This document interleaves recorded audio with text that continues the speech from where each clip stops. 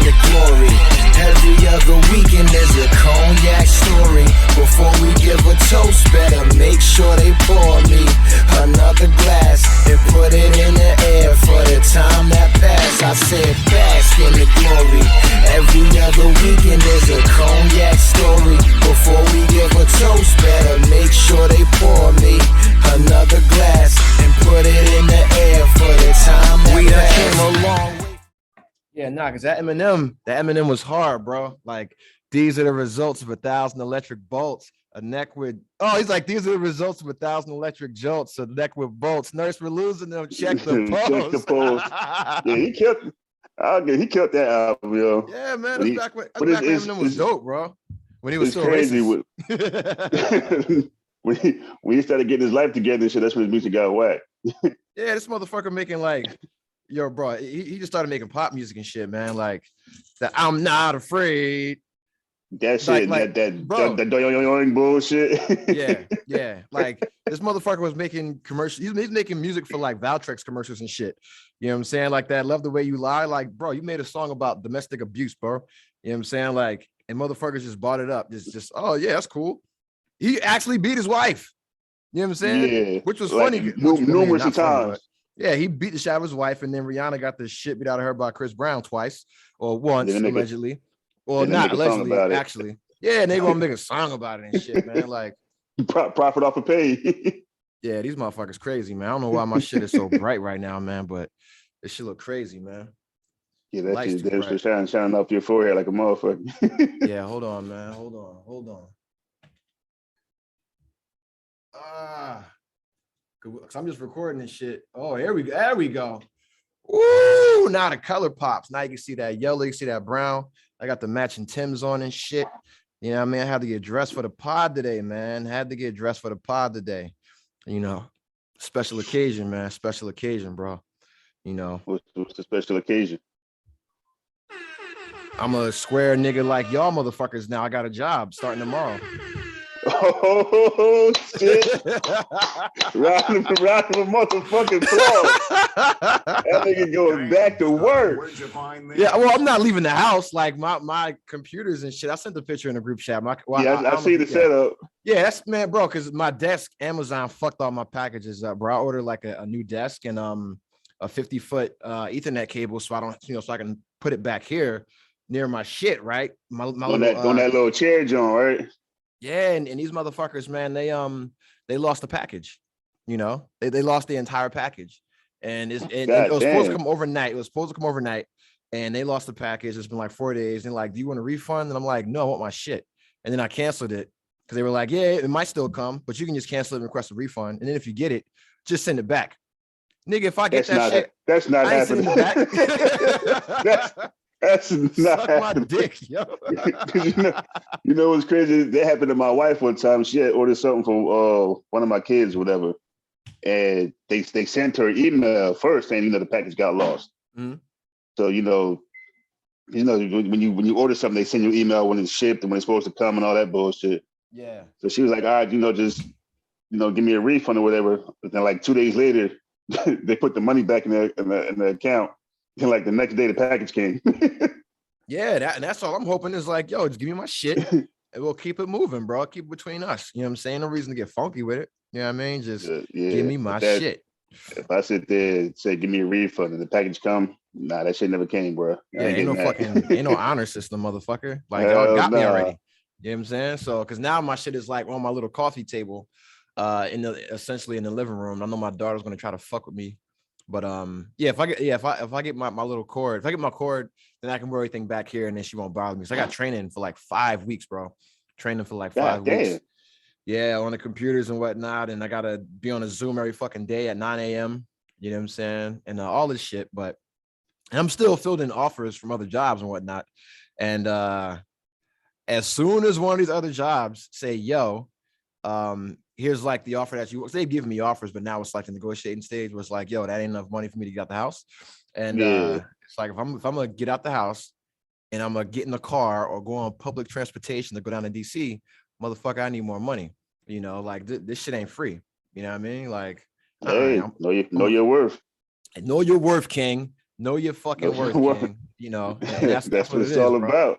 I'm gonna tell you right now, if my daughter was in if she was already in grade school, bro, I'd have been got my CDLs, man. I'd have been got my CDLs and been fucking lotless, dog. It'd have been a wrap. You know what I'm saying? Like, yeah, I start my classes in February. That's what's up, man. Congratulations, man. Thank you, sir. So, get that motherfucking money. You doing local or like over the road and shit? Since I'm paying for them for myself, I might be able to get the local joint. I'm trying to get somewhere I'm home every weekend. Yeah, I feel you, man. I definitely feel you, man. That's the thing with CDLs, man. I ain't trying to be on the road like all fucking week like Gordon and shit. You know what I'm saying? Well, nah, he home every weekend. The only time he home all over the road is if he chooses to do trying to get extra work or whatever. But for the most part, he home every weekend. That motherfucker out there just greedy, and that's what it is, man. Hold on. We got a fucking visitor, bro. We got my man. Wait, are you calling me from a fucking RV or something, bro? Yeah. That's what it looked like, right? What's up, bro? Happy belated birthday, man. Oh, thank you. Where you calling in from, bro? Right here at Texas Stadium. I'm about to tailgate here in 20 minutes. Oh, for the Cowboys or the Texans? I'm sorry, you said Texas Stadium. That's what. So y'all, hey, question for you, man. Do y'all do dumb shit like the Buffalo Bills fans and fucking like jump on tables and shit? No, we don't do that. Do y'all be like jerking bulls off for tailgating? No, we don't do the homosexual activity. That's just for Dallas only. In Dallas, they do that. That's what's up, man.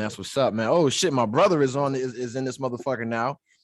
He been ducking the smoke. His audio's connecting. But yo, man, because I mean, we was kicking mad tight and we ain't really talking a minute because you got the Navy and became successful, and I stayed Navy and stayed a loser. So what you been up to, bro? I go to school at U of H here in Houston, and work in the hospital doing maintenance. Actually, just a maintenance coordinator. That's what's up.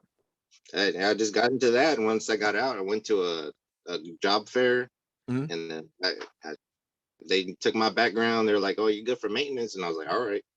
And then I've been doing that ever since. So basically, you punking people over the 32 Meek report. You like, yo, where's his signatures, motherfucker? We don't gotta worry about no signatures. That's what's up, man. So I gotta ask you a question, man. Bro. Because you've been out for a while now. It's been since like what, 2014, maybe? Yeah. See, I remember those details, bro. Because I'm a very nostalgic person, bro. What is something that you actually miss about being in the fucking submarine force? Two things, just like, always being on the go, and then the people, just hanging out with the people. That's what's up, man. That's what's up. I remember, bro. This was one of the first motherfuckers that took me out of San Diego, man. You know what I'm saying? Because when I came to San Diego, I was still dressing like a member of Dipset or some shit like that, right? And he was like, "Yo, you better put some fucking shoes on." And he had me in all the fucking all the salsa and merengue clubs and shit like that. I'm gonna tell you right now, man, that shit changed my life. Shout out to Onyx, shout out to Las Hadas, shout out to Cafe Seville. I still listen. Come on now, you know what I'm saying? Listen. They was up in there thick. You know what I'm saying? They was up in there thick. Yo, TJ, can you hear me real quick? Yeah, I can hear you, man. But you sound like you in the fucking cave with goddamn Bin Laden right now, bro. I am. I'm in the man cave. You don't have like headphones or like the iPhone shits or whatever, man? I do. Give me a second. Is it that echo real bad? I mean, it's loud. All right, I'm gonna get back and let me get my shit right. I mean, like, what kind of computer you want, bro? Like a compact? It actually is a Dell Latitude. It's an old joint. You gotta. The wheels fall off. Hey, man, like Nino Brown said, cancel that bitch, bro. All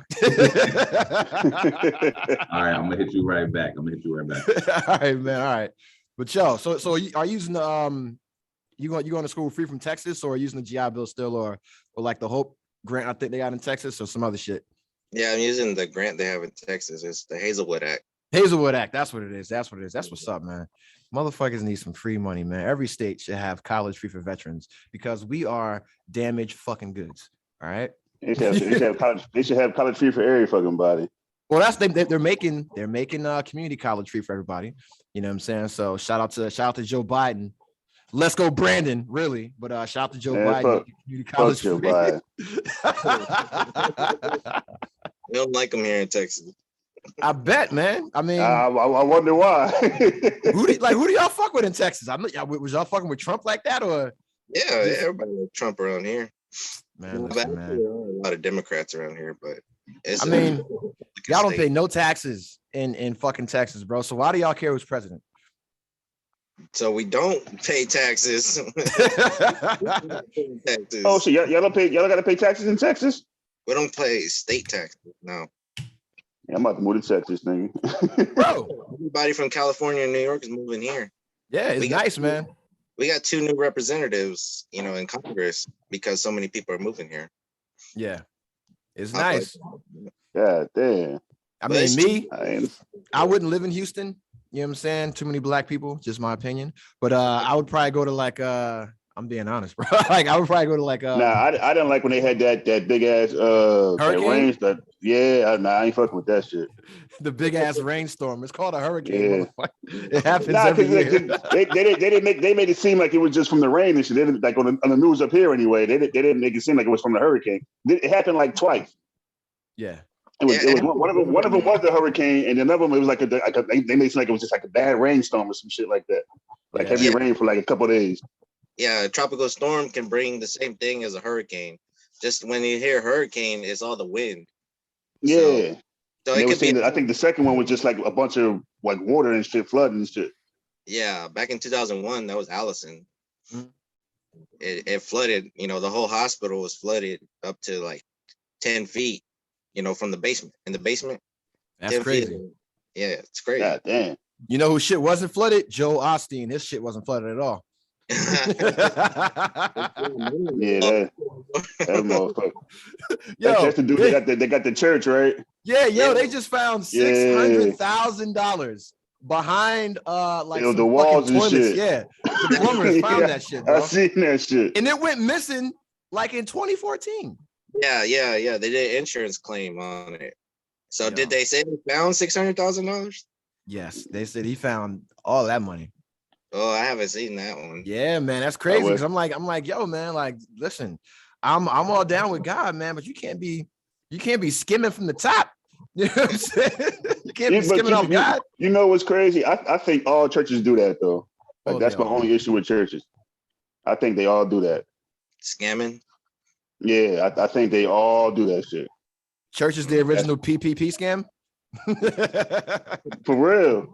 Like if you think about it, if you like, especially out here, churches out here be big as hell for no reason. Well, that's the fit y'all asses in. It's a business. Like, it's a business like anything else. And that's what it is. They get all these bricks and shit, and then they build these big ass churches. But yet you got the church, the community you in, you're not really helping out your community the way you're supposed to. But yeah, the preacher got a fucking brand new Cadillac and a 8-bedroom house, and the motherfuckers in the congregation driving fucking Pintos and shit and living in a project. Well, devil's advocate. The church takes care of the pastor, and they set his stipend. So the church board sets how much the pastor will get. You know what I'm saying? So if y'all want the pastor to be, I understand all that. Who wants a broke ass pastor? You know what I'm saying? But the pastor's house shouldn't look better than the church. I agree. I don't disagree with you. I'm like even the dude what's his name? I think it was TDJ. Something he wanted a new plane or some shit to travel back and forth. Private jet. Nigga, get your ass on the bus. Nigga, shut the fuck up. Listen, he needs to fly in comfort so that when he lands, he's ready to save souls. I don't know if it was him, but then the other dude bought his wife a Lambo truck. Fuck you need that for? To go to the women's meetings. Take all the baked goods in the chicken at the church to the meetings. Bitch, you can do that in the Volvo station wagon. Get your ass out of here. You can't, bro. You have to carry those collard greens in a fucking V12 turbocharged fucking Lamborghini. Yeah, all right. Get the fuck out of here. How else are they going to get there on time?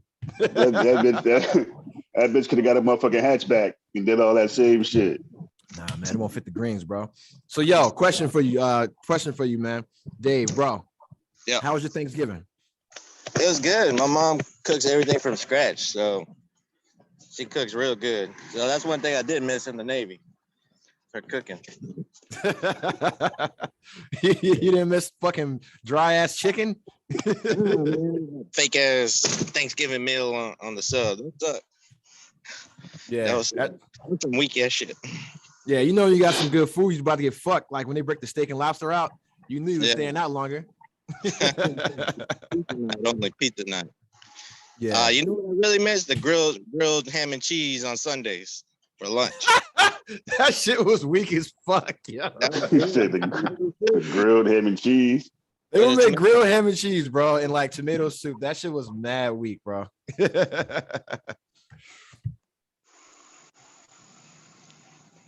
Oh, damn. They're about to open the gates in about 10 minutes.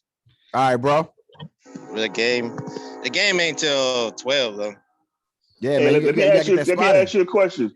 You a Texans fan, right? Yeah. What's your opinion about Deshaun Watson? Deshaun Watson, man, let him do what he wants to do. I mean, hey. Like you think they should keep him, but they should trade him? They should keep him. He's a top quarterback, man. Let him play. You know, they don't. I read on them, so the Texans aren't playing them because the commissioner has this special power. I forgot what it's called, but basically he can blacklist them. But I think the Texans got ahead of it, and they just agreed not to play him while all this, handles itself. Yeah, because this motherfucker is trying to get the goddamn soapies in America. You can't get a soapy in America.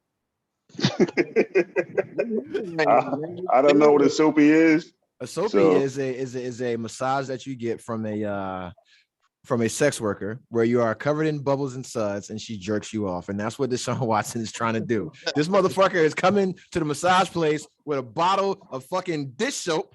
Like, yo, let's get it on. Yeah, you can't do that.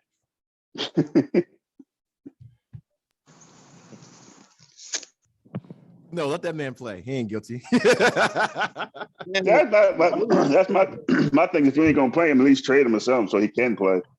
Yeah, but no one's offering any decent money, so it'd have been a bad trade. Yeah, So the best thing to do is just hold him. Honestly, we're sucking so bad right now. It doesn't matter. Not till next year now. We lost so many 6 games or something like that. Yeah, y'all doing better than the Giants. Giants are fucking ass, bro. I see. Hell yeah, we ass.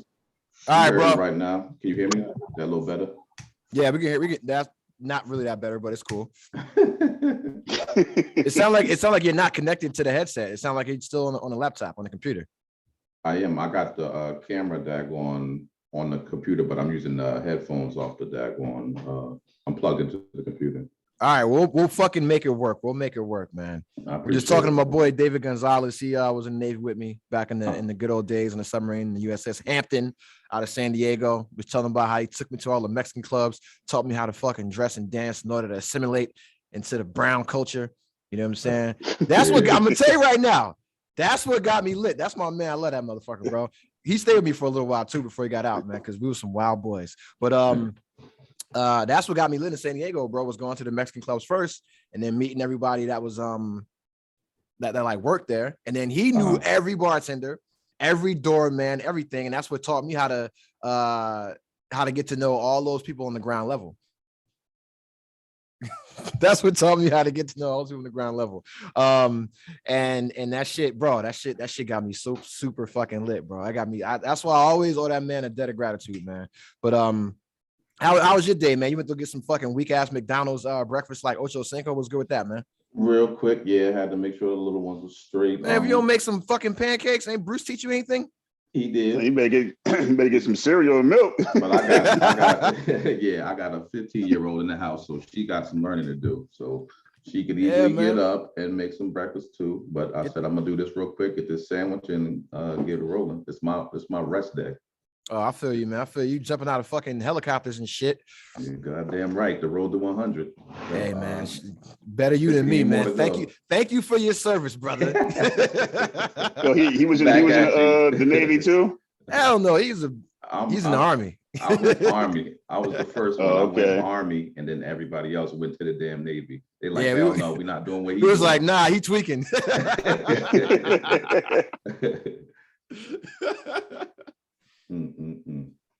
So we talking about Thanksgiving. Jamal, how was your Thanksgiving, man? Well, it was relaxing. The hardest thing I had to do was I had to go to like 5 different stores to find cranberry sauce. Mm-hmm. Oh. Yeah, because for some reason out here they didn't have those. Oh, and some smoked turkey necks my wife can put in the collard green. Man, she better smoke them shits herself, bro. The cranberry sauce. That's what my sister did. Them shits was super good. Was it the jelly, the jelly roll, the cranberry sauce? Yeah, the one that come in a can. Yeah. Yeah, like for some reason, like all the stores out here was like out of them, so I had to go to like a different store, like 2 towns over, which out here is like half hour to an hour. Yeah. Yo, I was a fan. I was a fan of that can shit. I was a fan of that can shit, and my mom made some homemade cranberry sauce. Oh, that's what I was about to say. Fucking good. Yeah, but my grandma used to make some homemade joint, but I don't like this. I don't really fuck with cranberry sauce like that, so it ain't really bother me. But then that's something she wanted to make it feel like like Thanksgiving. She was saying it don't feel like Thanksgiving because we ain't got no cranberry sauce. Yeah. So I woke up early and dipped out and found some. Other than that, all I did was eat and watch TV, play Xbox. I hear that. Ain't nothing wrong with that. Yeah. Hey man, I'm loving your shirt, Cal. Yeah. I gotta get one of them, man. I be seeing them. I be seeing a lot of those in like Walmart and shit like that. Yeah, I'm about to say it's the Walmart special right here. You get the I gotta start buying them joints. That nigga Meech over there in love and shit. Shut your mouth. Shut your dirty mouth. He got so many interruptions. Yeah, and they go over there in love and shit. Shut your mouth. I'm trying to be like my man Karim, bro. Listen, let me live, man. All right, god damn, man. Yeah, we still gonna fuck with you. Listen, man, listen. Hold up. All right, hold up. All right, I already addressed. Listen, can I live, man? Can I be happy, nigga? You gonna be happy, but you gonna get these jokes still too. Bro. How do you think I create content for the podcast? Right? I have to do this shit. I have to live by my rep, like 3-6 would say, man. I have to live by my motherfucking rep, so I gotta do that shit. I'm glad you said it. Did you watch that 3-6? Hell yeah! Yesterday. Hell yeah, man! I love 3-6 Mafia. I love 3-6 Mafia. They washed them motherfuckers. Goddamn, they washed them. Yeah. I seen them. No, go ahead. I was gonna say, why my man get mad and throw a damn water bottle at Is he wrong because they're making fun of him? Because he ruined. He's the reason why Bone Thugs broke up.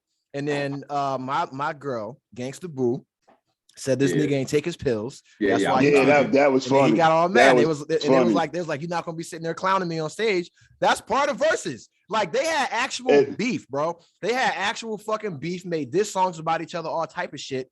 And you gonna expect that shit not to come to the stage? Yeah. You know what I mean? Nah, man, like fuck that. And that's 3-6 fucking Mafia, not you damn clones.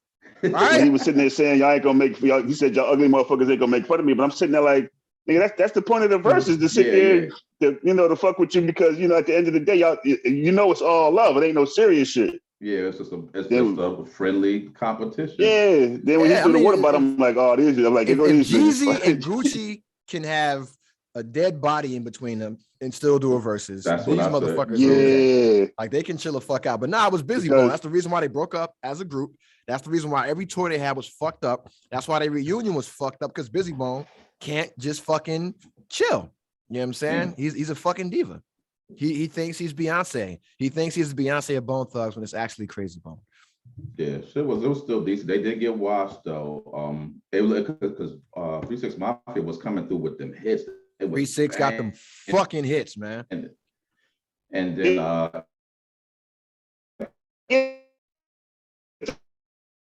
they should got better. The bangers, then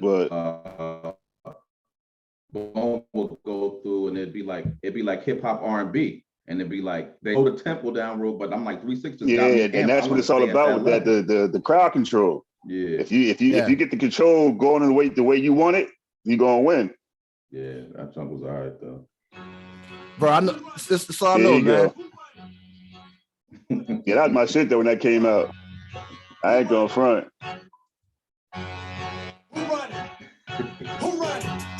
That's it, man. You can't fuck with these niggas, man. Nah, I said it for a minute. 3 6 Mafia is the greatest rap group of all time. All right. I said it. Whoa. Hold on. Rap hold group. on. So I think they got the Oscar. There you go. That's the one I was gonna ask for. 3 6 Mafia is the greatest rap group of all fucking time. Nah, you know you on some bullshit with that one. Slop on my knob. Like corn on the cob. Check in with me and do your job. Lay on the bed and give me head. Don't have to ask. Don't have to beg. Sex is my game. Let's call the boys. Let's run the train. Gordon. Shout out to my nigga G-Tex. There will always be G-Tex slander on this podcast. And they got a new Xbox. Fuck him, man. Yeah, I see the pictures he put up.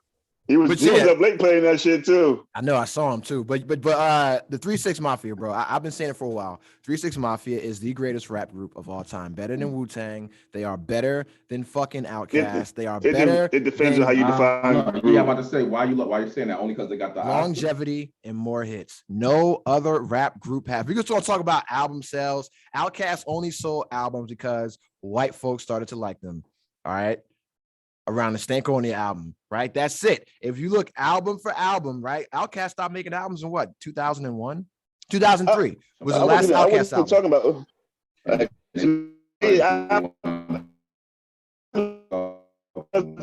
don't make you great because whack niggas sell albums. Vanilla Ice sell albums don't make the nigga the greatest nothing. So that don't mean shit to me. Like it says, longevity and hits. We're talking about I'm saying like you what class you saying they're the best group of all time, and I said what classifies them as the best, and you said you talk about album sales. More to me, album sales don't mean shit.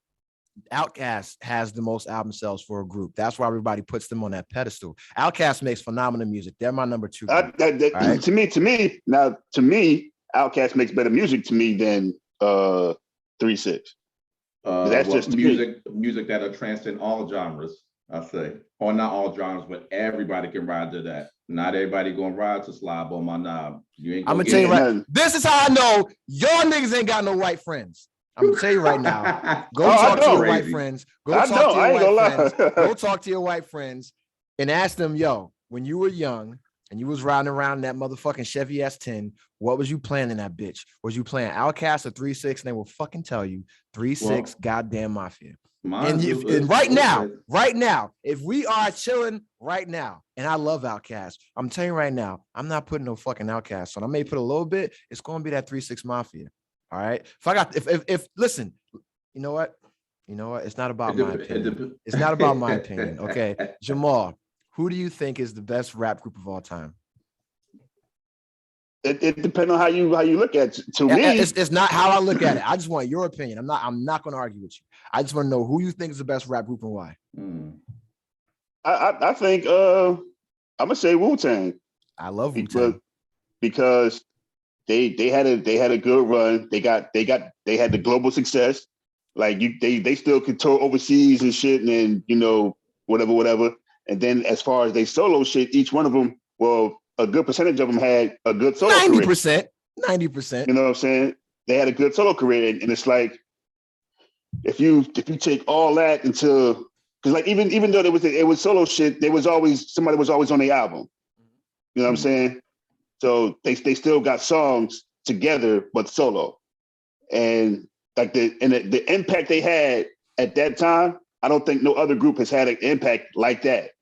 Okay, like, now may I ask you a question? Rap. May I ask you a very fair question? Yeah. Name the 3 Wu-Tang albums that are classics. The albums? Oh, they gotta be just in general, or the solo joints, or just in general. Name me 3 great, not classics, 3 great Wu-Tang albums. I'm gonna be honest, I can't give you 3, but the first 2. Okay. So if you can only give me I can only give you 2 because I didn't like 20, 30 plus year career. But I didn't like but that's what I'm saying. Like if you go to the Method Man solo album, his first one was hot. Ghostface. What happened to his second, third, fourth, fifth, sixth solo albums? How good were they? Well, mediocre. But the one he put out, what was the one with Method with Redman? Nah, I think it was like 19. Like it was a year, like a year. Yeah, the fucking the 1990. Yeah, that one was not good. That one was. It had one good song on it. That was better though. Like than to me than Cal 2000. Cal 2000 had way too many songs on it. Yeah, and they were not good at all. But yeah, I don't like 10 songs. I might have like 5 of them. You know what the Wu-Tang's problem was? What's that? RZA was stealing money. No, RZA was stealing money. And when everybody found out, they was like, that's why everybody left the Wu. That's why everybody went away from RZA. That's why everybody's first album was great. And then when they left RZA, because he was taking money, because he was double charging them, that's when everything went to shit. You know what I'm saying? Did you watch the documentary they had on Showtime? The Sons of that was a good ass documentary. I didn't see it. And you know what? Oh, you should watch it because it shows that shit was money. Good as hell. RZA and Power was stealing. They were doing standard industry contracts back then. Yeah. You know what I'm saying? But what it is that like if I'm your man and I'm not getting paid off my own album and I'm getting per diem, nigga, I'm not your man. Yeah, because that's what Ghostface was saying that shit. He was like when his album came out, like he wasn't getting no royalty checks like that, but he like, yo, they was giving him like some little side shit. He like, nah, what the fuck going on? My album just did blah blah blah. Like, why I ain't getting no money? And Raekwon was saying the same thing. But the other dude that was on the boat, I forgot his name. Yeah, he was like he noticed things got different when everybody else, like when everybody got their own manager. Like they would have meetings, and before it would just be them coming together. Then it got to the point to where it was like, nah, Meth had his own manager, Ghost had his own manager, Ray had his own manager. That's a conflict of interest. RZA is the label head. RZA was the label head. So you can't sit there and have the same manager as the motherfucker that runs the label because that's going to be a conflict of interest because they're going to look out for their monetary gains as opposed to yours. And that's why I can't say Wu-Tang is the best group of all time because them niggas was robbing each other. I don't put personal shit into the music. That personal shit to me don't got to do what they do with their music. Well, it affected the music. That's why the third album was trash. That's why every album after the second album was trash. You know what I'm saying? And that's why because they fell out over money. And that's why I can't put them as the best. But I love Wu-Tang. And it's like I love Wu-Tang. I put Tribe Called Quest in that category too. I was going to say that. Tribe Called Quest. Tribe is dope. Tribe is dope. I fuck with Tribe. Why did Tribe break up? I wanted to know that so bad. I didn't understand that because it wasn't to the point to where, you know what I'm saying? I thought it was because Q-Tip went solo. Or wanted to go solo with some shit. He always been doing his own thing. You know what I'm saying? But that shit, then when they came back, I'm like, this is why y'all shouldn't have broke up because y'all music is still fucking good. Like, I think them breaking up, they missed opportunity when they broke up. And they lost all that time. They lost all that time, and then Phife Dawg passed away, and they had to make another album with like Busta Rhymes and shit. Passed away. Yeah. So, my brother Calvin. Yep. I know you're probably gonna say fucking Outkast or some shit, but so who is? Oh, okay. Who is your favorite rap group of all time? Rap group? Oh man, you know I love my music and shit too. Fuck, you put me on the spot. I don't even know. I was going to. You had plenty of time. I just asked Jamal this question. I know, but I wasn't thinking. I was trying to conversate too. Damn, my favorite rap group. I can't call it right now. Oh my god, you're a fucking fence sitting ass motherfucker. I definitely no fence sitting. I can't. You fucking fence sitting, bro. You just want me to name some motherfucker just so I could say something for the sake of conversation? Okay, I ain't gonna say Outkast. Okay. I like Outkast. Listen, Outkast is my number 2 group. All right. For the debate, what about Run DMC? I look at them more as a duo than a group. They're a group. Run Yeah, DMC, I consider Jam them. Master. But Run Jam Master DMC? Jay ain't rap. He ain't have He was to. a DJ. That's He like, was a DJ. He was a DJ. Just like Eric B. and Rakim was a group. That's a fucking duo. Okay, I would say it's my favorite. EPMD. To me, that's a duo too. I'm not about to say anything negative about EPMD. I was just listening to EPMD yesterday. Yeah, I'm not about to say anything about them. guys. Yeah, Nah, they're a group. They're a 2-man group, but they're a group. Yeah, Eric fuck with and EPMD. Paris making dollars. I like EPMD, and I was mad that they broke up on some bullshit too. Same here too. Yeah, and kept trying to break up, come back, break up, come back. Yeah, but fucking rock. Cause that shit like that shit with the shit that you were saying was like looking at what was it, Cadillac Records, when the motherfucker he wouldn't get him no dough, he'll buy him a new Cadillac. Here's a new Cadillac. Here's a new Cadillac. Yeah, but my rent is due. Fuck it. Here's the latest and greatest Cadillac, you know. Motherfucker Suge Knight him. Where do you think he learned that from? Yeah. Motherfucker Red from the 5 Heartbeats and shit, man. It's like I told you, my business hours in between 9 and 5, Monday to Friday. You know what I'm saying? So that's what it is, man. But I mean, and because where do you guys put NWA?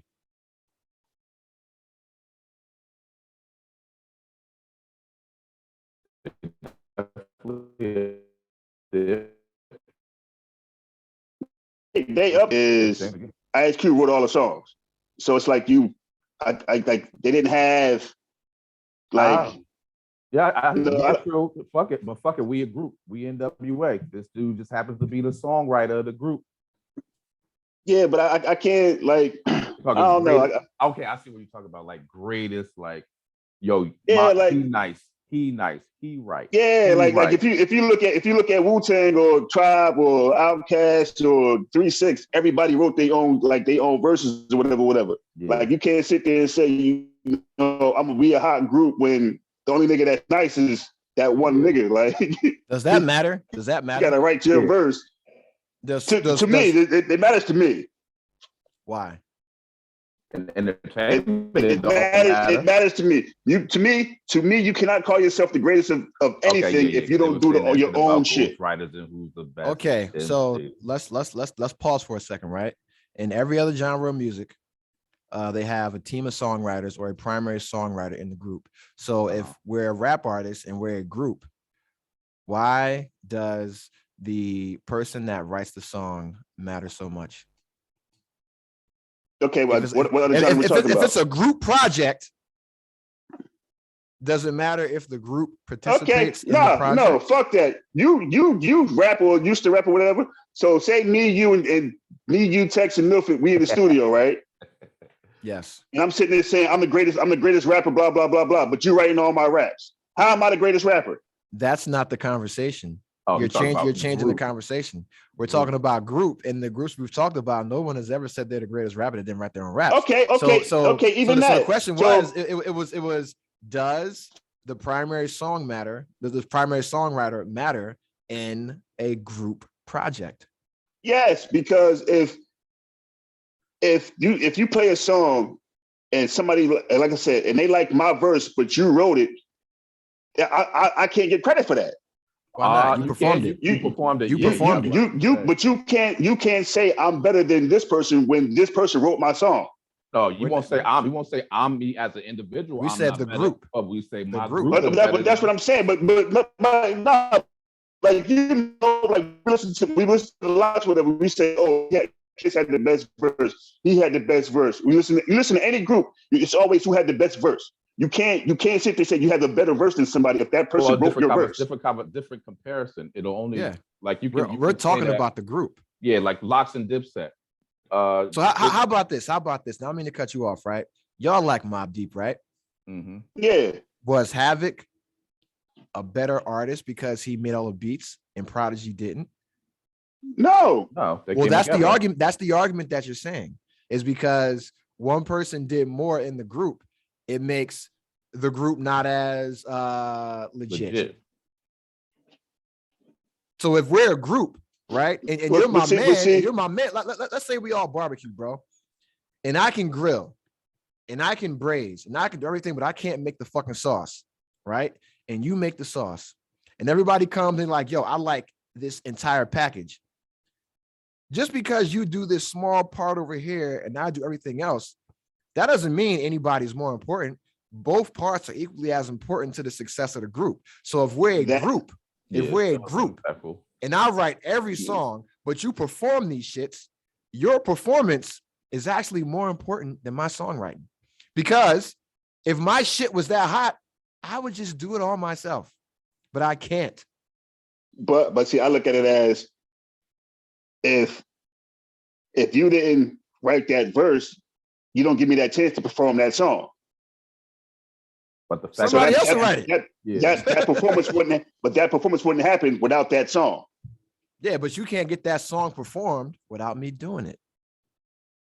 But it's gonna start with me first for writing this shit. And look at every other genre of music, right? Look at R&B, rock and roll. You got rock groups where a nigga just plays the drums, where a nigga just plays the guitar. One nigga's a songwriter, and it's a nigga in the back that plays the fucking bass that writes all the music, right?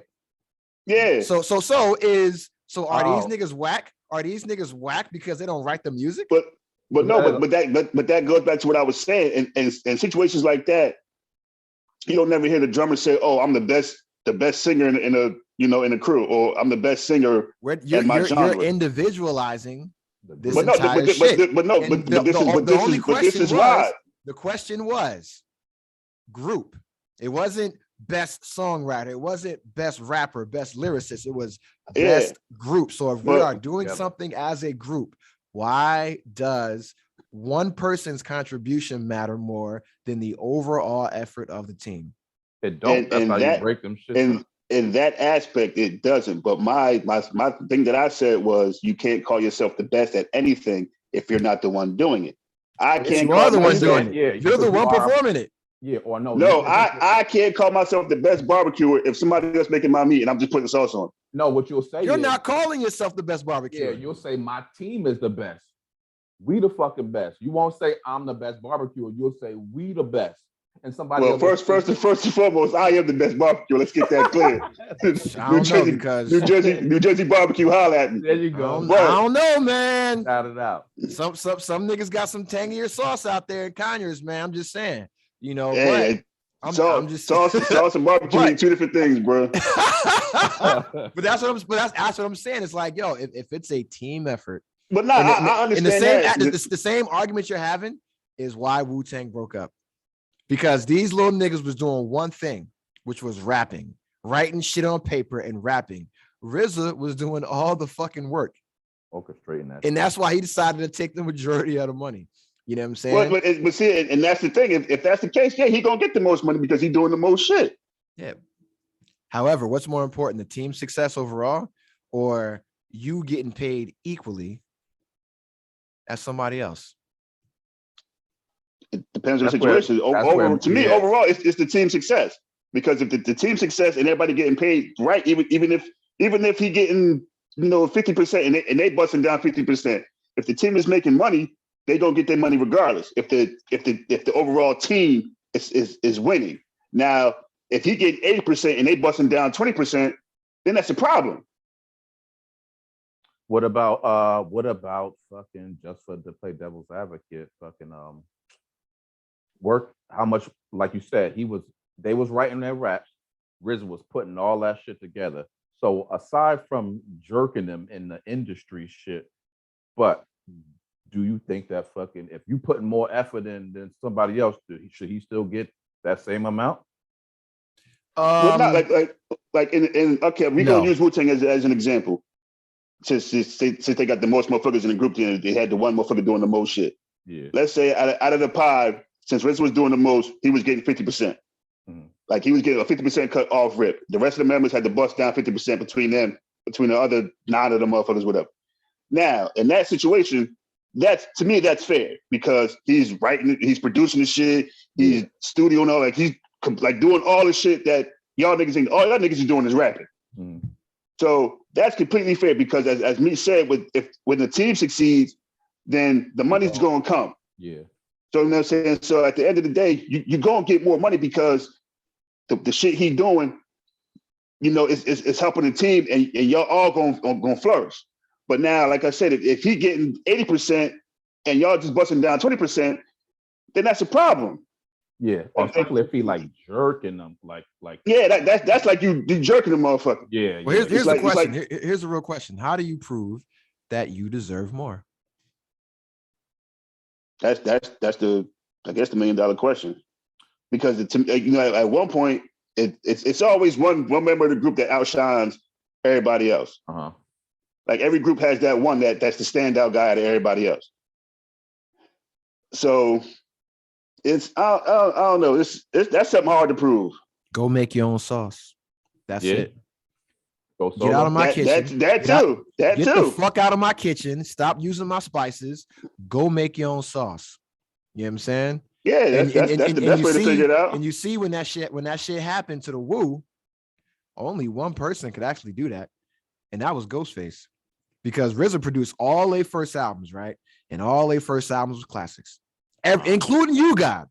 You know what I'm saying? I didn't hear that one. It's trash, but it's still good though, right? It's a good album, but all their first albums platinum, right? And then after RZA didn't do the second albums, only one person was consistent, and that was Ghostface. Ghostface could continue to make that sauce. Raekwon couldn't make that sauce. We've been back to RZA. You know what I'm saying? That was on the Purple Tape 2 shit. You know what I mean? Yeah. Only before Links 2, right? And then Method Man never got the sauce back, right? You Got no. Capadonna, no. Jizza ain't leave, and he had 2 dope albums, but then Jizza started doing some other bullshit, right? Everybody that left the kitchen where the sauce was being made, where the spices and the ingredients are, where the oven is already fucking prepped, where the skillet is already fucking ready, skillet already seasoned. That was RZA shit. But the thing with them is, well, the thing to me is like this is why I like the Lock so much. They don't let that bullshit come between the group. Like they have an understanding. Yeah. You know what I'm saying? And that's, to me, that's what Wu-Tang didn't have. Like at the end of the day, yeah, you're supposed to be my man. You're supposed to be able to talk this out and settle this, you know, the right way. And I don't think RZA was doing that. He was just like, nah, fuck that nigga. Like, the same thing happened. The same thing that happened with Wu happened with NWA. Oh, because Jerry. Because Eazy-E was fronting all the money. Eazy-E and I understand.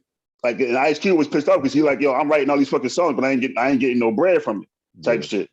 And then same thing with Dre, like he was making all the beats and shit. And Eazy-E, nigga, you ain't even a rapper, nigga. You just a hustler, nigga. That you know that could just front the money and shit. Gave them the sauce. Who was Dr. Dre before he got with Eazy-E?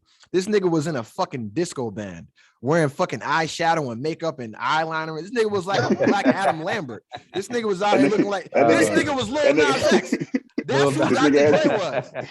He had the first shiny shit before Puffy did and shit. Who was Ice Cube? Ice Cube was a fucking neutron. He wasn't no gang banging ass nigga. Ice Cube wasn't a part of no set. He was a schoolboy. Yeah. Until he got with Eazy-E. You know what I'm saying? Who was any of them motherfuckers? So they got with Easy fucking E, the creator of the goddamn sauce. And you know why Eazy-E, his sauce was so good? Because guess what? He went out and created that sauce to give him a Bone Thug. Yeah, I give him that. He did put Bone Thugs on. I give him that. And that's what I'm saying. But you cannot deny it. When Ice Cube left, his rhymes was trash. Oh, Eazy-E rhymes? When Ice Cube left NWA, Eazy-E was trash. Yeah. Don't front. I mean, okay, now let's take a step back and be objective. When Ice Cube was there, Eazy-E rhymes were still trash. I think when Ice Cube was there, I think Cube told Eazy how to flow, because the minute he left, Eazy shit was trash. It was downhill. Yeah. The rhymes were mad basic, mad simple. Yeah, they were trash. Yeah. Ice Cube shit was fire. Yeah. And he was giving these niggas, he was stepping on the product. This nigga got pure. He got that Porto. He was cutting it down. Stepping on their shit. He's stepping on their shit, bro, and giving it to him. And that's why Ice Cube had a long career, and everybody else shit went. You know what I mean? Except for Dre, because Dre got with Snoop. Snoop wrote his shit. Dre had Jay-Z. Dre had Eminem. Dre had everybody else. Everybody else writing his shit. making his sauce, or everybody else seasoning. Everybody else seasoning his meat. That nigga made the sauce. Dre made the sauce. But that goes back seasoning that nigga meat. That goes back to my original point. You never hear Dre say he's the greatest rapper or best rapper, whatever, because he's not writing his own shit. Well, Dre don't say the greatest ever. He don't say the greatest anything. Yeah, like he just make why? Headphones for an album that's never coming out. Because Dre knows that even when it comes with his beats, he don't make everything. And that's the thing. Like to me, you cannot call yourself the best at anything if you don't do it all yourself. Nah, if you a group, if you as an individual, you can't call yourself the greatest at anything. I agree with that statement. If you don't do it yourself. Yeah, you better not open your mouth up and say no shit like that. So if you're a rapper and a nigga writes your hook, can you say you're the greatest rapper? If you just write the hook? Yeah. Just the hook. Just the hook.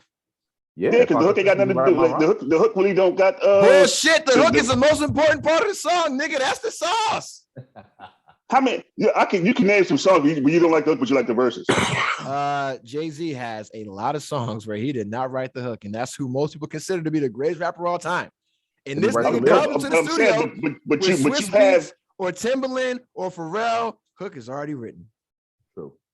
But as I said, there are songs where you like the verses way better than the fucking hook.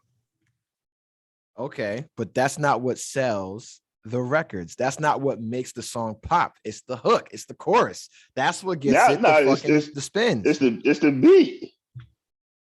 And the Jay-Z ain't make that shit either. So now if I'm making the beat and I'm making the hook and all you doing is coming in and writing your little fucking rap.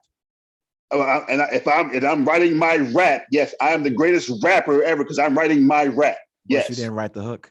But you got to know how to flow over the beat. You can have a fire ass beat. I ain't gonna lie, because I just heard some. I didn't like this shit. My man, whatever this fucking song was, G Herbo, and I think goddamn, what's Shorty name? The B.A. Shorty. I'm an old head, so I'm obviously. Oh yeah. B. I know B.A. coming back too, man. Shout out to B.A. man. Hit my DM. But G Herbo was not flowing on that beat, and that shit was his rhymes was trash. He didn't know how to ride that beat. So you could have a fire ass beat. You could have a fire ass hook, and as a lyricist, you just don't know how to work that shit. It'll sound trash. And that's the thing. If I'm writing my verse, I'm still rapping I'm still writing my shit.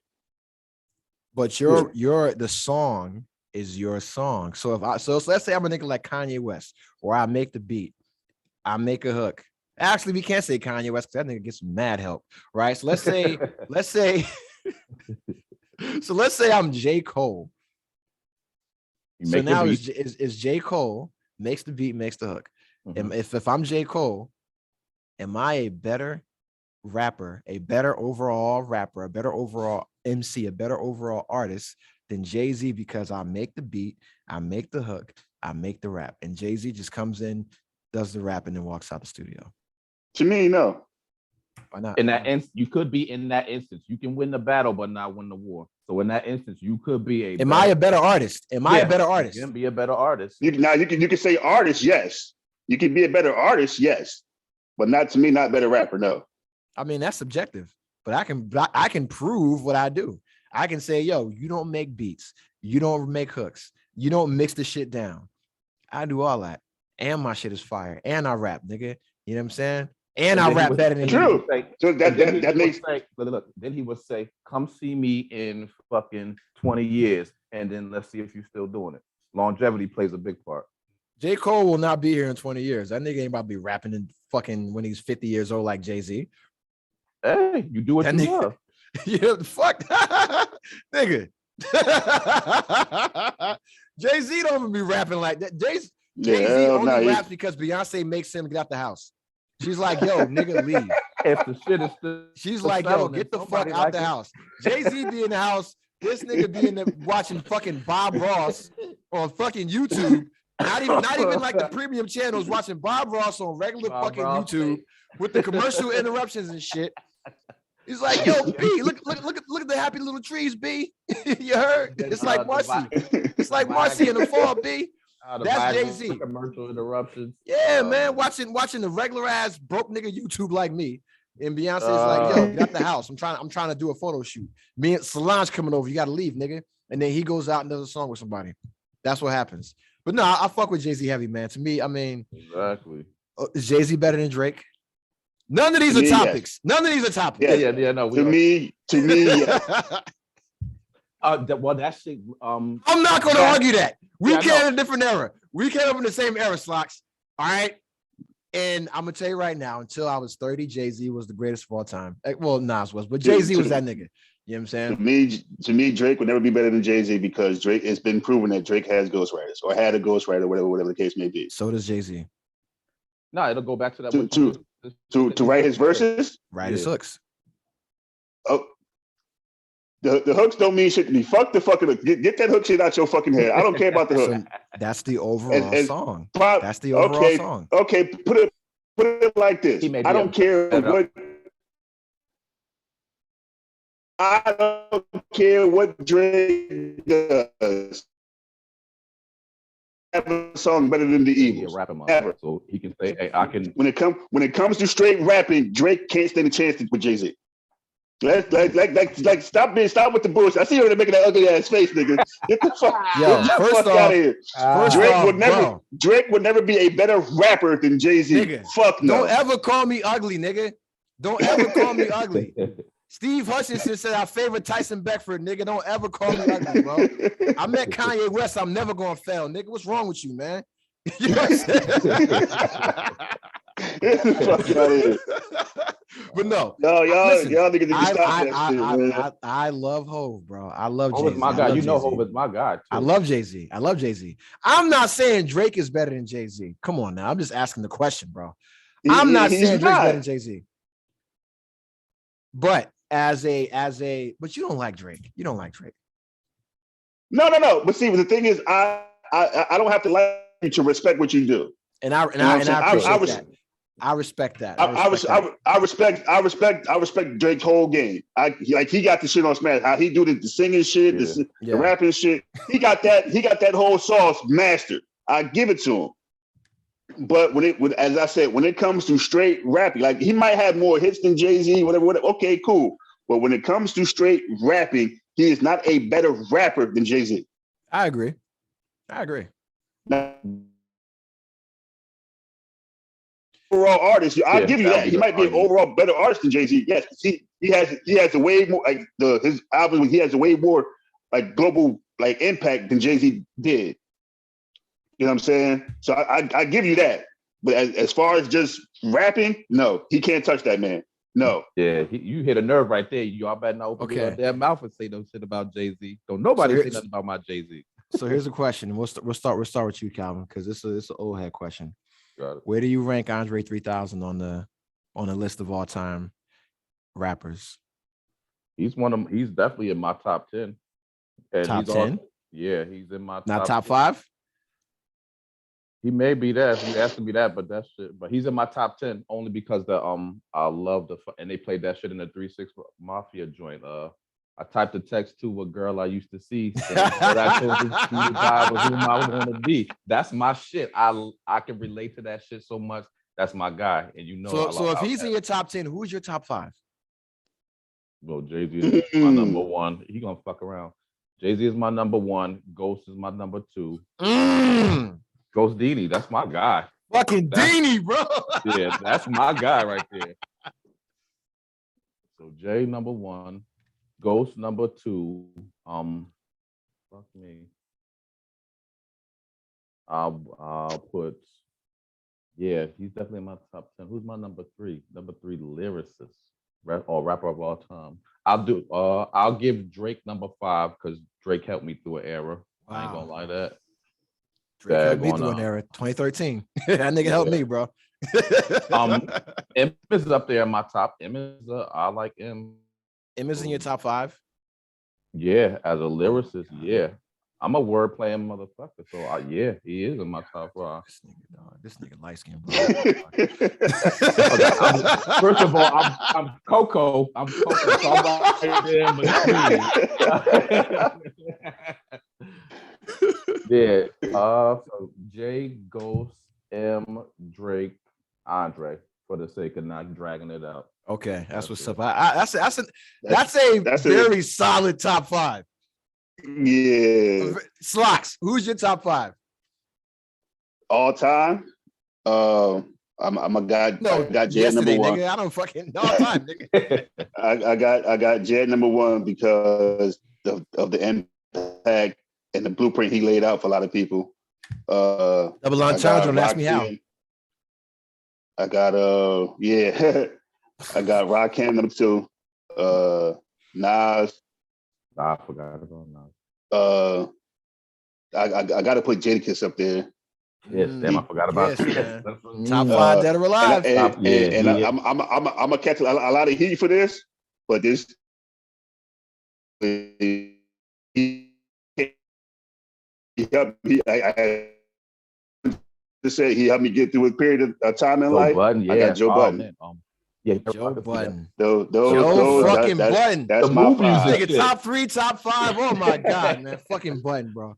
That is Joe my Budden, 5 at any given point. 5. Oh my god, yes. Joe Budden is in this nigga's top 5. And the thing about it is, like I said, I know I'm against the need for it. I'm not going to argue with that, nigga. I love Joe Budden. Jesus Christ, but I just wouldn't say that publicly, though.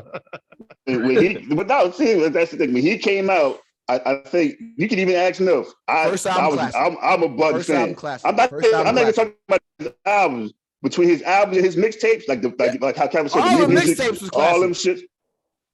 He got some classics. Lyrically, that man was nice, and I got at a point in time in life, his music helped me get through a lot of shit. Yeah, I love Budden. I mean, 10 Minutes, one of my favorite songs of all. That's in my top 5 songs, top 5 rap songs of all time. 10 Minutes. Oh, that was my that's my shit, man. That is my shit, bro. I used to be, I would be on watch. This is how piece of shit I am, right? I'm on watch with my headphones on. So Slocks, I'm standing guard with the fucking gun, protecting national security. And I got headphones on, listening to Joe Budden 10 Minutes in the topside shack in the watchstander shack, smoking a Black and Mild. Just like, damn, this nigga get me, yo. Sometimes I just miss my father, nigga. Yeah. Like, yo, that's the type in 2003. That's the type of piece of shit I was. You know what I'm saying? Just on watch. Letting motherfuckers walk across the suburbs. Like, yo, go ahead. I got an M16, a 9mm, a shotgun on the ground and shit. And I'm just in the topside shack with a Black and Mild. Like, go on, nigga. I don't care. You know what I'm saying? 9/11 was 2 years ago. I'm listening to Budden right now. You know what I'm saying? Fuck out of here, nigga. You know what I'm saying? Who your top 5, calm down.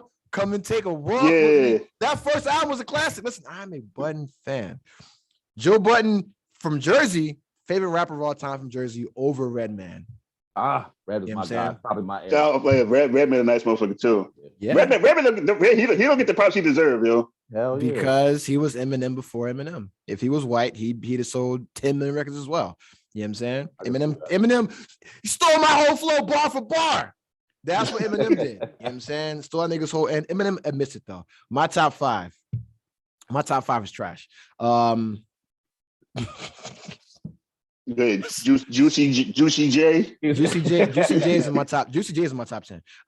Slick Rick. Nas. Jay-Z. KRS-One. Okay. And damn, man, listen. Can't forget. Slick Rick. Nas, Jay-Z, Nas and Jay-Z really shouldn't be included in anybody's top 5 anymore. There should be like nigga, you already know. You know what I'm saying? But but Slick Rick, Jay-Z, motherfucking Nas. Oh, goddamn, man.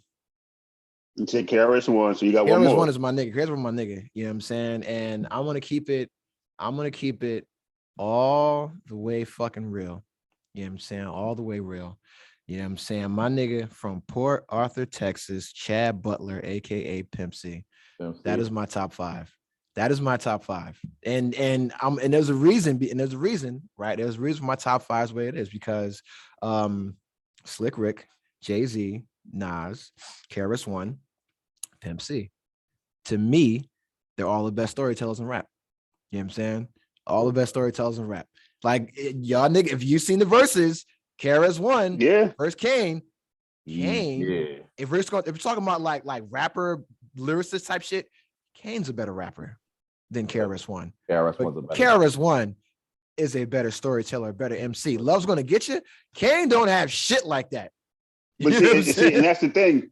To me, when it comes to rap, painting that picture is key. Yeah, it's important. It's not just saying fly shit, bro. Yeah, if you can paint that picture to where I'm there, shit, like I'm a nigga that's out there hustling. If you can put me in that spot. Hey man, Hov did that, so hopefully we won't have to go through that. But Gordon still went through that, you know what I'm saying? But you know, so you want to know Hov fan, they would listen to Eminem and shit. You know what I'm saying? No, he listen to DJ. What's that nigga Drama? Yeah, he's listening to Drama. All right, yo, because none of this shit was on the topics, bro. But can we talk about Thanksgiving for a second, man? Thanksgiving. We talked about slocks. Said this shit was relaxing. You got the fucking smoked fucking neck bones for wifey to put in the greens. Okay. Let me tell you. First off, you know how I saved Thanksgiving? You know what I'm saying? There are some holiday heroes. With Christmas, you have Kevin McAllister. You know what I'm saying? With Halloween, you have Jamie Lee Curtis, right? With Valentine's Day, you know what I'm saying? You got that nigga Will Smith, Hitch, right? Okay. 4th of July, Will Smith. That nigga Will Smith, Independence Day. Independence Day. Right? And then for Thanksgiving, you know, it's not the Pilgrims, not the Native Americans. You got one man who stands above all, and that man, you're looking at him right now with the fucking brown sweater, the yellow polo shirt, motherfucking Tim's right here, right, to match the fucking Cognac Stories logo, which matches the Mobb Deep infamous fucking cover, right? It's me, Torian Meacham. I saved Thanksgiving single fucking handedly. Saved Thanksgiving from my sisters burning down the fucking Airbnb. Oh yeah. You know what I'm saying? They almost burned down the Airbnb. You know, because my spider senses were tingling, bro. I was like fucking Tom Holland. Did you smell that shit? Andrew Garfield. I just knew something was awry. You know what I'm saying? Like all conditions were not normal when I was doing my fucking rounds, you know, for the guard check, right? So I get up to get my sister some almond milk, my daughter some almond milk, right? I get up and I walk into the kitchen. I see the women out there drinking mimosas, talking and fucking cooking shit up. And I'm like, hey, no one's paying attention to the big picture here, which is safety. All right, safety and security. And so I look on the stove, I see a pressure cooker, right? I see a range, it's an electronic range, right? And most of us are used to cooking with gas. So you see the actual fire. The way the range was set up, right? You had, you know, 4 burners. You got 4 burner controls on the top of the range, not on the front of the range, right? So it's on the fucking strip on the top. And then the oven controls in the middle, right? Oven's on because they're cooking fucking some shit. They're cooking croissants or some shit. My sister was, right? And then I motherfucking look and I see pressure cooker. I look on the bottom of the pressure cooker. I'm like, there's a bunch of red rings of death, much like the original Xbox, right? And I'm like, hey, I don't know how to use a pressure cooker, but I know you don't heat that motherfucker from the bottom. You know what I'm saying? So I tell my sisters, Sadira and Ayana, I say, hey, man, you guys have the oven on with a pressure cooker on top of it. The fuck? And they're like, no, we don't. Yeah. Drinking the mimosas. Black girl magic. But one person is making sure the main thing stays the main thing, which is safety and security. You know what I'm saying? Of the crew, right? Of the ship, of the submarine. You know what I'm saying? And so I see it and I say, hey, man, you got the fire on this shit. And then she comes over and is like, ow, why is the burner on? And then I turn the burner off. And I'm like, hey, you might not want to move that pressure cooker. And she says, ow, it wasn't on for that long. Picks the pressure cooker up and then all the plastic just drips down because that shit was on for the exact same time that the oven was on. And all the wires are exposed. And then all this fucking gray smoke comes up in the kitchen when you're burning plastic. You know what I'm saying? Then everybody gets up. Everybody gets up, right? Smoke alarm go off? No, because I had them immediately open both doors. You know what I'm saying? So in the submarine, that's how you emergency ventilate, right? Is you got to have an access to bring in air using the low pressure blower, the diesel, and an egress for the air.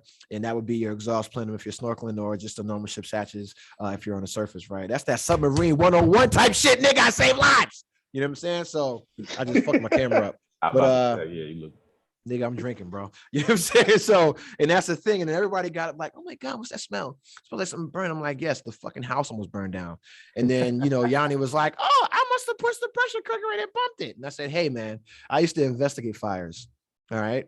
On submarines. That's what you have to do. You have to do, you know, an assessment of the fire while the fire is kind of still burning to figure out how it started, right? But and I'm like, hey, no, when you went to turn the oven on, because this burner control is right next to the oven control, you turn this one because you got to push it in and turn it.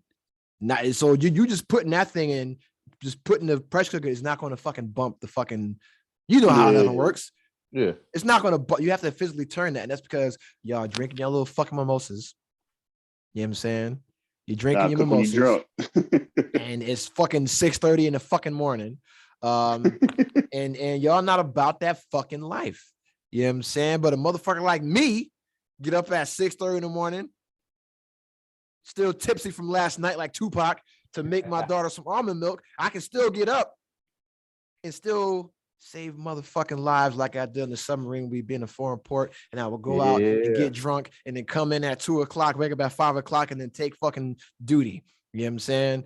That's a skill. That's acquired experience. But yeah, I saved motherfucking Thanksgiving. So salute to my goddamn self. You know what I'm saying? Yeah, that. He sound like that fucking big dog speech. I want to thank you. And I like to thank you. But what I really want to do, I want to talk about that, man. So I want to, yo, listen, I gotta give all the credit to my brother. You know what I'm saying, for making this Thanksgiving happen. You know what I'm saying, because I boycotted Thanksgiving for like 10 years. You know what I'm saying? I boycotted Thanksgiving for 10 years because niggas wasn't having real. They was like, motherfuckers were just having individual separate Thanksgivings, right? Oh, because we was all spread out for a while though. Yeah, even when y'all were back in the States, motherfuckers was doing their own thing, right? And then mommy was staying where she was, and then, you know, Sadira would do her shit and y'all would do y'all shit, and some people go there, but then they did one family Thanksgiving that I could have went to, Jamal. And guess why I didn't go, Jamal? Yeah, because they was you said about the last podcast. They invited a certain somebody to join when you get down with it like that. Are you that somebody? Like Aaliyah would say. Are you that somebody? And they invited she who shall not be named, you know what I'm saying, to Thanksgiving, and she brought her man, her guy. Yeah, that was over. Yeah, that's a violation. That's a gross violation. So I said, okay, y'all to me, once you break up, the she can't come now. You can't come in no more shit. You're not part of the family no more. Like you don't get no more invites. Well, you heard that's just me. You heard what mommy said. Let me tell you. That's not true for anybody else's former spouses. True. You're right. Because it definitely wouldn't be mine. It'd be like, hell no. Because I like Freddie. You know what I'm saying? But how come he can't come to Thanksgiving? Wait, probably what? Because he choose not to? Because I'm sure if he would have said, he wasn't invited. He wasn't invited. I tell you right now, I'm gonna do that. She wouldn't. I'm gonna invite that nigga to the next one. You know what I'm saying? He said it all. I'm invite that nigga. Make that shit. Oh, I'm definitely make that shit real uncomfortable. Because this motherfucker's a professional goddamn chef. Yeah. You know what I'm saying? Oh no, he did come to the one that the unnamed came to because he had the eggplant joints and them shits was banging. Yeah. Well, this motherfucker can cook, bro. You know what I'm saying? Like, yo, you still single? What the fuck? This nigga stupid. Yo. That's the fucking sauce boss right there, bro. But no, Freddie, he got back. He got back. You know what I'm saying? He redeemed himself. But nah, man, and the Thanksgiving, listen, best Thanksgiving I've ever had in my fucking life. Like, it's different when you're an adult. You know what I'm saying? And then like when you got kids and you can just watch them just run around and do dumb shit and like interact with everybody. And it's like, yo, I'm gonna just let you be bad. You know what I'm saying? Like, that's all it is. That's all it is. Yeah. I think Thanksgiving and Christmas is a reason, is a free day for kids running around and be bad. Yo, because I keep my daughter on a strict diet, and I was giving her so much bad shit. I'm like, eat these cookies. You know what I'm saying? Drink this fucking juice. Drink this soda, nigga. Oh man, yeah, it was a good one. I tell you, for me, this shit was wild. I'm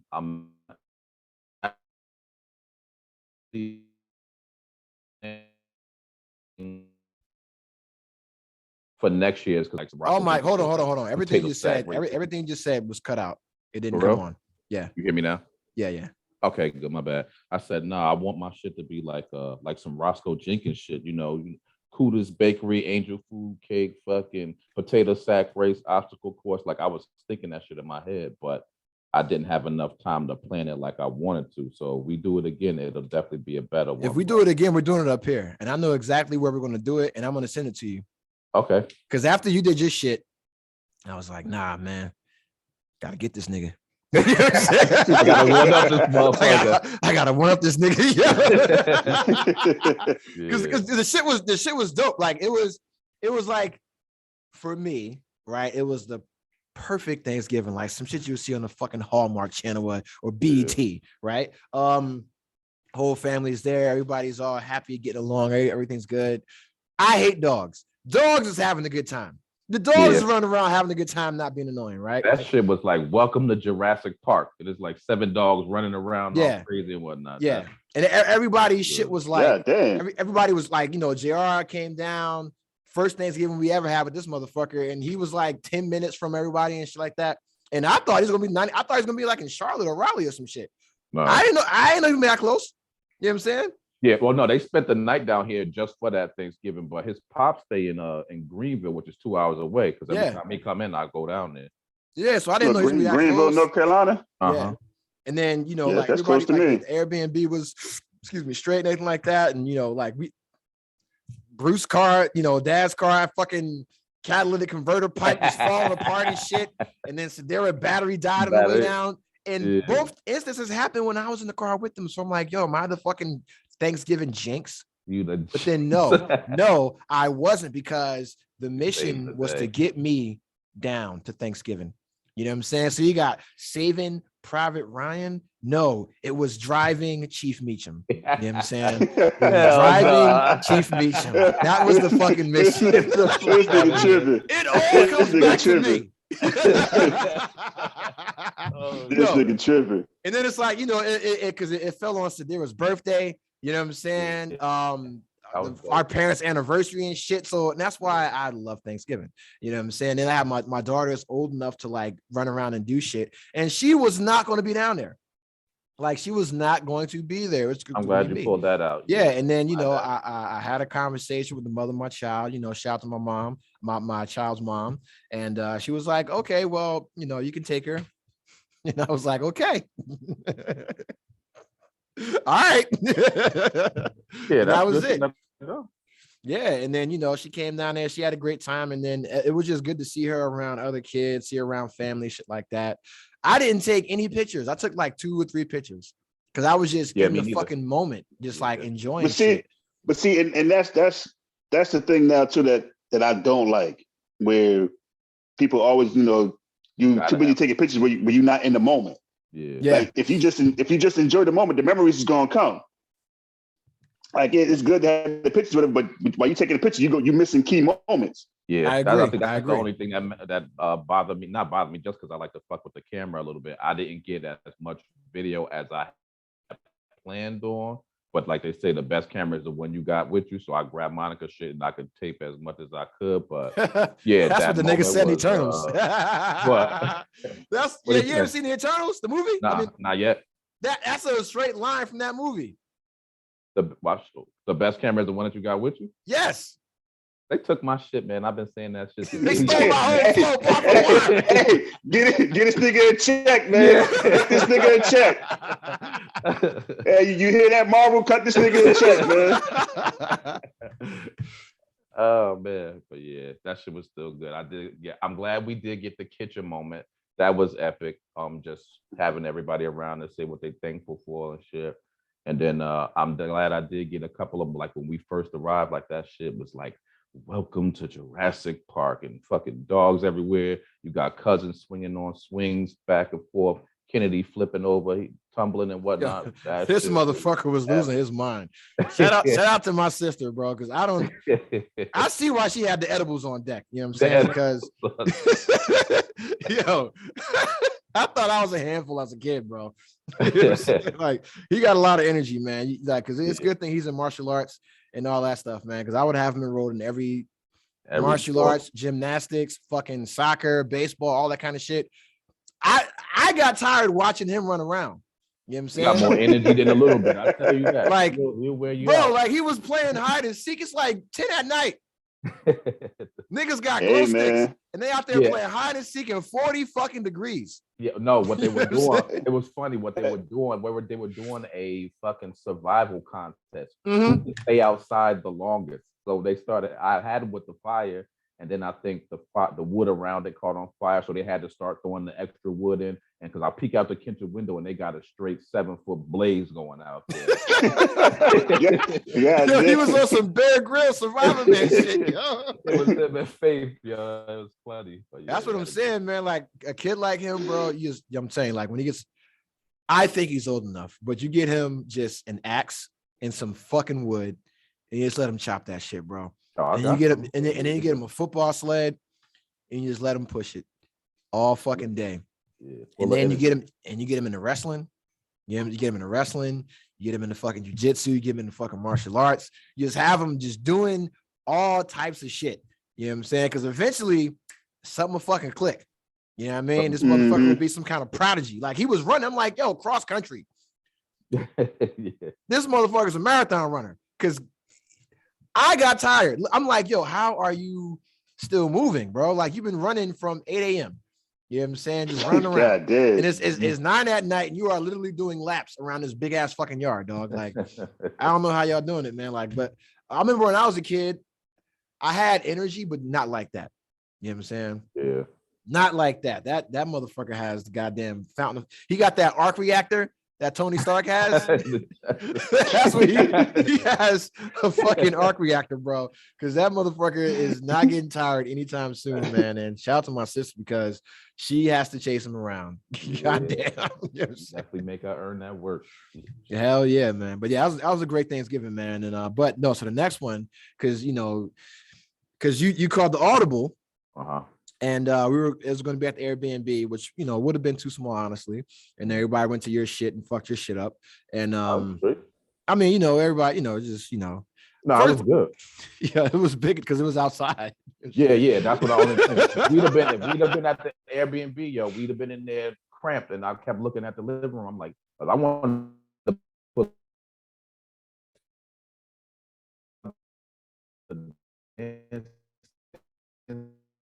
and shit. It's all about destinations. Fire pit destination, the backport destination. The kids had the hammock destination. They swinging and shit, and everybody. Yeah, they were going crazy in that motherfucker, bro. Yeah, I'm surprised it held up, yo. I thought somebody was on the ground hard. They kept falling off of it. They were literally pushing each other in it, making it go high as fuck, and then falling out of it onto the ground. And all you would hear was just this loud potato sack thud. And you're like, oh shit. I hope y'all got insurance, bro. I hope y'all got help. You know what I'm saying? Because them kids hitting the ground so fucking hard, bro. You know what I'm saying? Like, shit that knocked the wind out of you, But but yeah, so I'm looking at next year's, right? Or like the next year's, I'm saying right now. So now I'm like, yo, I got a job now, right? So now a nigga making some money now, right? Okay. So I'm like, yo, I know exactly what I'm gonna do. You know what I'm saying? Because I'm like, up here, because we got to make it to where it's the only person that's gonna get fucked is gonna be Yanni. Yanni coming all the way from down. Yeah, but she's got to move. Yeah, well, or fly. Yeah. Because I'm like, if we do it in Maryland, it's equidistant for everybody. You know what I'm saying? For mommy, for you, everybody except Yanni. And then you can have the other family that's here in Maryland. And I'm like, yo, I'm going to fucking rent a 25-person fucking cabin here. Because they have these big ass fucking houses that you can rent. and big ass cabins you can rent like at the fucking lake, for like the snow or the ski, things like that, right? Or like the lake shit. Yeah. Like, you can get like a fucking 10-bedroom shit for 3 days. It's like $3 or $4 grand. And I'm like, yo, I don't have no bills. I'm like, my bills are paid by the GI Bill and my retirement, right? And I'm like, everything I make extra is just extra. So I'm like, yo, I could just save up, get this whole shit, right? For 3 days, a lake house, you know what I mean? And it don't gotta be Thanksgiving, it could be Labor Day, because everybody has that like shit off. Big ass it could be 4th of July, it could be a family reunion, right? I'm like, yo, I can just do this shit and get like a 25-person fucking house, you know what I'm saying? And that sleeps fucking 20. And if mother, because they have other cabins for niggas, it's like a big ass shit. It's like mad type shit, right? And it's like these big ass like houses you would see like on fucking TV and shit, or that niggas use for a fucking video, like Rick Ross's house. It's like you can rent that shit for 3 days for fucking $3,400. And I'm like, yo, that's just 3 months, bro. I can stack up, right? Say that shit, bam, and get that. And then niggas can just come and enjoy the shit, not fuck anybody's shit up. You got enough room for the fucking dogs because pets are welcome. They just ain't coming inside. And then and you can have some pool, all type of shit. Lake right over there. If it's in the wintertime, motherfuckers can go to the ski lodge, things like that. I'm like, yo, we just like we had a position in life where we can do some shit like that. Like shit that you will only see on fucking TV. You know what I mean? Yeah. And that's what the shit did. Like around. It put the battery in my back. I'm like, yo, no, we gotta take this shit to the next fucking level. Yeah. You know what I'm saying? Shit that'll be some Labor Day shit. Like the last good, so motherfuckers could be in the water and chilling. Yeah. That'll change the game. Hell yeah. You got a lake and a pool and the boats is right there, shit like that. I'm like, yo, I can just stack up a couple months, pay for the whole shit, and then niggas ain't got no fucking excuse. You know what I'm saying? Why you can't come? Yeah. That's what's up, man. I'm coming, nigga. Oh, I'm gonna invite y'all. I'm gonna invite y'all. You know what I'm saying? Like, no, everybody trust me. Like when I look this shit up, I'm like, yo, like I can, like, cause they have like a thing that's like and that's why Guys Trip 2022 is so important. Because I'm looking up all these like vacation rentals, like at these nice ass spots, like Lake Havasu. You can get like a fucking 10-person mini mansion essentially for like $1,200, bro, for an entire weekend. You know that's it.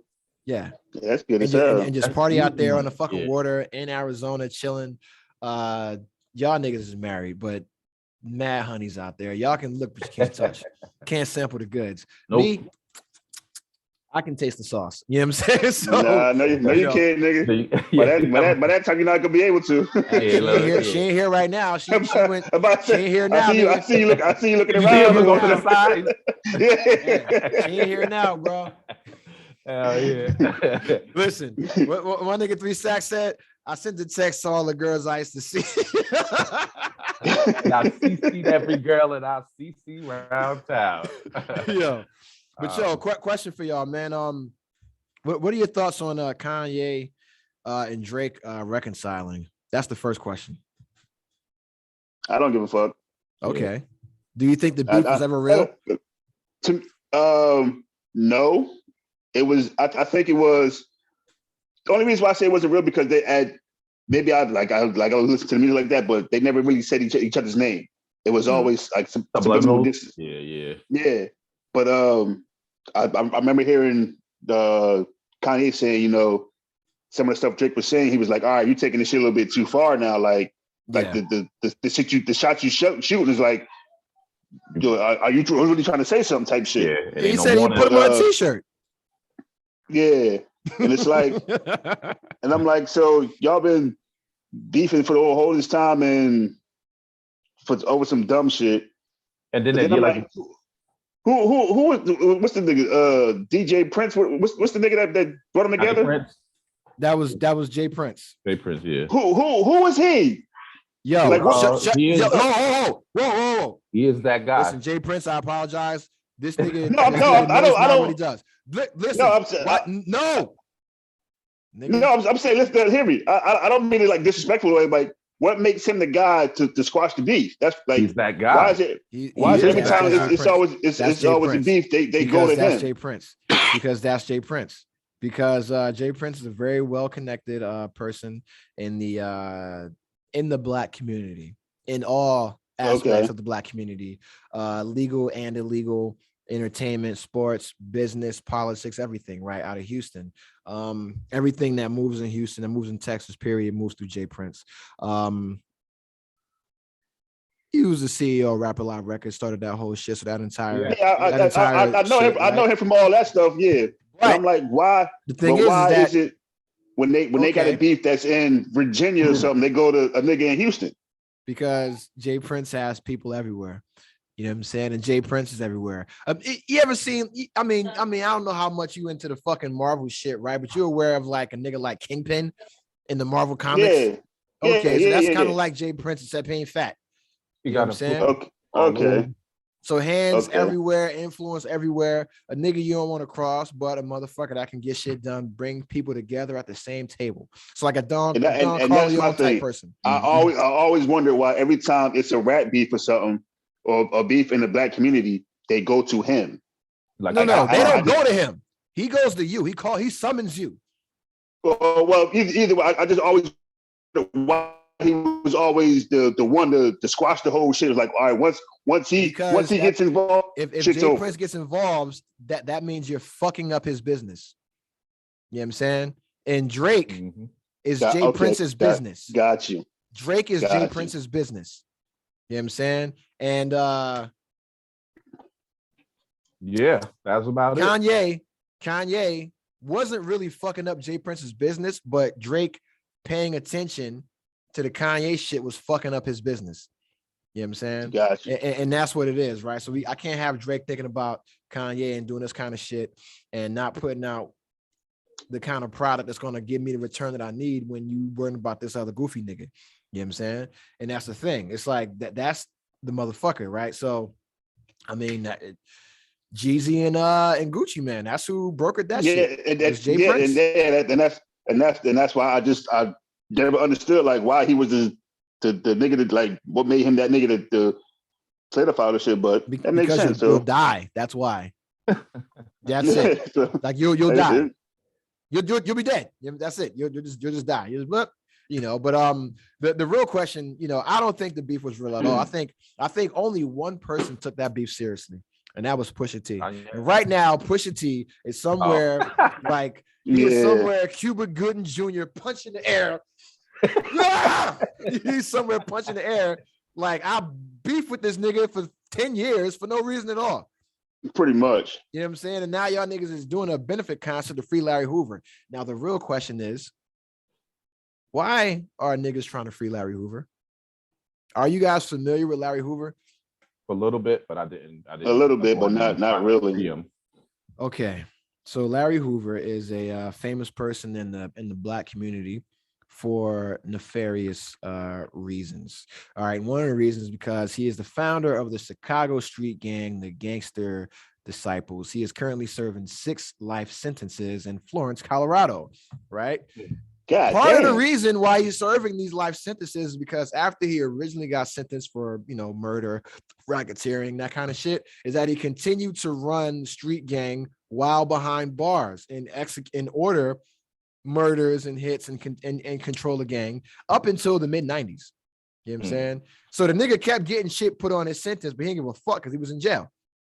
You know what I mean? So now my question is, okay, this nigga is 71 years old, right? 71 years old. Why do we want to free him? Right? Like, is it just because he's old? Like, what has he really done? Has he changed since then? Everybody changes. Everybody changes at 50.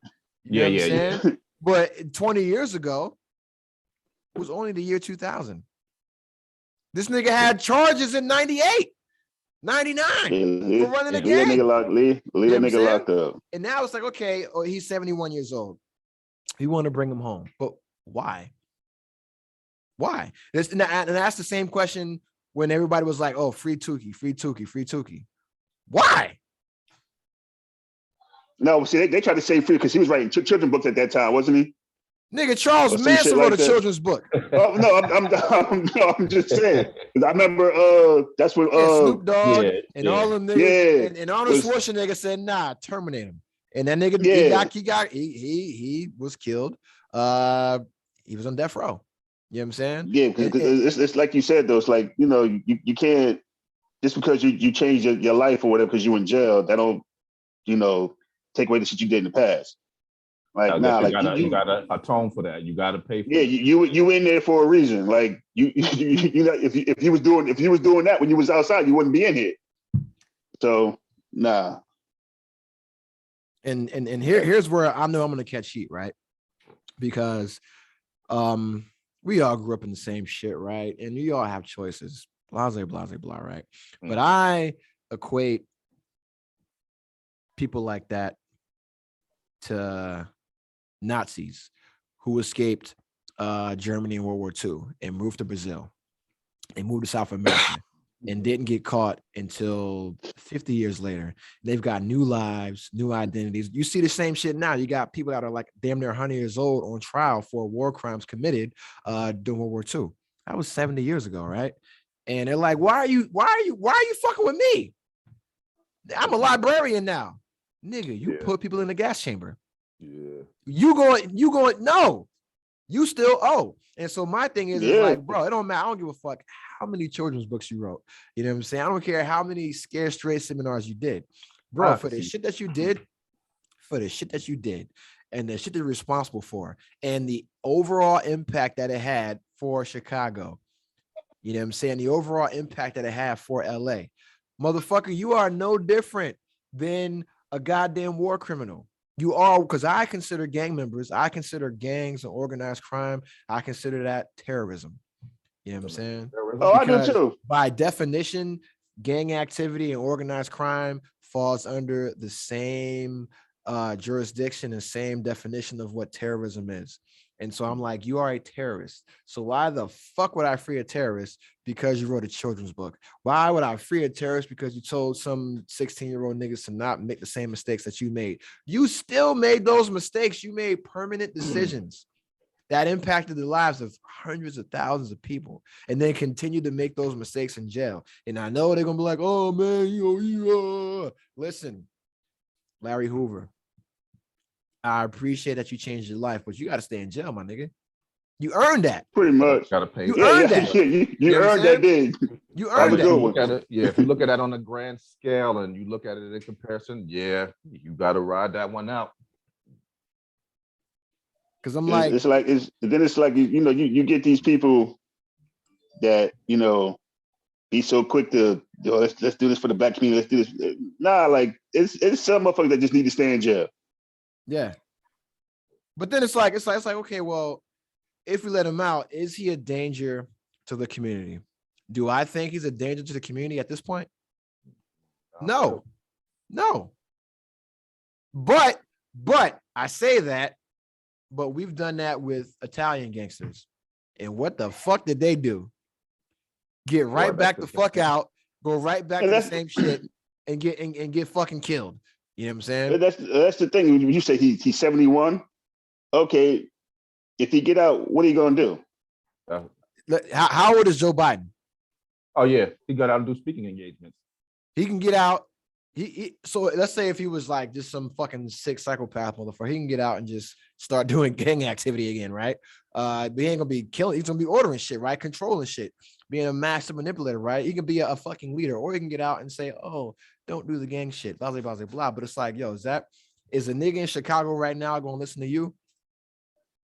I don't know. And how many niggas out now that's saying don't do the gang shit? What's gonna make you different? Because you started it. You only saying it because you got caught, nigga. That's how I look at it. At the end of the day, they go around doing this shit. The only reason why you're doing it because it's court ordered. Yeah. Plus, they're gonna look at him like he over the hill. Like you did it in your day. We two on totally different shit out here. We got cell phones. We got any other too. You can't tell me shit about what's going on right now, old head. Yeah, because the same shit is like, you know, with because everybody watching the BMF series and shit like that, and like, oh, free Big Mitch. I'm like, no, let him do his time, bro. You earned it, bro. Yeah. You want to bring tigers in the nightclub and have 100 bottles from selling dope? That's cool, my nigga. But you gonna get what comes with that. You know what I'm saying? You gonna get what comes with that, bro. What they say? You earned it. Freedom of choice, but not freedom from consequence. oh, you're gonna get these consequences. And that's the whole thing. Like y'all out here making these big man choices, but don't want the big man consequence. Yo, because like you can't have it that way. You can't have it that way. You can't. And that's just my thing, man. Is like, why do we venerate? Why do we exalt? Why do we put these criminals on such a high pedestal? And we do all this shit for them, but look at the effort that they're putting into getting Big Meech free, or making a series about him, or Larry Hoover, or the Supreme Team in New York, shit like that, right? Because you had Alpo recently murdered, right? And he was out, and he was right back in the same shit. And you look at all how we in the Black community. That's why I can't stand niggas. Why in the Black community with the ER, with the hard ER, right? But it's like, okay, look at the Black activists and political leaders and people doing positive things in the community. Why is there no benefit concert for them? Why is there no benefit concert for Tamika Mallory being thrown by Drake and Kanye West? You know what I'm saying? Why is there, I mean, the nigga, y'all just got like a new Black mayor in Atlanta. You know what I'm saying? Where's his benefit concert? You know what I'm saying? And that's the thing. It's like these, I don't know, these motherfuckers, they get behind the wrong shit sometimes.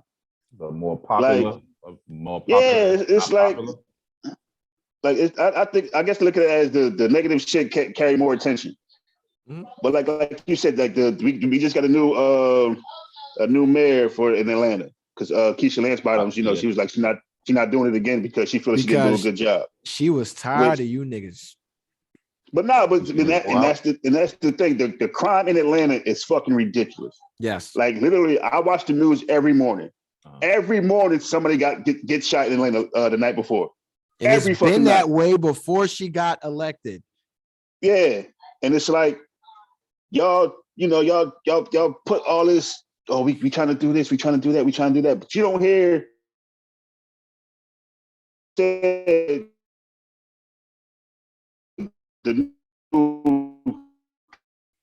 became mayor. I ain't seen that one rapper riding around, no nothing. Oh, putting him out there, like saying this is no, I don't see because it was between him and the Black lady. I forget her name too. But I ain't hearing she was allegedly trying to shut down the strip clubs and things like that. Oh, she wasn't trying to shut down. She was just trying to regulate the hours. That was it. She wasn't trying to shut down no goddamn strip clubs. But it's like don't. She wasn't going to do that. They make money out here for them. Y'all don't support them until they win. Correct. Like wasn't none of y'all riding like she was on the radio like one time? Really? Well, out of all the stations out here, you want to hear one time? You want to hear something funny? Niggas that vote don't listen to the radio. Good point. I vote. I still listen to the radio. And here's what I mean by that, right? Like, here's what I mean by that. Because you got white people that vote. Mm-hmm. They listen to talk radio. Yeah. Or sports radio. Yeah. Black people are listening to fucking hippity hop music and R&B. You know what I'm saying? That kind of shit, right? They're not listening. They're listening to music, to these negative messages, all this dumb shit, and whoever is popping, right? They're not actually getting anything from the radio, so they're not listening to the actual messages, and they don't listen to talk radio. You know what I'm saying? So people that actually vote listen to politics all day. You know what I mean? And that's why that's why you see like white politicians, they'll go on AM radio.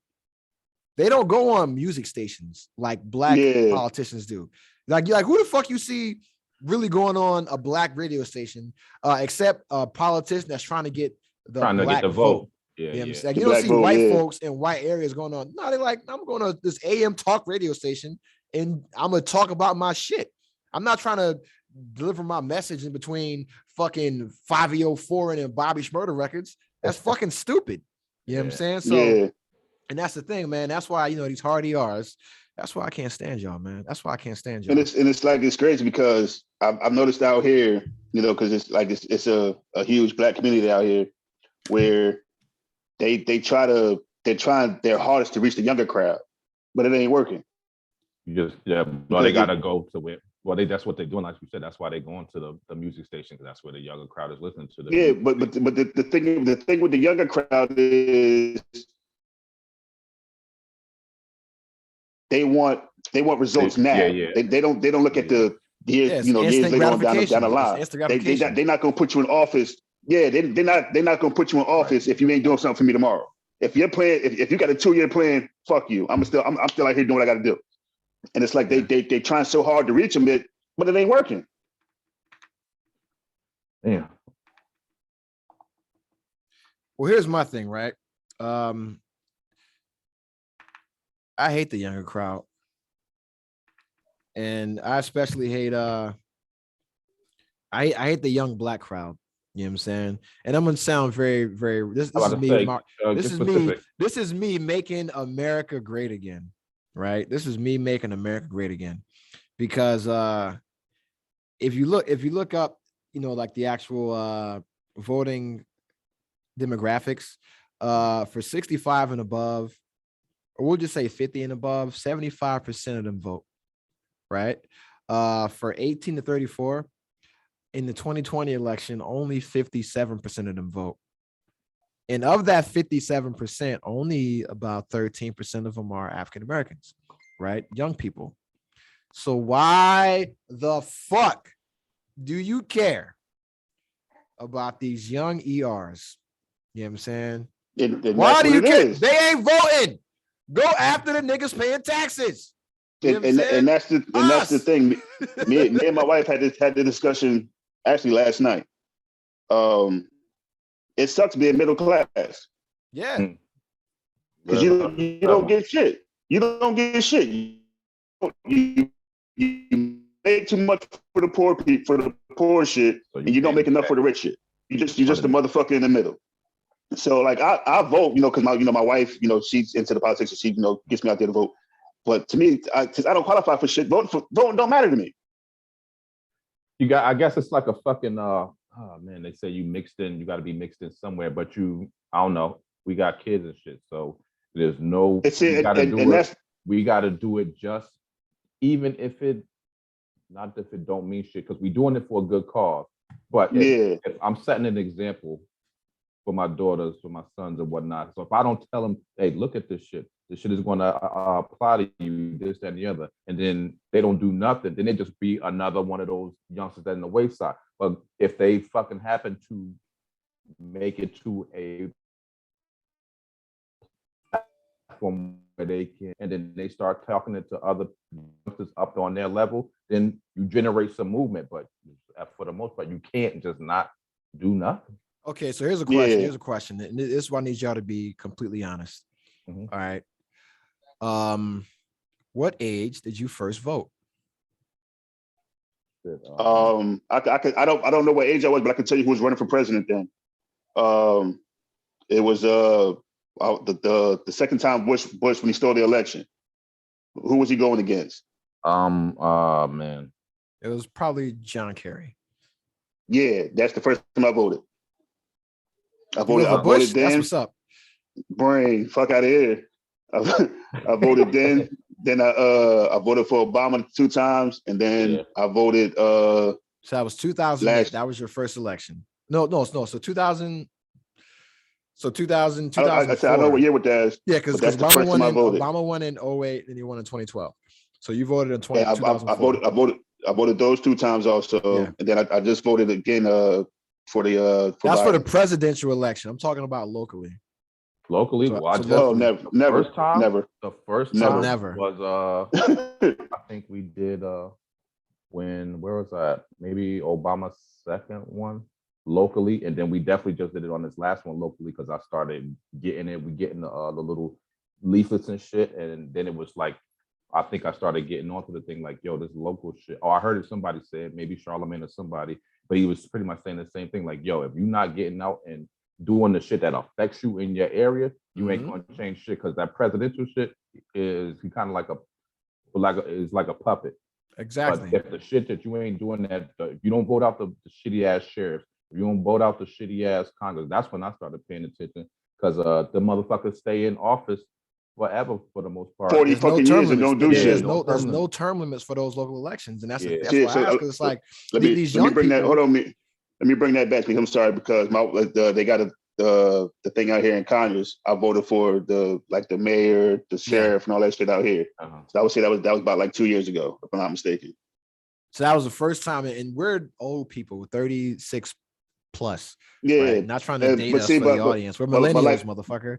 But like Calvin was saying though, that my wife, she was like, "Nah, like these votes matter because they're gonna affect our community." Yeah, so and that's the thing. So you got all these, popular people, celebrities, things like that, trying to influence these large elections, the presidential election, elections for senators, governors, shit like that, right?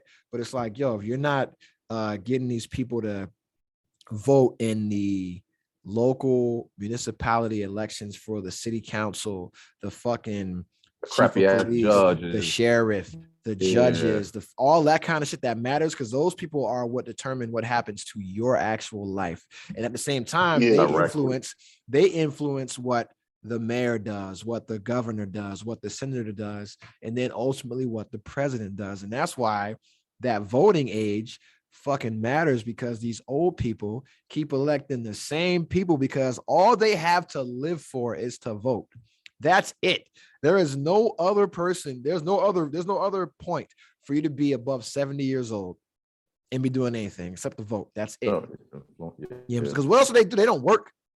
You know what I'm saying? You don't work. You just sit at home, you play shuffleboard, you watch Murder, She Wrote, and you go out and vote in every election. Okay, you walk the mall. You walk the fucking mall every day. They go get their early bird. They get their early bird breakfast too. You get the early bird breakfast. You get the fucking senior pancakes at McDonald's. All that kind of old people shit, right? And that's the thing, right? That's all you do is vote and do old people shit. And so these young people, they like, oh, I'm going out and vote for the president, and then they look and see what they thought was going to happen didn't happen. It's like, well, you didn't vote in these 10 other elections that happen every fucking year. You right, hard ERs.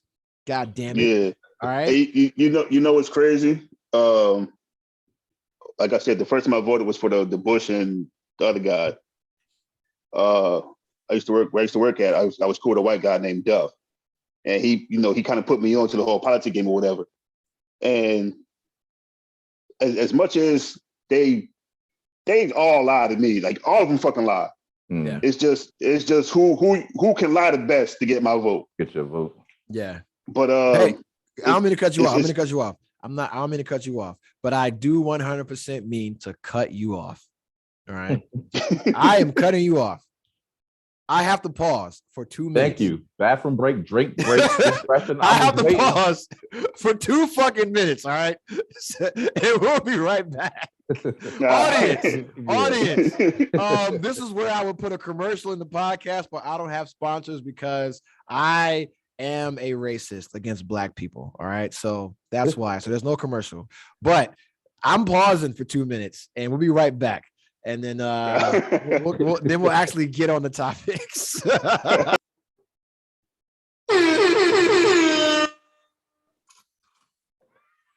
Ladies and gentlemen, we are back.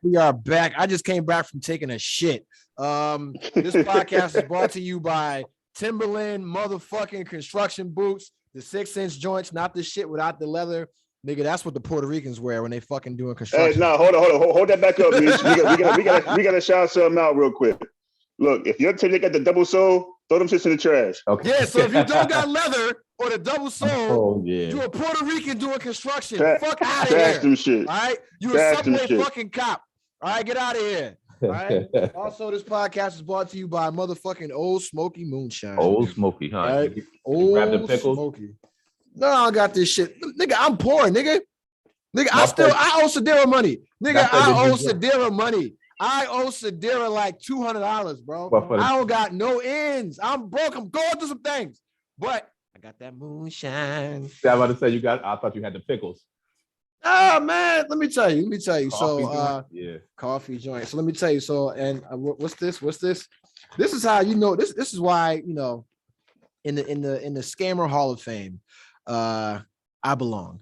All right, I belong. Got the moonshine apple butter. I'm about to put this shit on some toast, my nigga. You gonna be lit. About to put that shit on the pussy for real. But yeah, that's the thing, right? In the Scammer Hall of Fame, I belong there, right? Because for some reason, women fuck with the kid, bro. Women, and I think it's the gap. I don't know what it is, right? But women fuck with me, right? A lot of times, women that should not fuck with me, and they teach me a lot. They put me up on a lot of shit. The woman that I'm involved with now that I care so much for, who you saw in the fucking video, she had all this moonshine at her house and she doesn't drink like that. And I'm like, yo, bring it over because I do. You know what I'm saying? Like I do. And that shit is not going to waste. I will tell you that. That's how I get my homework done. You know what I'm saying? And salute to her, man. You know, Cupid does his magic. I tell you that. But that's who this podcast is sponsored by today. So now we'll actually get to the fucking topics because we didn't talk about none of this shit except for Kanye and fucking Drake and Larry Hoover. But here's a real question, man. Here's a real question. Here's where we gotta be serious. Here's where we gotta be honest. We gotta be serious. When you were a young lad going into the game of intercourse, okay, let me bring this back. Because I'm not about to change my delivery. Brother, why the fuck do you let your daughters listen to my podcast? I don't let them listen to all because the first actually, and I'm gonna be honest with you, because there is no part of no, this podcast. At their my God, do you understand the amount of shit that they're hearing in school right now? Right now. Half the shit that they're hearing in school is way worse than what you're saying. So, one, your family, so that brings you closer to my side of the family. Two, after you get through all the wild shit, there is the legitimate substance there that if somebody was telling me some of this shit at 15, 16-year-old might make a difference. Yeah. And it does. And the only thing I can relate it to is Bruce letting us, when he had us listening to Howard Stern and shit. And after Howard salute to that, bro, because that shit changed my life. Howard Stern's wild shit, and you still have Robin on there. But there was some like, okay, I can see this shit. So that's the only reason. That motherfucker. What is wrong with Bruce? God damn. Like, we should not be fucking 10, 12 years old listening to goddamn Howard Stern. Truck rides. Hell yeah. I'm up and down 95 on truck rides. Passenger side listening to Howard Stern. Yeah, man. But because that's how they identify me at Thanksgiving. They were like, "Oh, you're Calvin's brother. You're the one with the podcast." And I was like, "Yeah." And then I was like, "Wait a minute." How you know about my podcast? How much have you heard? Because do you know how I eat a Reese's cup? Yeah. Oh no, I haven't listened to the last 4 episodes. So, you might want to censor them joints for the hit to them, Hold up, because Nate's old enough, right? Yeah. And he was like, and when he told me what his favorite episode was, I was like, yo. It meant a lot because he was like, yo, the Average Bastards one, he was like, that's his favorite episode. I'm like, yo, I told him to listen to that. I'm like, that's nigga, because when I was doing those episodes, those solo episodes, who was on the Average Bastards? No one. That was him. Just me. I had 2-hour monologues, and let me tell you how much blowback, how much niggas was like, yo, I stopped listening to the podcast when you went solo for those 5 episodes. You know what I'm saying? I'm like, yo, that's where the goal was. That's where the goal was. That was during the summer too. And on our 2-hour beach rides to Wilmington at 5, 6 in the morning, everybody else is going to sleep and I'm driving. And I'm like, nah, I gotta listen to y'all shit all week long. Boom. And I put your podcast on. Because now if you go back and you listen to that episode, it is so relevant to what's going on right now. Yeah. And that's the thing, like that whole time, that was like that 5 episode run because the first episode don't count because Isaiah was supposed to come on and he didn't come on. And I said, I'm smoking weed and I'm just talking. You know what I'm saying? But then I was like, hey, I'm just going to do these monologues, which should have, and that's coming back. Because now that I have a job, I'm gonna be working on Sundays in the morning in January. So I ain't gonna be. So the hours are gonna change, but I'm gonna do the monologues probably like once a month, and those will be like on Wednesday or something like that. But like an hour just talk, like a TED talk, like a TJ talk, a Torian talk. You know what I'm saying? Shout out to my girl Ellie that does the TED talks. So I think it was those four. The way you did each one. And it tied into the other one. And then at the end of it, when all that shit tied back around, that is fucking. Let me tell you, I got a lot of flack. I lost listeners from that. I'm right now, I lost like 20% of my listener base from doing that. You know what I'm saying? But you know what? It ain't about you. All right. That's what you call motherfucking bars. You know nothing about that, nigga. Tupac live. But no, seriously, let's get to the shit though. So when you were a young lad, there's a lot of pressure on men. There's pressure to be cool, pressure to be popular, pressure to be good at sports, pressure to please your parents. But there's also, like, when you're 16, 17 years old, there's a pressure on you to be great at sex and have a big dick. And you're 16, 17, 18 years old, haven't even grown into your adult body. Yeah. So we'll start with you, Calvin. Yeah, what you over there sipping? What's that? That's some moonshine, that's some Everclear. A little vodka and Sprite. That's it. Keeping it chill. Okay, because you started a lot earlier than us, right? Yeah, so I did. What did you feel the pressure of being great at sex as a kid, and then going into your 20s? Is there a pressure on Black men to have a big dick and just be great at sex? Sorry. So the first part, as a kid, I didn't have pressure to be great at it. You just had to have it. You couldn't be the one that didn't have it. And I didn't have it until a little bit later. But and then I made up for it once I got older, but but I didn't have it.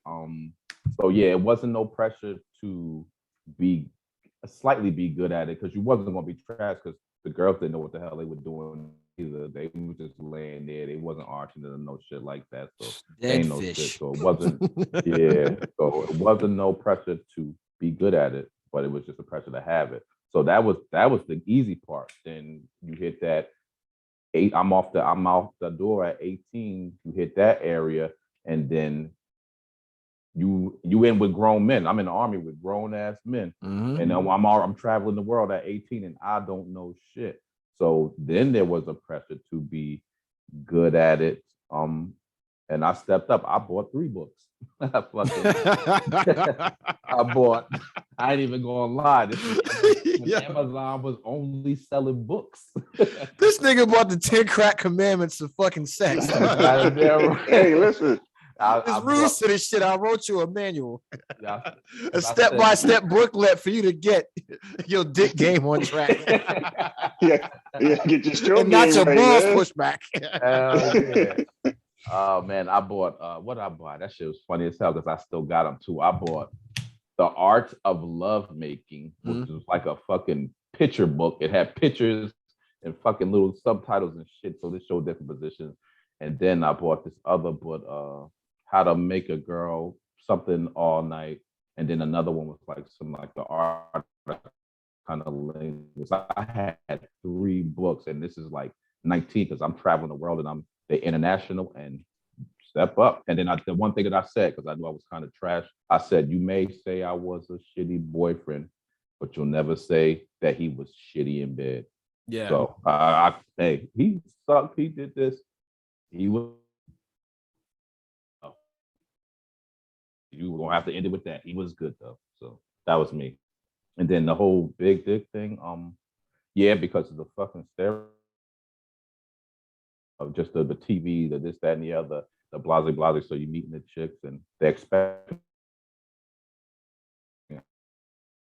have no, because you see it even in the jokes with your boys and your friends and shit. So yeah, Because you did a lot of traveling. Yeah. And you went across the world. I know you've been in all these countries. I've been to some of the countries. I ain't been every country you've been to, but you've been in a lot of countries. And I'm telling you right now, a lot of countries you've been to, we have reputation for going out there and motherfucking slanging and banging. You know what I'm saying? So just being honest, bro. You go to these Asian countries, you go to these European countries, you're expected. This is what is expected to be in your pants, right? You are supposed to fit these in some fucking tighty whities. This is what is in your pants, bro. This shit right here. And that's what they expect. So did you run into any of that kind of fetishization over you as a black man? It's like, yo, you're a black man, supposed to have tabuku, you know what I'm saying? Fucking not really like that. It was my shit. My shit was more you're a black man. Holy shit. I never seen one before.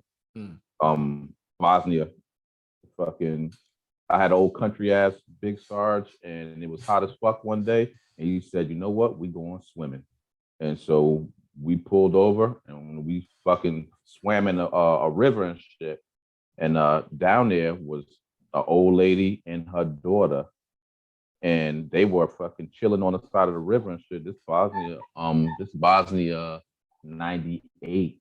Yeah, Bosnia 98. And they seen us and they walked out. And I was like, hey, Sarge, we got to get the fuck out of here. He's like, no, we going to chill right here. We packing? We good. And they walked up and she looked at me and she looked at my hand and then she rubbed my skin. And then she said some shit to him and he could speak.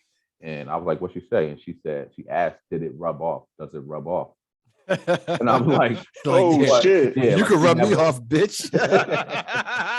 Yeah, that's fucked up. Yeah, but it was that's some real shit, Jamal. I'm gonna tell you right now, Jamal, that is some normal shit. That's crazy. He never seen black people, period. So she was like, does his skin rub off? And then she asked me, do you have children? And at the time Kwame was born. And does he look like you? Yeah. And okay. And then they made us some coffee and we had fucking coffee over a fire on the side of a fucking river. But so that was that time. And then the only, I would say, fetishism shit you could say, because Germany, if you've been to Germany, they love us. Yeah. Yeah. And for whatever reason, they love us. Take it back to World War II or whatever the shit is, but they love us. So Harlem Hellfighters coming through. Gang. Yeah. The fighting 366, nigga. Triple nickel, yeah. So that's about as far as it is with the fetishes. Yeah, that was it for me. And then everything else was the wild shit you get back home, but you know, it is what it is. So Jamal, when you first started getting in the fuck game, was there pressure on you to be good at sex and then to have a big dick? And then when you got older, was it more or less pressure to be great at sex and to have a big dick? When I was younger, I would say, as Calvin said, it wasn't pressure on being good. It was just, having sex. Yeah. Because, chicks, they didn't know what they was doing any fucking way. Mm-hmm. So you really didn't have to, be great at it. But as long as your stroke game wasn't trash, it was good. As I got older, I was like, I learned, pretty much from like watching porn and shit, to, how to improve my stroke game. So my whole thing was, if I'm, like Calvin said, if I'm trash at anything else, I'm not trash at sex. Yeah. You can sit there and dog me out as much as you want. At the end of the day, when it came to them sheets, I put my thing there. So as I got older, in my running, being the whole days, that was my main thing. It's like, all right, look, I'm about to beat this up so that way my spot's solidified. As far as, the whole big dick thing is, I never had that issue. Like Calvin said, with the stereotype, that's what it come with. But, it's, if you know what you're doing and can work with what you got, you ain't got to worry about it. Mm-hmm. And that's the whole thing was, like I said, I've never had that issue, but at the same time, I've never, went above and beyond or try to seem that, I was, Mandingo or some shit. So I didn't have a standard to live up to because I didn't set no bar for myself. Yeah. You know what I'm saying? Like when I meet the chick, when I meet the chick from Rip, like, I'm not talking that big dick shit and I can go 30 minutes. Nah, I'm not doing all that. So when it happened, you just getting it from the first time. You don't know nothing about it. This your first time knowing, so you straight. You straight. I think because you got to deal with that. Like when dudes start saying, "Oh yeah, I'm this, I can do this." Now you have to live up. You're right. I'm not putting that in your head, because if you start thinking that and I'm trash, then it's gonna be a problem. So the first time we get it on is the first time you gonna see it and know my stroke game. Now that I'm married, I ain't got to deal with that shit no more. I ain't got to worry about that shit no more. Some days she get 2 pumps, some days she get a half hour. The average is gonna be good though. We gonna be He's looking like the median in the mode. Listen, at the most you go get about 15-20 minutes. Now, okay, that's the average. Now, some days you might get, like I said, you might get 2-3 pumps, but other days you might get 30-35 minutes. Uh-huh. But it's my thing is it's all about knowing what you got and being able to use what you got without setting the standard for yourself too soon. Yeah. I mean, for me, kind of like my brother said, you're around all older motherfuckers, right? And you're around grown ass men. You know what I'm saying? And I always felt that, like, I always had this like competition. I guess it's from like being a little brother, right? I'm competing with you niggas, man. You know what I'm saying? We out here in the same city, same town, same duty station, same Liberty Port, whatever. I'm competing with you niggas because we got to come back. And we're going to sit around for 6 hours on watch together every fucking day. And you're not about to have no better stories than me. You know what I mean? And then at the same time, it's like we all go out together, bro. So I'm trying to be like, y'all niggas watch Game of Thrones? Yep. A little bit. So so you watch the whole shit, Calvin? Mm-hmm. So my nigga Podrick, when they gave that nigga the money back, you know what I'm saying? That was me. You know what I'm saying?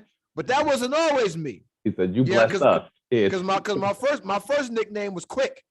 You know what I'm saying? Shout out to my nigga Julian Dove.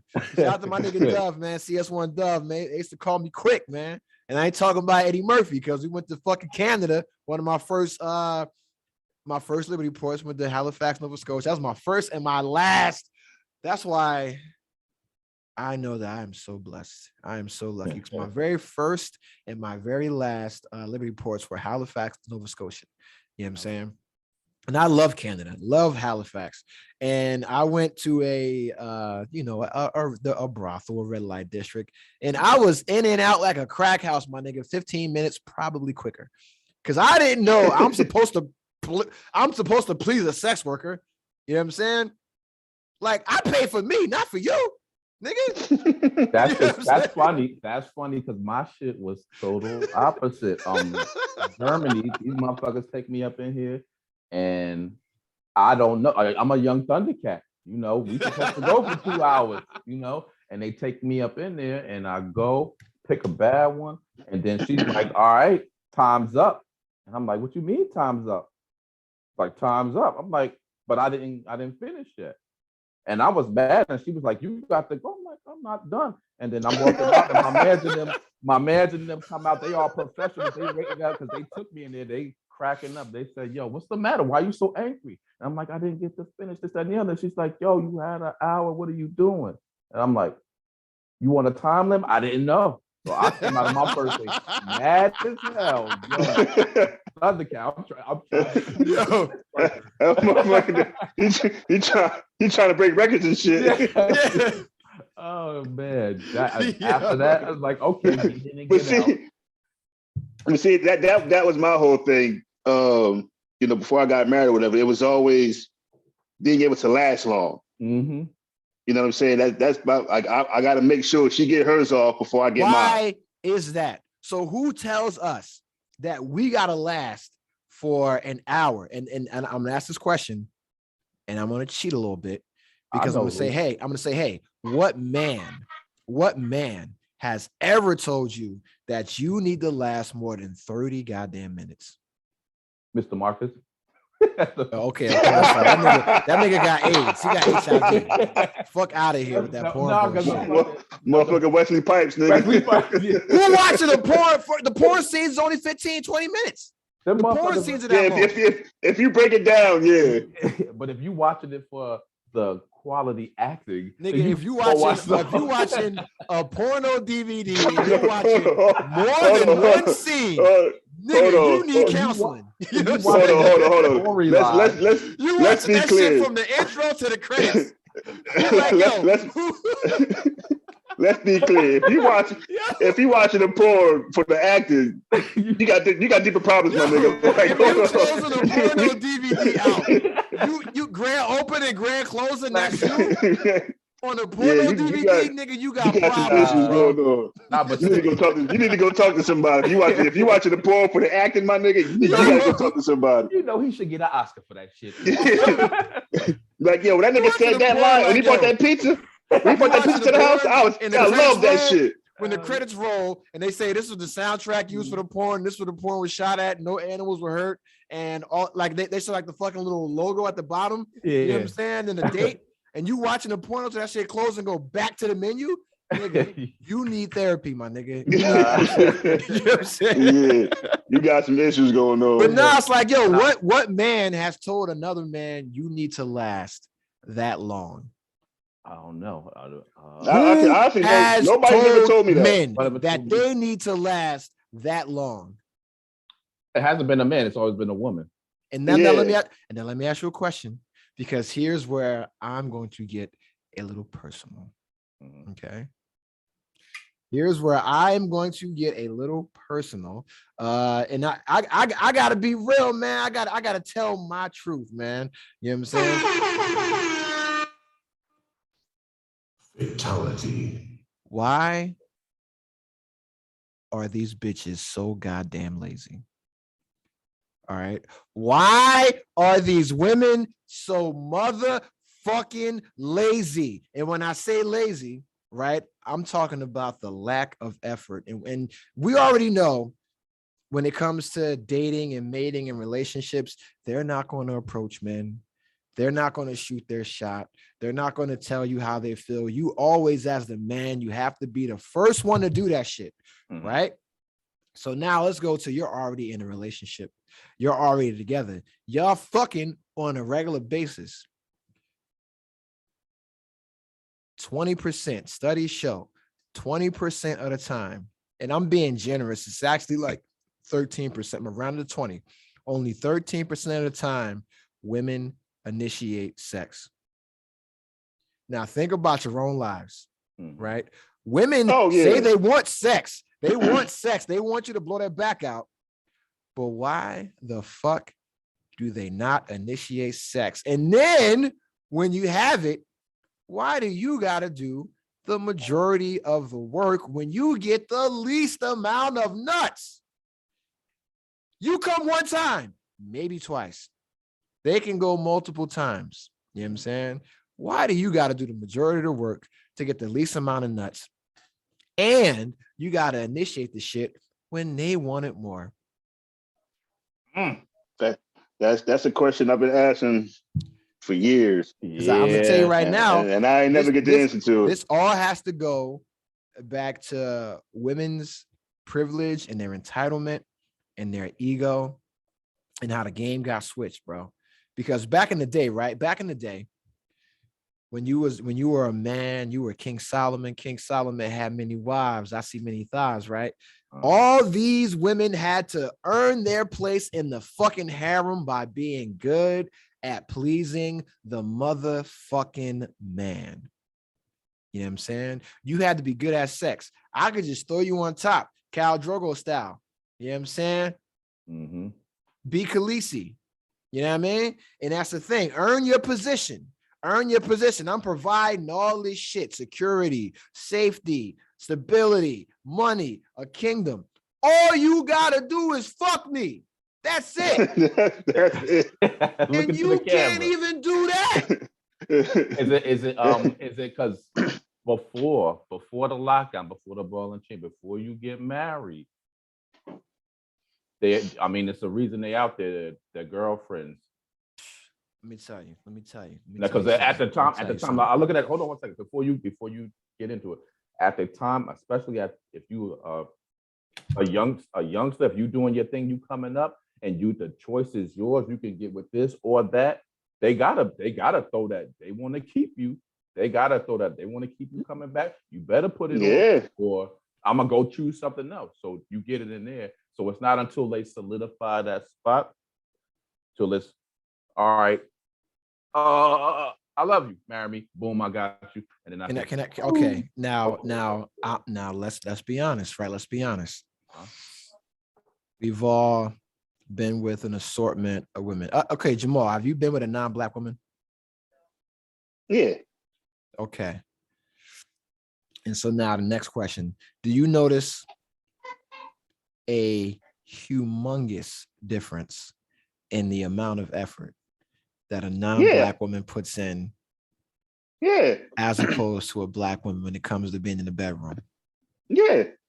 Would you say the non-Black women are more to the point, a little more enthusiastic? Nigga, you know why you're here. Let's cut the bullshit. Let's get to it. More of a team player. Yeah, they do it. They throw a nice little assist, off the backboard type shit. You know what I mean? They're like motherfucking Steve Nash. You know what I'm saying? And I'm just Amari Stoudemire. Bang! You know what I'm saying? Putting it back. That's it. They're like Lonzo Ball. And I'm like Zach LaVine. Bang! DeMar DeRozan. Bang! Alex Caruso. Bang! But like that's why I when females get upset when Black men date outside their race, like half of that plays, like some of that play a part in that. Like at the end of the day, I don't want to go to work 80 hours a week and now I got to spend another 10 hours to get to have sex with you. Yeah, like that's too much. Like if you want it, like to cut the bullshit, we both grown. Let's go. Fucking cooking right now. You cooking right now, nigga. like fuck that. Like let's go get it in. Like shit, let's go fuck these bed sheets up, and it is what it is.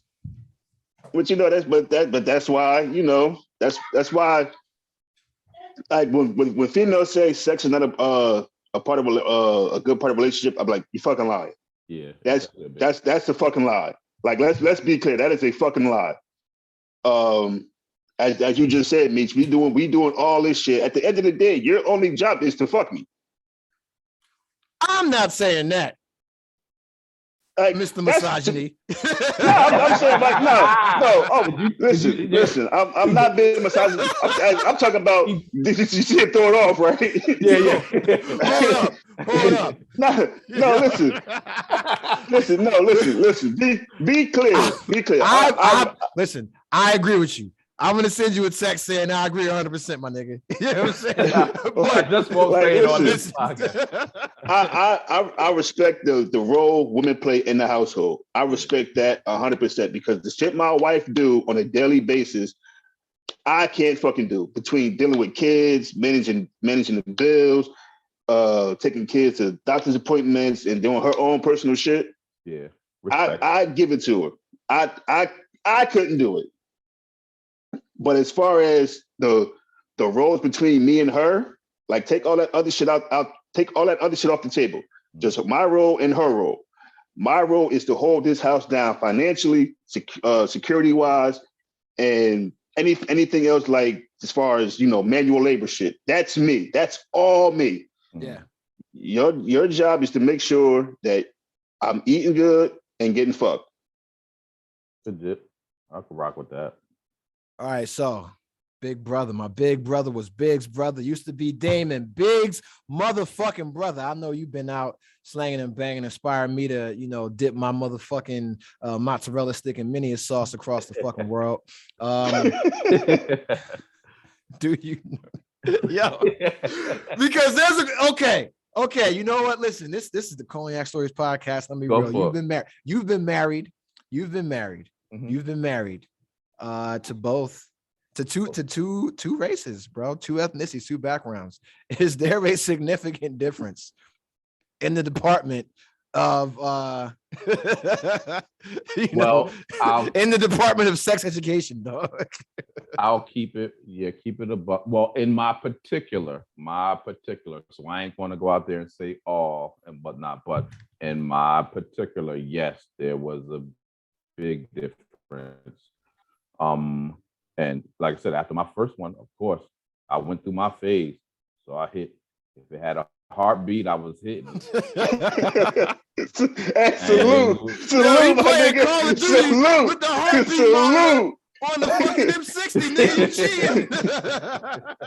That's what I'm talking about. If they got a heartbeat, I'm hitting it. Hell yeah. Yeah, I went through my phase, so all of them, and yeah. So there was, in my particular situation, yes, there's a big difference, and that actually made a difference, because after you go through one marriage, then you eventually know what you want. Also, I know I like this. I know I don't like that. So if you're not meeting that, I can't even mess with you. I'll play around, pass. So yeah, she had. There's a big difference. Okay. But I guess I knew what I wanted this time too. Because if I didn't suck it up or whatever, then if I knew then what I know now, I probably wouldn't have got married off the jump. I wasn't ready. Because I let me tell you something right now, man. This is me being 100% honest. You know what I'm saying? Like, I'm not the biggest fan of head, and I've said this many times on the podcast, because I feel that it steals away from my strokes. I only have about 66 to 73 strokes. I need every fucking one of those, right? But if you are a woman that says you don't suck dick, you are a woman that I will never take seriously. You know what I'm saying? You already asked out. I'm telling you right now, if you're like, yo, I don't suck dick or I don't like that, that's degrading. You know what's degrading? Me paying for every goddamn fucking date for you to not suck my dick. All right? That's what's fucking degrading. I served this goddamn country for 20 fucking years and I can't even get my fucking dick sucked. All right? I chase goddamn Bin Laden, bitch. Can't even get my balls licked. All right, but no, let's be serious, right? You shouldn't put a ceiling or a cap or these like hard fucking stops on what you're not going to do for your partner. At the end of the day, if you love somebody, you are going to want to please them emotionally, physically, spiritually, things like that, right? But then everybody has like their go no goes and things that you may not be willing to do, right? But it's like, yo, if your partner is into that, you're at least willing to try it once to make sure that you don't fuck with that, right? Like if she's like, yo, I want my ass licked, you're like, yo, jump in the shower, get out, we'll see it, we'll try it out. And then you're like, I don't like licking pennies. You're like, I don't like licking pennies. I don't like the taste of copper. You know what I'm saying? But I tried it. Well, yeah, saying some stuff I don't like that. Pennies. You can't, because you can't. There's no way that you can. I'm not going to give you head, but I'll take all the head you can give me. Because you're going to want you literally are going to make me involuntarily go down. Step out. You're just going to be. I'm going to be like focused on breasts, and you're going to be like fucking whack-a-mole. Like whack-a-mole, just like, goddamn, I get the point, bitch. All right, goddamn. And then you gotta go down and you gotta eat pussy till they come, and then all that work you gotta put in. They can't even suck your dick till it gets hard. You get up, your lips and chin all shiny and shit. Bro, listen, let me tell you right now. You ever got a cut A cut under like the tongue where the fucking little like the little that fucking little line is. piece in the middle, like connects your tongue to the roof, the bottom of your mouth. You ever got a cut there or been sore as fuck? See, you ain't a pussy eating nigga, man. Listen. You a special nigga, bro. You a special nigga. You ain't gotta eat pussy or eat ass, man. Salute to you, bro. You must got a 10-inch dick, huh? You know what I'm saying? I eat pussy, but I don't eat ass. I'm just saying, but no, like when you're a dude, at one point you've had to eat pussy until your fucking tongue was sore, until you were I've done that. Yeah, I've never got a cut though. I'm talking about in pain, bro. I got to the point where you sitting there, you got feel like you got lockjaw in your chin type shit. Yeah, like I never got a cut though. That's what I'm saying. And now my question is, we talked about, you said you fucking got books, bro. Oh, yeah. I had books because Bruce, you nasty nigga. Bruce had this fucking red book in the crib.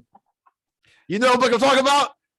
No, I don't. Bruce had this red book, and it had so many facts. It was like some like Kama Sutra type Greek shit, bro. And it just told mad shit, bro. And I was reading this as a kid because it was red and it had like gold lettering on the outside. And it had pictures in it, and that smelled like niggas was fucking with this book. You know it smelled like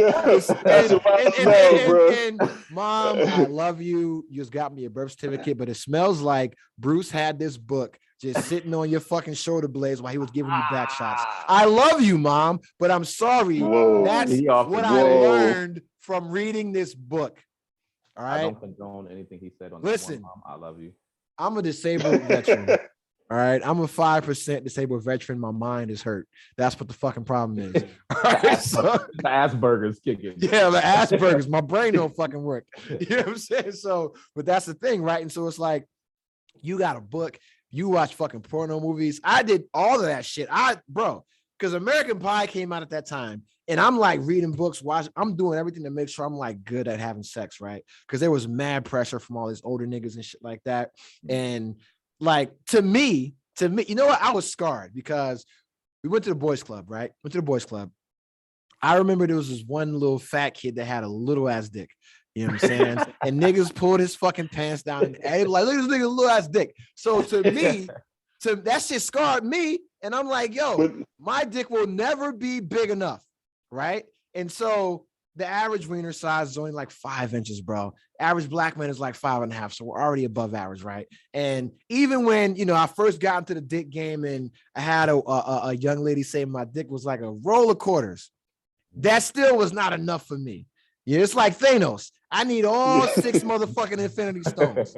You know what I'm saying? So it ain't just about having a good size dick. I gotta be able to eat pussy. I gotta be able to suck titties. I gotta be able to fucking do all the crazy shit. I gotta be able to do the rest. So I'm like studying, bro, like Neo in the fucking Matrix. A nigga was plugged in. Download. You know what I'm saying? A nigga was plugged in, just like looking at porn, like just going crazy, right? And so I'm getting with these chicks, and I have to be the best that they've ever had. You know what I'm saying? And the reason is because I am evil. You know what I'm saying? I am like a James Bond villain. You know what I'm saying? Because after I'm done with you, I want you to hurt.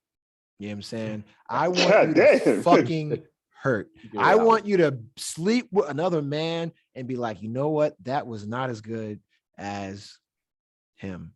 And I want you to come back. But it's not in a good way. It's like, I'm gonna fuck you so good that no one else can fuck you again. You want to stun on their ex, stun on their current. Yeah. I want to ruin you forever. And that shit happened. And that shit worked. And I had women that were in relationships, in whole relationships with niggas that would still come back to my barracks room in Virginia. You know what I'm saying? To my barracks room that I shared with a nigga in Virginia. You know what I mean? And they would still come back to the barracks, still get through the gate. You know what I mean? Still engagement rings on and shit like that, wedding rings, and still come back to the boy. You know what I'm saying? And I'm not, listen, when it comes to sex and women, what I learned in sales from a very young age, from 16 years old in sales, right, is to undersell and over deliver. You know what I'm saying? Shout out to Glenn Gary, Glenn Ross. My whole sales career is based on that fucking movie. And so always be closing, undersell, over deliver, right? So I tell bitches first date, my dick is little. You know what I'm saying? I'm going to give you about 5 minutes. Yeah, I mean, because I'm very self-deprecating, right? So I'm always with the jokes. And it's like, yo, I'm going to be the butt of the jokes until I smash. And then I'm going to smash them back out. And then you realize it's not a game, right? But it's like, yo, I'm going to undersell, over-deliver because I need to ruin you for everyone else. You know what I'm saying? Because I wasn't having sex for me. I wasn't doing it for me. Like, I wasn't getting pleasure out of it. The pleasure was your next relationship being fucked up because you're coming back. Oh, you definitely Dr. Evil then. So I was for real, like you was some other shit. No, I was fucked up, bro. I was fucked up. Like, I wasn't having sex for me. It was just like, yo, I'm gonna fuck you and make you come 8 times. I'm gonna come once, and then after 2 weeks, I am never gonna call you again, and I'm gonna get a new prepaid cell phone, and you will find me. You're going to find me. You know what I'm saying? Like, you're going to fucking come to Naval Station, Norfolk, and wait outside the barracks. You know what I'm saying? Because it was, I'm not no big dick nigga. You know what I'm saying? But it's like, yo, I have a combination of skills. You know what I'm saying? That other niggas I have a certain set of skills. And niggas ain't willing, like, they're not willing to put the effort in, or they're not willing to put the effort in, or the level of commitment that I am willing to put in, because I was doing it I was doing it selfishly. And then when I was like 21, this woman that I was dating that was older, she was just like, why are you fucking so long? And I was like, you don't like it? And she was like, no, I came 3 times already. I'm done, nigga. You know what I'm saying? Older woman? She's like 29. That'd be the shit, though. Yeah, she's like 29, like 21. She's like, why are you putting your best out? When you put your best out, the girl like, all right, I'm already done. Like, come on, like you taking too long right now. Like, I'm like Cameron doing the Dougie Fresh. You know what I'm saying? And paying in full. Like, yo. And she was like, yo, I'm done. That ass back. She's like, I'm done. What are you doing? And I'm like, oh, and she happened to be a woman of the Caucasian heritage. And she was like, what are you doing? I came 3 times already. I'm done. Like, but that's the what's thing. Wrong with that goes back to what I said though. It's like as you get older, you become better with using what you got. Correct. So that way you don't have to be Mr. 3-hour man. You can bust yours down in 15, 20 minutes and be good. Oh no, let me tell you right now, bro. I got up this morning. I set my alarm at 8 o'clock, and this is me being a little too honest. I set my alarm at 8 o'clock, and I got up at 7:26. And I said, oh, I got time today. I just looked at how much I got time today. Yeah, little baby style, man. Little baby status, man. I got time to money bag yo, man. Money bag yo, Keisha, you know, and yeah, she got 3. And now I just got my little 1. And you know, I hit her off last night. And then she was at the gym now, going to get a stretching appointment. Let me tell you. See, that's the Calvin. You married, Calvin? Mm-hmm. Okay, you might be able to relate to this. You said you woke up at 7:26. You had time today. So did I. I had time today, but when you married, you ain't getting it. Okay, so listen. Yeah, I can't. You got to. You got to put some more work. And that's the thing. Half the time, I was like, you know what? I don't even feel like taking it. Let me tell you something, Jamal. Let me give you a little hint. Let me give you a little hint. You know what I'm saying? First off, what you got to do, wake up in the morning, you know what I'm saying? And you want something, you don't give them no option. You don't wait for consent. First thing you do, like, if she's cuddled up with you from behind, you roll the fuck over. You got that morning wood. Put it on the You got that Sammy Sosa, all right, before you turn light skin. All right, you roll over on the side. All right, you grab a titty. You know what I'm saying? You put the joint in between the butt cheeks like a motherfucking Nathan's hot dog. I just ain't feel like doing all that this morning. You bite a motherfucking back like a goddamn lion in the Sahara Desert. You know what I'm saying? You bite her fucking back. All right. And then you go from there. I'm gonna tell you right now, man. Like me, this is me. You never go down in the morning. Never go down the morning after. Never. Never. You know what I'm saying? But you can cheat a little bit. You know what I'm saying? You be like, yo, stay on the surface level. You be like, yo, I gotta go to the bathroom. I gotta pee, right? You go to the bathroom, take a leak because you got that morning piss. You get that out the way, but you still got that. You still got that motherfucking power. The fury. So you still got the sound of the fury, right? So you go, like you playing pool. You get the cue stick ready. You know what I'm saying? Get the pool stick ready. You know what I'm saying? You don't put no water because water just makes your dick drier. So you get a little saliva, throw it on the tip of your motherfucking shit, right? And you go and you grab or you cuddle it, grab a titty by the back. You got your dick in between her butt cheeks, and you just like, oh shit, and you flop it down in between the legs, and then it's right on her lips, bro. And her lips turn into a fucking pita. Her lips turn into a pita, opening up for that motherfucking falafel. You know what I'm saying? So you gotta put the falafel in the fucking pita and give her that goddamn tzatziki sauce, my nigga. All right? Yeah, I do this shit. Right? But no, that's my number routine. You know, when I wake up and you know the kids are still asleep, you know, try to rub one out real quick. I just didn't feel like doing all that this morning. Yo, hold up. Have your kids ever walked in when you were no. Oh my God! Congratulations. Nah, doors closed and locked. Door is closed and locked. Nah, came close, yeah, and I definitely did dive on the other side. Yeah. So I'm a young father, and my daughter's a toddler, and I have to like still be. I don't have the baby monitor because her room is right outside. Yeah. It's like my room, a bathroom, and then her room, right? So I can hear her when she gets up, shit like that, right? So, you know, I was in the throes of ecstasy. When he walked in? Yeah. I didn't even notice. You know what I'm saying? So hold on. So she watched you get like four strokes off? No, I'm the young lady's on top. You know what I'm saying? Oh, she just bouncing around. And then she makes the because she's reverse, and she makes direct eye contact with my daughter, and that was her initial meeting experience with my daughter. You know? Oh wow! The Cognac Stories podcast is it's satire. It's embellished for the podcast audience. My thing, I be cheating. For real, people, I didn't got hip to it. So, from Rip, my daughter, she wakes up first. So by like between 7 and 8, she's up. But on the mattresses, I left the plastic on the mattress and just put the fitted sheet over the mattress. Yeah. So I can hear when they're moving around. Shit! Yeah. I got the little something like, oh shit! Let me make this sure nigga got the Metal Gear Solid fucking exclamation point over the kid's head when they make noise. Yeah, like because I know when she get up, first thing she gonna do, she gonna come in the room, knock on the door, and like, Daddy, can I be on my phone? All right, yeah, go ahead. So now that right there bought me more time to get some more stamina back up.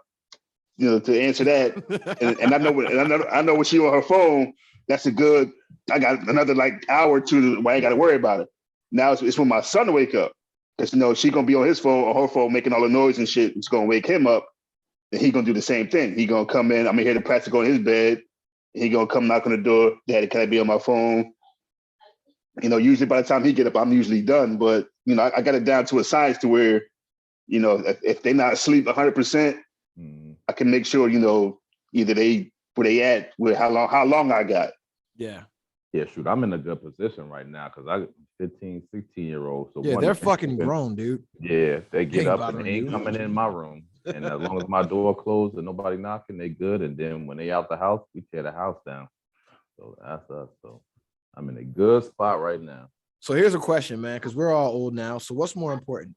Is big dick energy more important, or is big wallet energy more important? And we'll start with my big brother. I would have to say actually both. In a marriage, I gotta be putting it down and I gotta be plotting on that next move for the money. If not, I'm leaving an opening. So for me, both. I have to.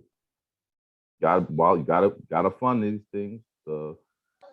Whatever she want to do, and mostly the family trips. Got to plot on the girls' colleges, this, that, and the other. And I want that generational wealth. So that big wallet energy is constantly going in my head, and I just got to keep mama right. That big dick energy better be gone because it can't do that. Like I said, you will say he was the shittiest husband. You'll say he sucked as a dad or whatever, but he kept mom straight. That's what they'll say. So that's for me. Yeah, I gotta agree with Cal on that one because if you lacking in the bedroom, the wallet ain't gonna cover it. Yeah. Yeah, you see them rich motherfuckers. And if you lacking in the wallet, the bedroom ain't gonna cover it. You got to have that balance to where you doing both at a high level. You know, when you single, you know, it depends on the game you want to play. Yeah. When you can pull bitches with the money and be a little dick nigga. You can be broke with a big dick and still pull bitches. So it's all on how you want to play it. But when you marry, you got to have a good balance of both. Yeah. Okay. And so now my next question is, do you think women have the same level of accountability when it comes to that? For them, no. Yeah. No. I don't think so. Why not? Because it's a lot of women out here that can't fuck. Okay. I agree. It's a lot that they want the man, you know, to do everything. Then it's somebody here that can fuck but ain't got no money. So they can still find somebody to settle down with. But they don't have that pressure that we have as far as, you know, sex and money. Nah. Yeah. Because like you look at I guess you look at trophy wives. You know, they definitely don't have to have the wallet. They just got to be pretty. And yeah, they may be able to fuck a little bit or not, or it'd be like, yeah, I married her for a reason. She ain't got to do shit, but they don't have to have both. They can have one or the other, so it's optional. So, like if you look at that any one of those Real Housewives shows, at the end of the day, they're there off of their husband's name. Yeah. You know what I'm saying? So it's already like you don't have the wallet you don't have. So you just might be like Calvin just said, you're just a trophy wife. mm-hmm. So you just there because when he go out to these events, you look good. You look good. Okay. And so the follow-up question is, what level of ownership do women have in a relationship? What do they own? Because we all know what men own. The bulk of it, apparently. The hard shit. Well, if there's a bump in the night, you got to get up. Yeah. If the money ain't right, you got to make it right.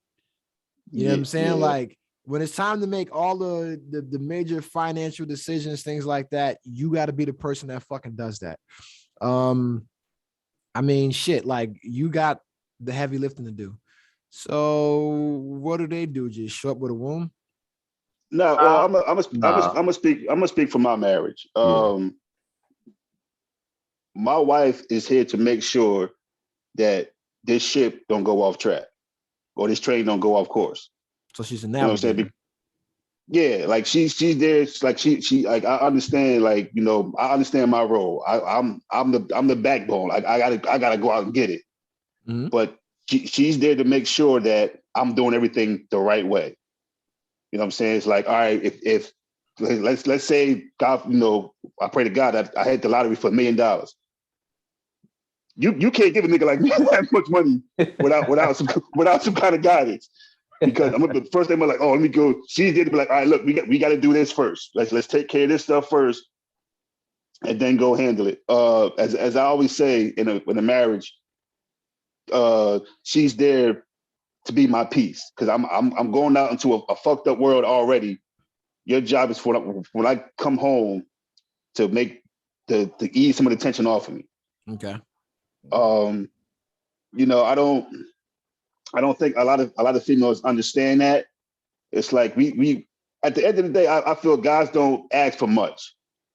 You know what I'm saying? We just want we just want to be that peace when we come home. We want our home to be peaceful because we got to go through so much shit in the world that when we come home to our house, we want to feel, be able to relax. Yeah. It has to be your safe. It has to be your safe space. That's what. It gotta be a sanctuary, man. Yeah. And I feel as though for me, that's what my wife is there for, because it's certain shit that I be wanting to do that I can't do because now I have to look at the broader scale of shit. Okay, I got 2 kids, I got a wife.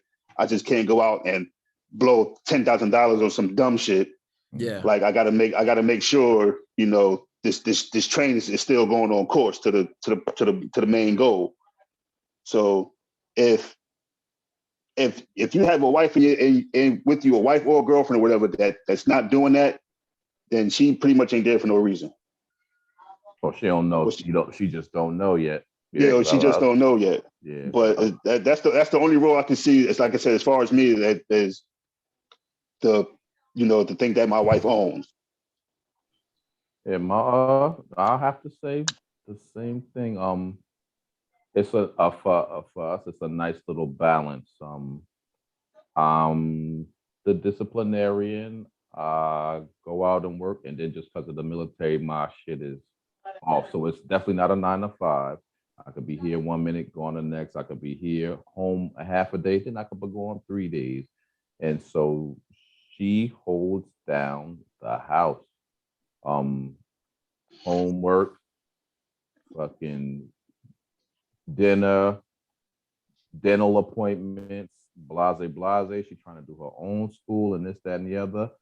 And I go out and I make sure, and she works too. And so I make sure the bread is there, the benefits are there, the house is there, and we are partners. So we do it together, but she definitely does a lot. So she owns that, and I could never say, it ain't like I'm out, because I know I'm traditional. So I'm not coming home and cooking. I got 2 daughters, 15 and 16. Y'all gonna have to learn to get out in these streets and cook for yourselves, first of all. So if your mother not doing it, y'all better be doing it, taking a load off us. So, but yeah, she owns a good 50% because she's my partner, and that's what I need. I need a partner. I don't need to be the boss. She respects my role as a husband. I respect her role as a wife, but I don't need to be the head and every decision stops with me.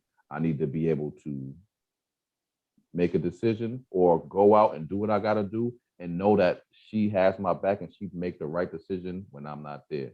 So that's where I stand with it. Yeah, that's key to be able to make the right decision when you're not there. That's very important. Because as a man, sometimes you're gonna have to go out and get it and be gone for a couple of days. Mm-hmm. Yeah. Okay, so you've been taught what you have to do as a man, right? Like Jamal, you've been taught throughout life what you have to provide as a man, right? Yeah. Okay, and Calvin, the same thing. Like we were taught what the fuck a man provides. What about the opposite? Who teaches women what their role is or what they need to do? And the reason why I asked that question is because today women are taught that they don't need a man. They can do bad all by themselves. They're strong, independent, blah, blah, blah, blah. So they don't understand the value of a man or what a man brings to the relationship.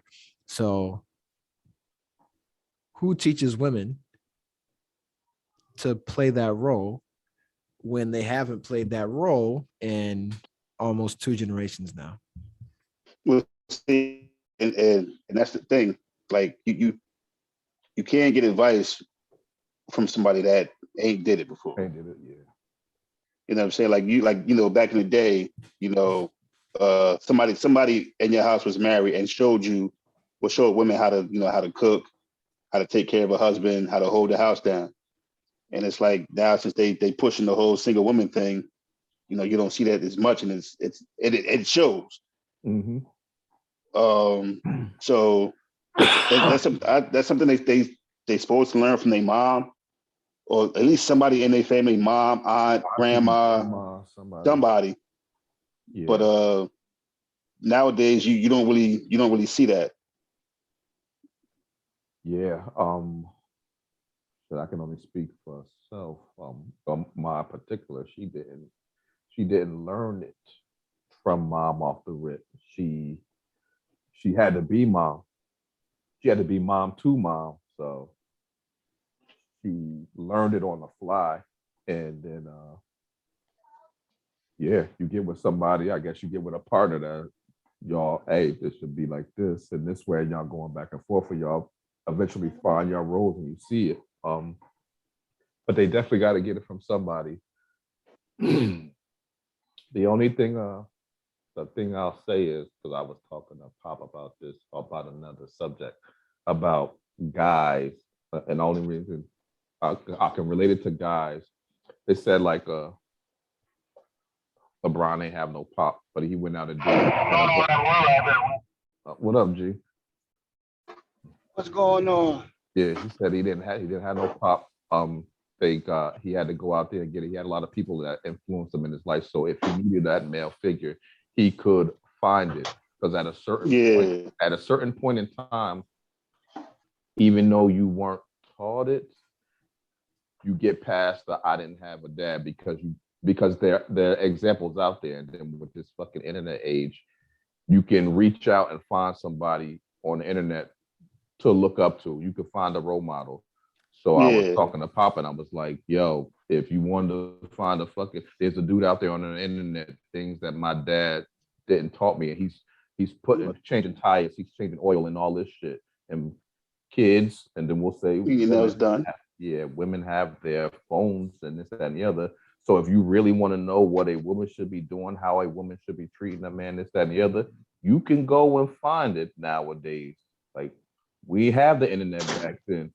That shit is push of a button and you can find an influencer that's actually doing the right thing. So, you get that excuse up until a certain age, and then it's like, yo, what are you doing? You choosing to not be a partner. You choosing to only fuck for rent. You choosing to only do this. You wanna, if you wanna go, it's the same. You being honest about it. Yeah. I'm being that serious because that's why you like when I was talking about a discussion I was having with Bruce, but we only get that excuse for 18, 19, and it's like, all right, now, do I really want to be a good partner? Let me look at, Shorty is giving a master class on how to cook. Shorty is giving a master class on how to take care of a house or some other shit, or not just the womanly roles, but just how to be a partner, period. So after a while, it's on you. That's how I feel. Okay, so now we gotta fucking, here comes a new challenger. This bitch ass motherfucker named G-Tex. Yo, why you always calling me names, yo? This pussy ass nigga with a brand new fucking Xbox. Fuck you, nigga. I'm tired of all the verbal abuse. The G-Tex slander will continue on this podcast, nigga.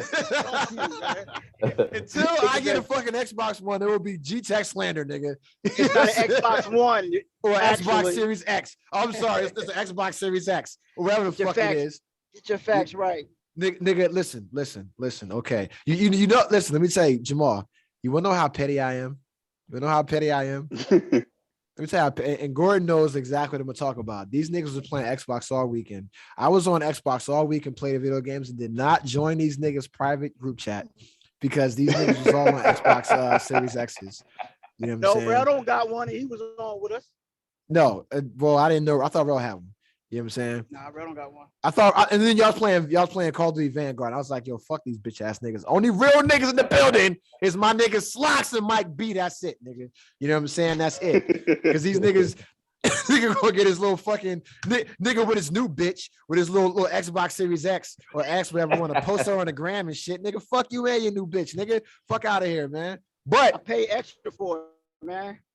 Did you get it from a store or you had to buy it from a nigga? Off the marketplace? I bought it I bought it off the this dude on Facebook Marketplace was selling it. He bought Nigga, it. you brave. You What- brave, bro. You Huh? brave. No, I You met him at brave. a police station. I ain't stupid. I met this nigga at a police station. Yo.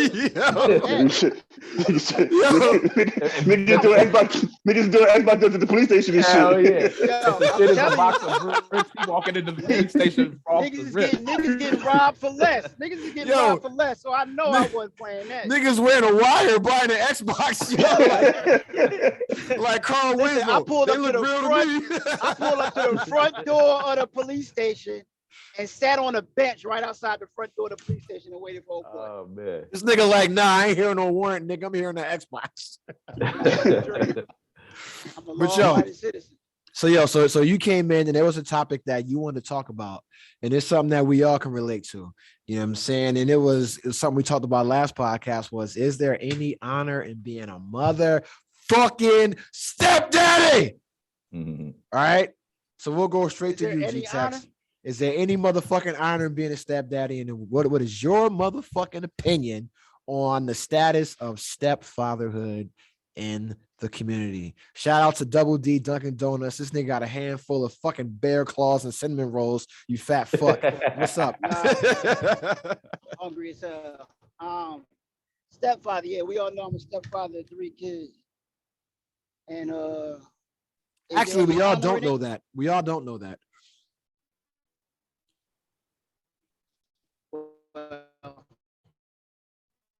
Hold on. You're cutting out. You on that fucking trucker Wi-Fi, nigga. I know I'm driving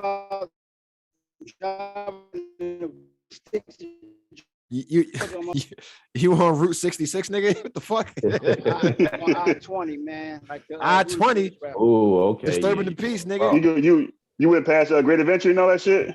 Yeah, I'm past that already. I'm coming through Dawson. Yeah. Okay, so Yeah, I know everyone where that you listens to at. the pod does not know that you're a stepfather. So please give some backstory on your situation. All right, the woman I'm married to had 3 kids before I met her. They were all right, Bruce. The youngest was 2 and the oldest was 5 at the time. Yo, you really are Bruce, nigga. Yeah, because she got twins and then she got the oldest one. But they don't call me dad or nothing like that though, because their fathers, they know their fathers, but their fathers don't really do much. I take care of them like they my own. I buy them whatever they need. I mean, as far as honoring it, I don't look for the honor. I do it because I love them. I don't look for what they call it. Somebody else congratulate me on being somebody stepfather. Because at the end of the day, women, like my daughter has a stepfather, and from what I've known, he's a good dude. My motto is I trust the one I had kids with to be with somebody that's gonna treat my kids good. I don't have a much relationship with old boy, but I mean, he seemed like he's straight. But I mean, I don't know. I like being a stepdad. I like kids, so it's like it's easy for me. So let me ask you a question, man. Your daughters are getting married, and they want their biological father. They want their biological father to walk them down the aisle. Do you feel some type of way? No. Nigga, you better than me. I'm about to say, because I would. I ain't gonna lie. I would. Like, fuck that. Nigga, I will stone cold stun you on the fucking altar if I raise your motherfucking ass and I don't walk you down the aisle. Fuck that. I know what it is at the end of the day. So I mean, y'all niggas watch The Office. I'm be like fucking Michael Scott. Like, nigga, you stole my moment, nigga. Yeah, word up. Fact. But see, it ain't my moment. I don't look at it as my moment. As long as they grow up to be responsible adults, that's my moment. Because I'm part of that. Yeah. You just filling in for you stepping in on the wedding. That's a brief moment, but at the end of the day, that is your daughter. So I would expect that because, like I said, my daughter London in Florida has a stepfather who's been around her since she was a baby.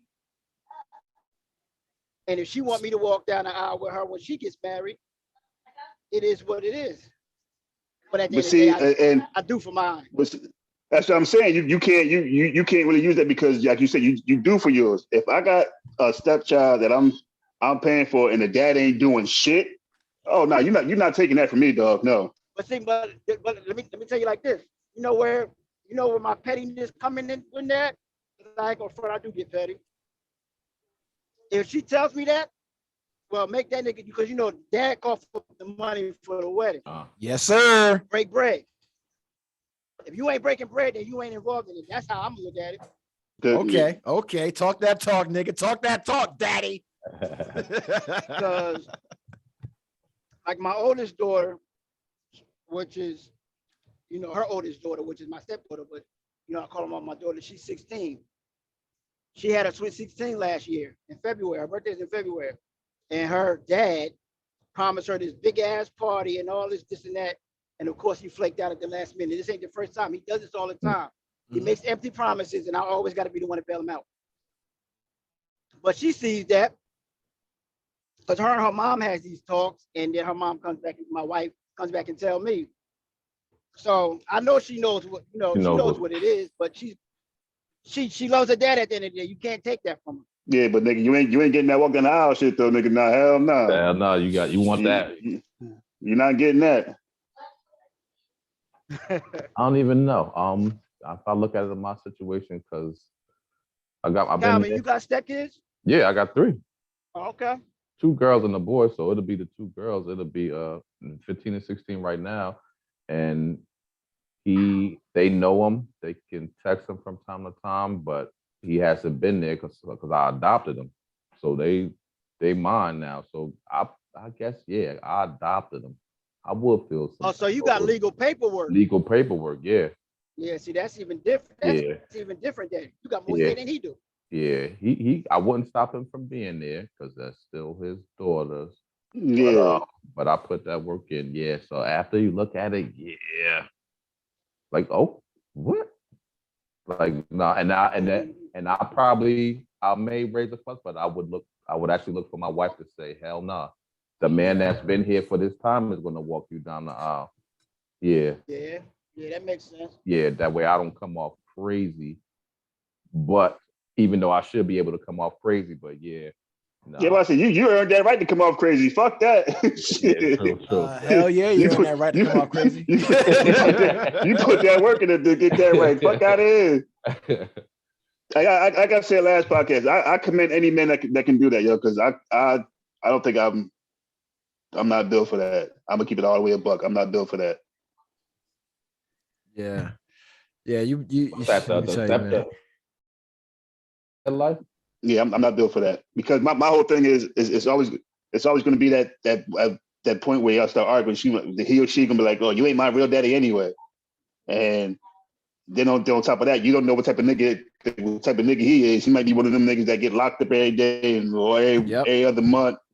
And then he come home and, he mad at you buy his son or his daughter some sneakers and shit, want to fight and get his boys to jump you type shit. Let me tell you, I will call the police on this nigga so quick. Let me tell you.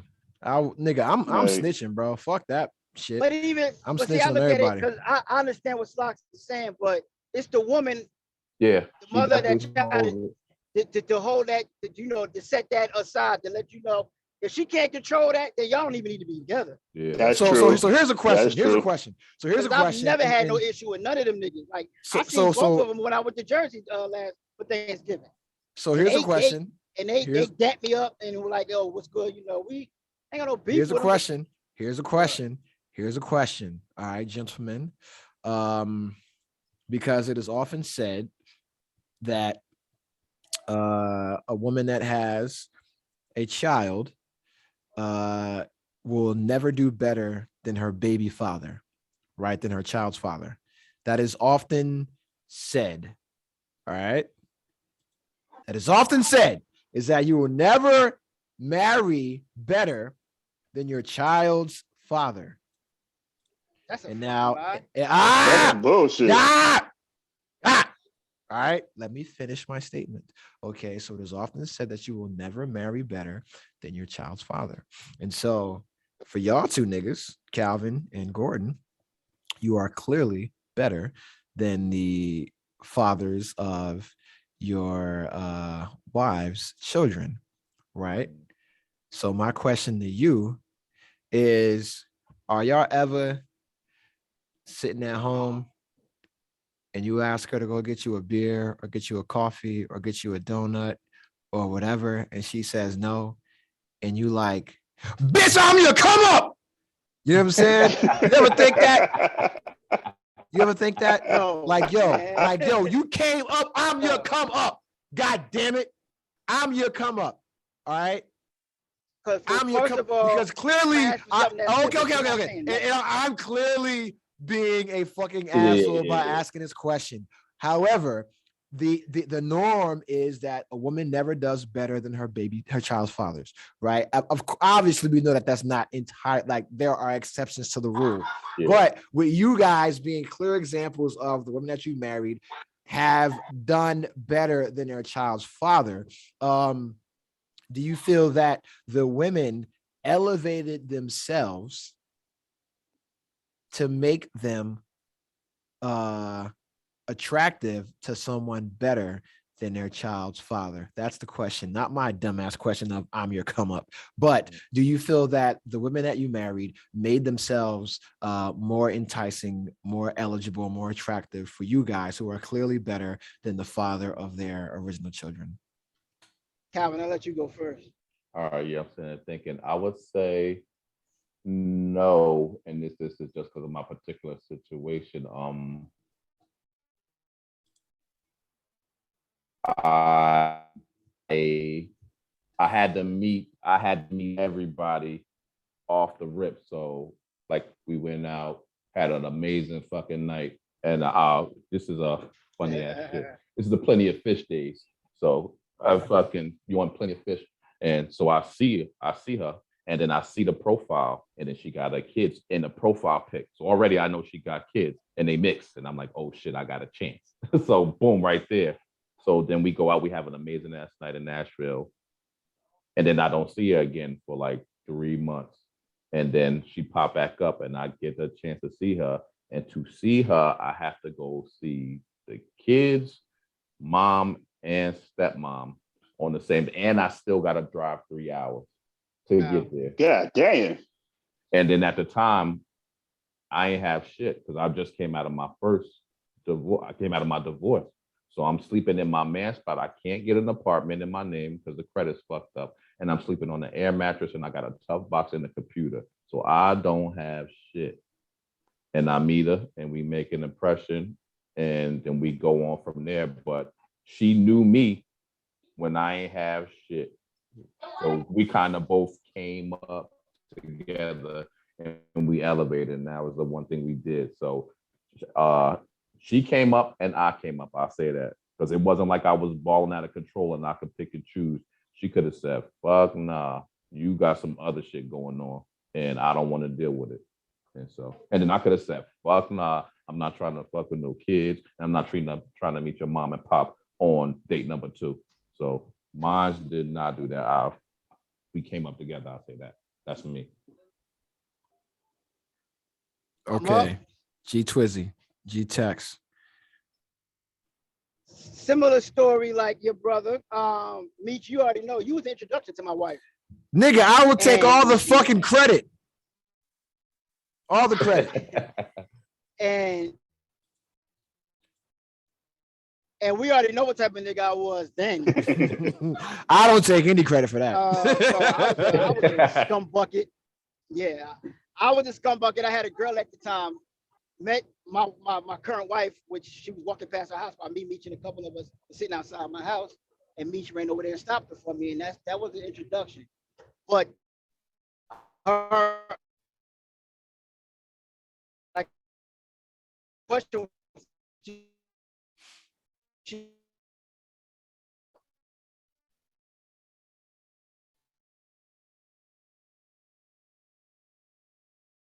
she was on section. And hold like up. couple $1,000 in a listen, I don't mean to cut you off, but none of what you said, I just heard. Did you guys hear that shit? I did, yeah. God damn. Now. Oh, there you go. What the fuck? Well, can you say it again? Because I didn't hear shit. I said it was similar to like Calvin's story where we had to level up together because we both really ain't had shit. She was on Section 8. I was, a 2-bit so-called hustler. we moved down here with maybe $3,000 or $4,000 in a pipe dream and just hustled, stayed out of hotels. Matter of fact, our first place we got down here, we stayed in for like 2 months and got evicted because the money was low. We was living in a roach hotel, roaches every fucking where. And she grinded it out with me. We leveled up together. So that's what it wasn't. She wasn't leveled up to make me attracted her because she was leveled up after her previous relationship. We just leveled up together. So it was like, I knew she was the one because ain't no woman gonna go through the shit that she went through with me. She could have easily said, man, fuck you, you a loser, and went back to Jersey and, you know, did what she was already doing. She grinded it out with me with 3 kids. What's up? So that's a beautiful story. That's beautiful. I appreciate that, man. That inspires me. You know what I'm saying? Hopefully, you know, my child's mom meets a great stepfather like you niggas, because it's not gonna be me.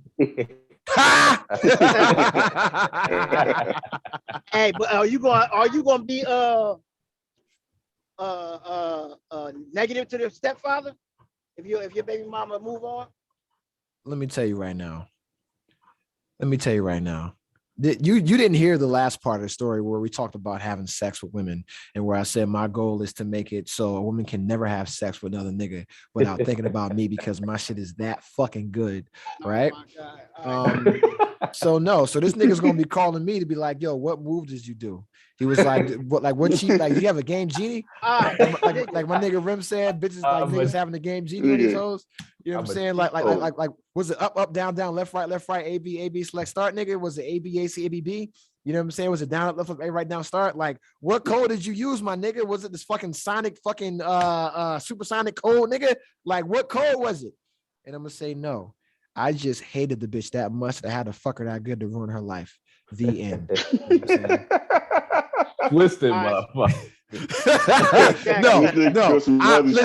Listen. The Cognac story is listen. If you're an employer out there and you listen to this podcast, nigga, I'm a disabled vet. Let me live, nigga. You know what I'm saying? So, but no. So, me personally, unlike you niggas, I would be involved with the dude because I've been in that step parent role before, and I wanted to have a relationship with the father of the child to ensure that we were on the same ensure we're on the same page when it comes to discipline and raising the kid. Why are you cutting me off? Because what you just said, unlike us niggas, I tried to do that with her 2 baby daddies, but these niggas is losers. Well, goddamn. So okay. It's like trying to talk to them is like trying to talk to another kid. And that's what it was, right? And so, but the difference is that it wasn't my kid, right? So I can't tell her what to do with the father of her kids because it's not my kid directly. But with my daughter, I can tell you what to fucking do, because if you don't do it, I will take you to fucking court. You know what I'm saying? And me, I'm one of those pussy ass niggas that has paperwork. You know what I'm saying?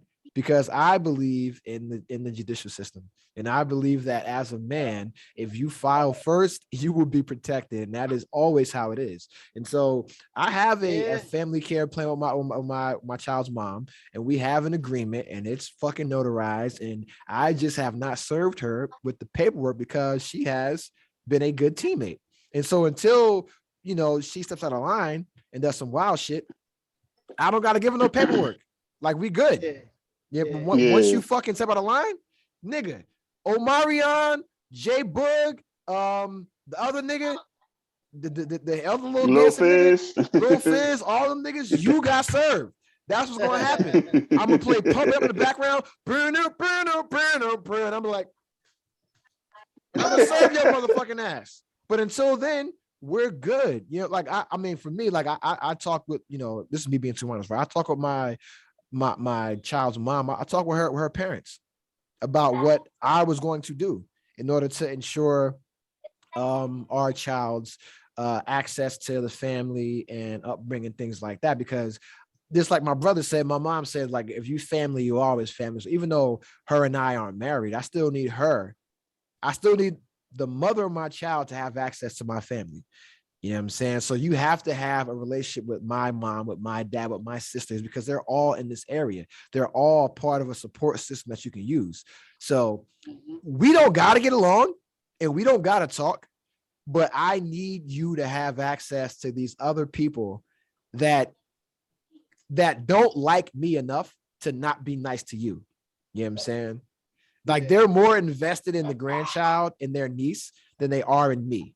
You know what I'm saying? So it's like, yo, even though I'm their brother, they'll be good with you and contact you and talk to you and have a relationship with you over just, satisfying me.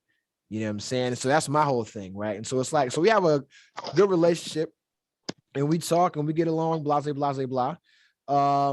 And that's the bad question. What's wrong with you? And that's the thing, you know what I'm saying? But for me, it's like I wanna hey, Jamal, mute your goddamn mic before you discipline your kids, bro. Get in the shower. This motherfucker, bro. Matter of fact, I can mute him. I forgot I'm the host. I'm muting your ass, nigga. You know what I'm saying? So so the thing is, so when I was in the stepdaddy role, I wanted to have a relationship with the child's father, but the mom wasn't she wasn't cooperative in that. She was supportive. Hey, hold on. Oh, you got hey, Slocks, can you hear me? Unmute yourself, nigga. I just muted you. Yeah, I muted you, motherfuckers. You sitting there yelling at your kids, abusing them and shit. I can't hear you. I don't have you muted. I don't hear him neither. I don't. You muted yourself.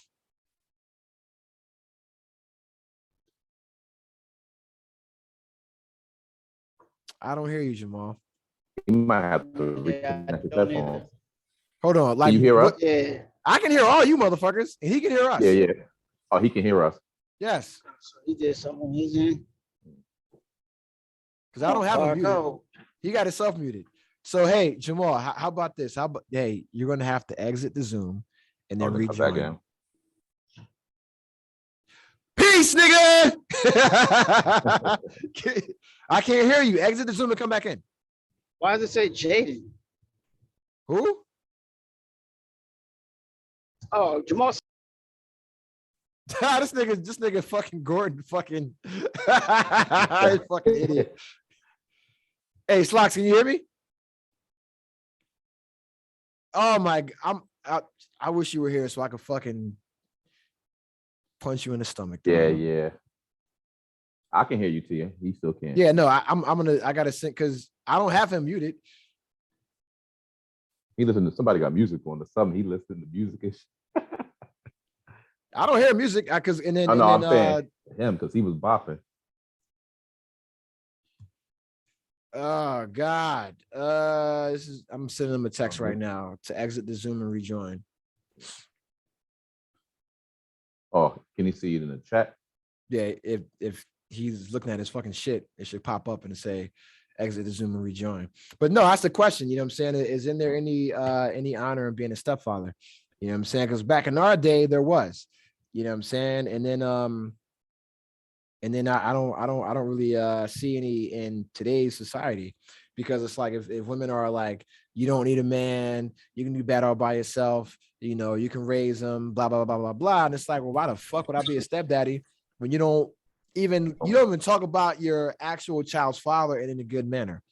You know what I'm saying? And you had a kid with a fuck nigga. So why the fuck would I want to be that little nigga stepdaddy? And I got to deal with, like, why do I want to be Russell Wilson when I got to deal with Future and a little nigga named Future? Bitch, change that nigga's name. Change that nigga's name. Change that nigga's name to Henry or Russell or Brandon or Sean or Mike or Jamal or Gordon or Calvin or Jeffrey or TJ or fucking Trevor, anything. Why do I got to deal with a nigga named Future? And that reminds me of your fucking past, bitch. So you got to give Future props for doing it. He did that purpose. Hey, can y'all hear me? Oh, Future did that. He named his kid. No, Future did not name that child Future. Sierra named that child Future. That's not true. How you know he didn't have nothing to do? Like, I named my daughter. Because the mom picks the name. It don't matter No, what they you say. don't. The mom is who puts that name on that birth certificate, dog. No, they don't. I named No, I did. that. Yeah, I I'm did. about to say I named my first and my last.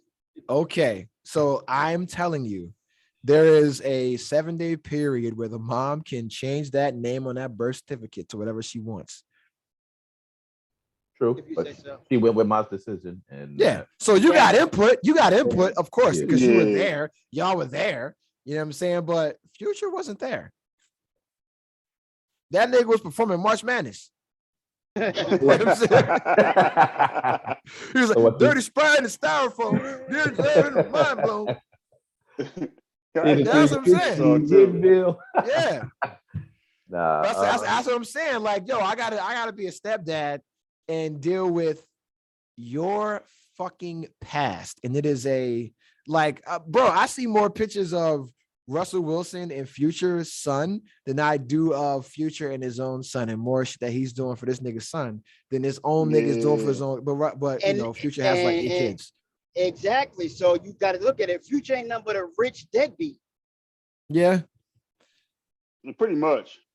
Well, I guess it's all, as far as why to deal with that shit is how bad do you want the woman, and then if you see a decent lack of a word. Okay.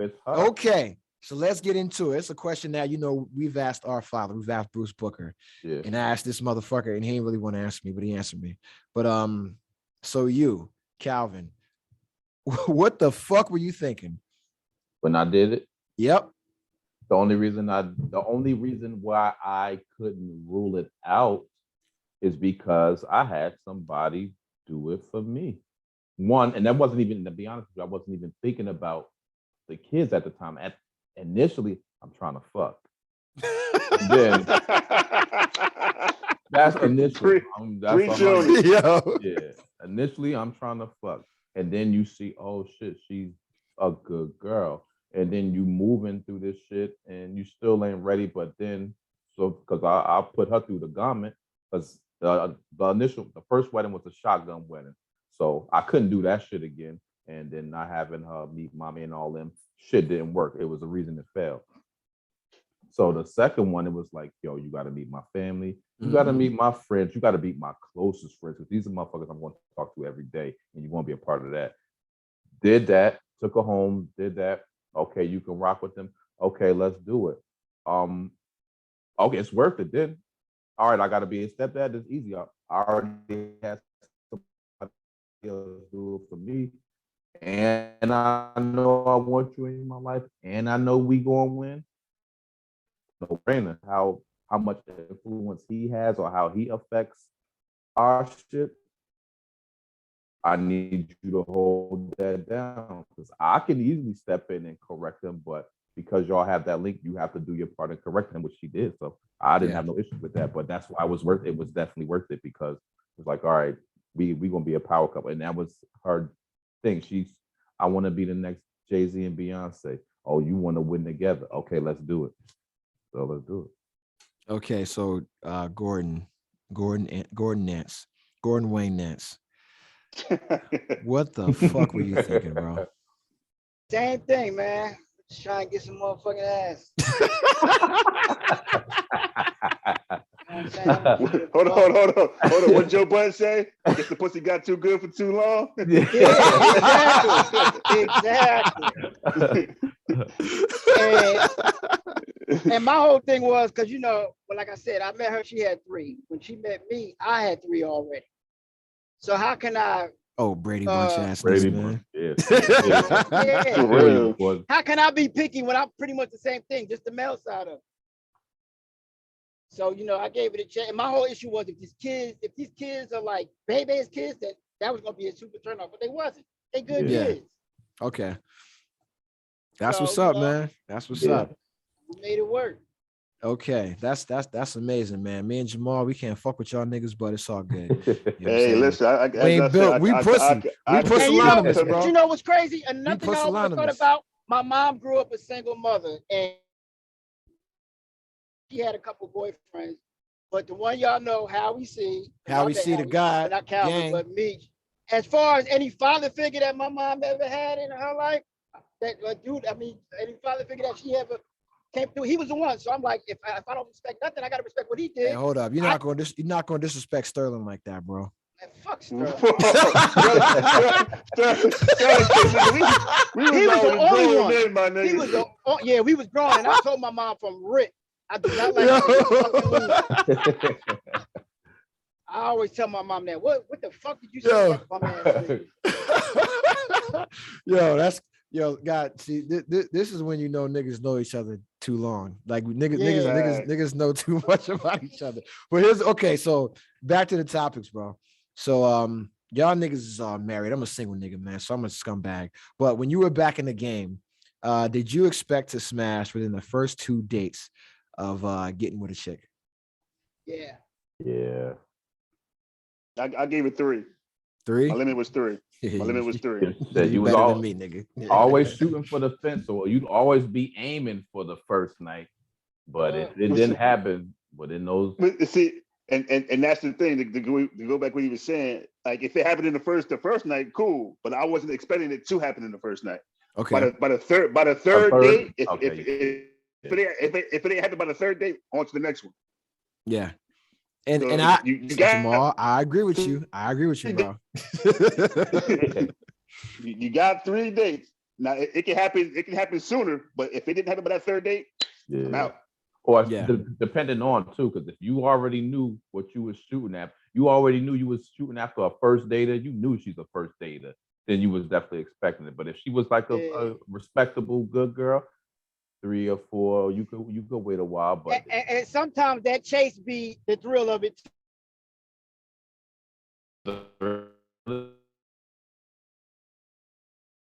Yeah, like I've been, you meet a girl, and by the third date you ain't smashed, but you still want to.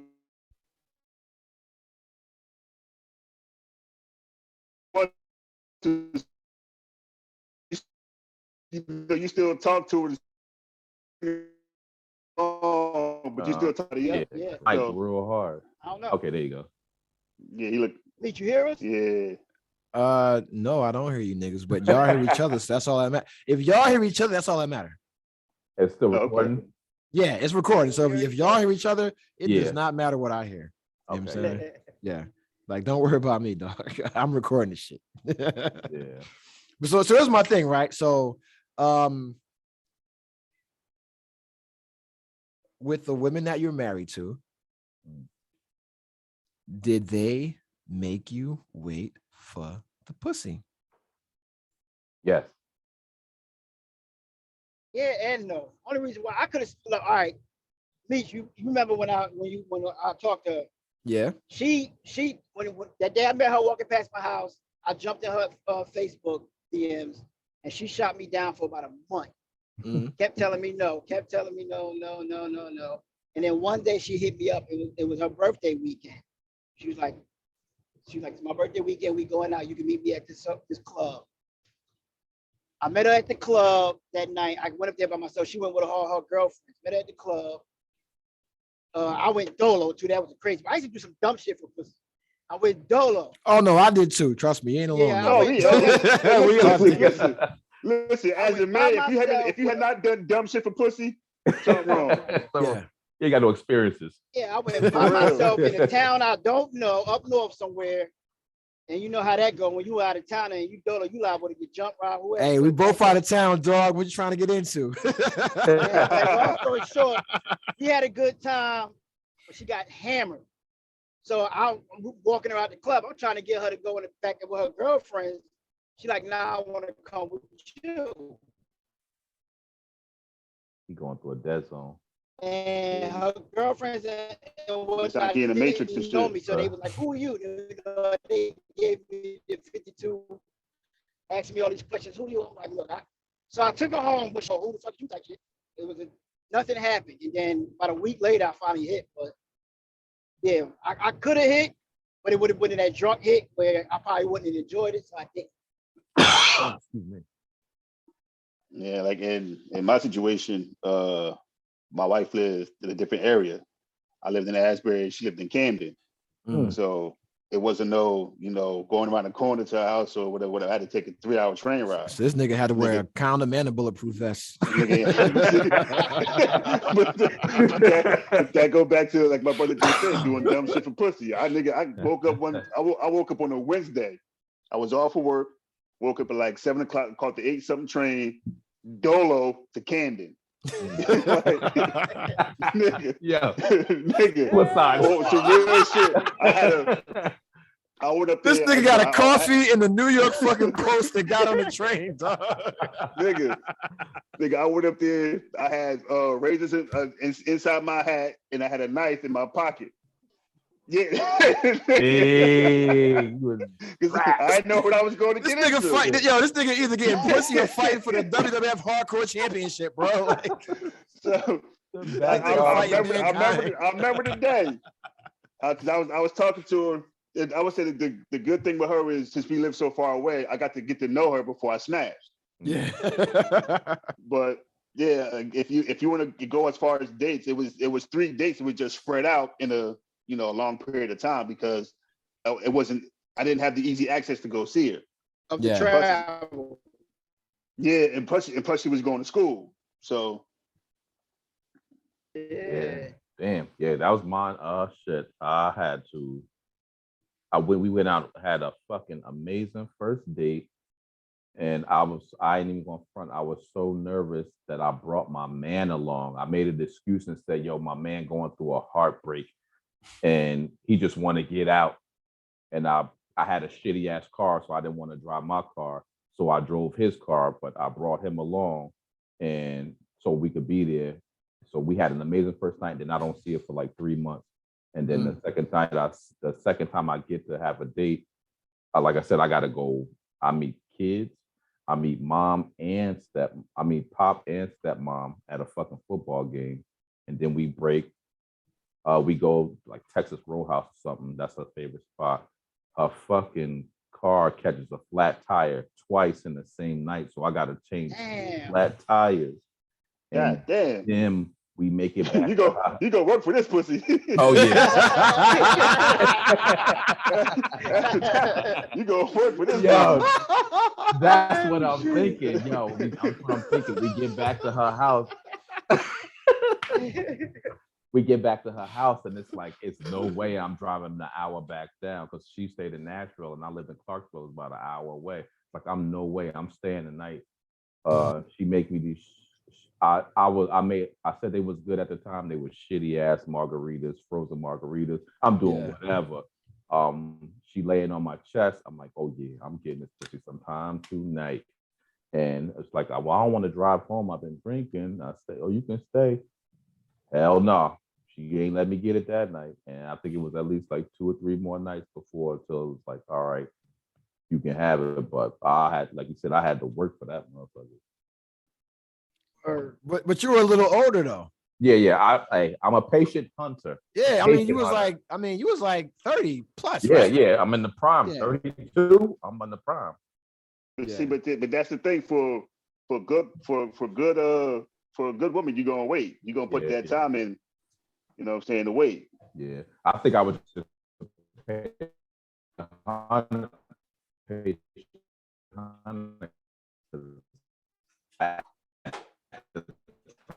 I had to go through all that shit. I didn't even know she's a good woman now. This is date number 2, actually. Oh, so, yeah. I did all that. I'm just heck yeah. So that was me, yeah. Gordon, where you state going line, with Alabama? Way station right now. Okay, that's what's up. See, maybe that's my problem, man. Maybe that's my problem, bro, because listen, man. If I ain't smashing by day 3, delete me. Delete. You know what I'm saying? Delete me. Okay, so quick question. You ever get the pussy early and it's trash? Yes. Of course. But with those, what are you doing if it's women, trash? Hey, listen, what are you doing if it's I trash? didn't date. With those women, I didn't date. It was like we went out, like I went over for the sole purpose of fucking. You know what I'm saying? Yeah. So it was like, yo, I'm coming to your house and we're going to chill, right? Me, I'm about to fuck.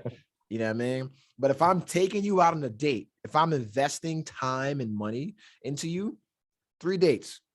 I'm investing time and money. You're using my resources. I'm the outlier because what, you got some trash pussy and still was fucking with the bitch? The white girl Jamie, pussy was trash as hell. No, she was breaking bread, my nigga. That's different. That's why I did exactly. That's why I dug that one out. That bitch was, I'd be like, let's go here. She swiped that credit card quick. Oh man, yeah. Shout out to her, bro. So you had benefits. Yeah. You can't have white pussy and no benefits. That's what I'm saying. So it was a fucking reason for that, bro. A question. I got a question, and y'all may have asked it on the previous pod or not. Being older and wiser now, fucking sex before marriage. Hell yeah. Yeah. Absolutely. Listen, okay. Listen. Absolutely. I'm not. That's like buying a car you ain't test drive it yet. Yeah. Exactly. My nigga. Exactly. Yeah. No, I'm just asking. So this some shit that you want to tell baby girl. Let me tell you right now. Yes, it's because my daughter will have an IUD as soon as she has her first period. She will have a fucking IUD. And I'm gonna tell her, hey man, ride that cock carousel. You know what I'm saying? Do it. Get some experience. Like, yo, life is a fucking RPG, my nigga. You can't win if you ain't fucking level grind, if you ain't got no experience points. How the fuck you gonna play Madden when you a fucking 67? You ain't getting no, like, how you gonna be on the fucking streets, NBA 2K and the rec when you a fucking 78? You ain't spent no fucking virtual currency on that pussy. Yeah, you know what I'm saying? Some last night. That's what I'm saying. Yeah, I saw you was on there for a minute. So my pettiness, also, I didn't get on with you niggas because y'all niggas was in the chat room with Jay Hood. So I ain't ready to talk to that nigga yet. Now I'm on that shit now, Gordon. All right. But to go to Calvin's question, you're not gonna stay in a marriage with whack sex. Bro. No. It ain't. Somebody gonna cheat. I seen it. Yeah, I have. Yeah, I was just wondering because I had a girl. She was a good girl, good friend, and she did the whole church thing and all that. And she never had sex with a husband until their marriage, and she said trash. And when I say she weighs, but so he was trash. He was trash. Yeah, she never hit it before marriage. She kept the whole. Oh, that shit was crazy. Yeah, that shit ain't gonna work. Yeah. No, sex before marriage. But for me, I believe in getting tested first. So both parties. So it should be like a mutual consent. So both of you guys get tested.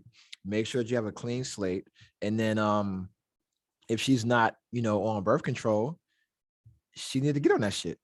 You know what I'm saying? Like, or you need to wear a condom. Mm-hmm. And I am not a condom wearing nigga.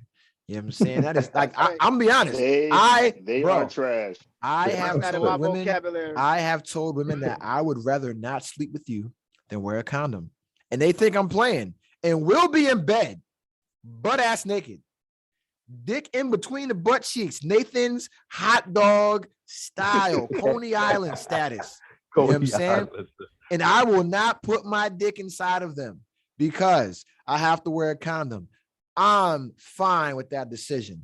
You're trying to put that subliminal pressure on them, like it's right. Get on birth control. You know what I'm saying? It's like, yo, I would rather not have sex. I'd rather not. Like, we can just cuddle and we can be in a relationship and not have sex, and we can wait until you decide to go birth control. Because I'm not wearing a condom, my nigga. I'm not eating a hamburger with the fucking wrapper still on it.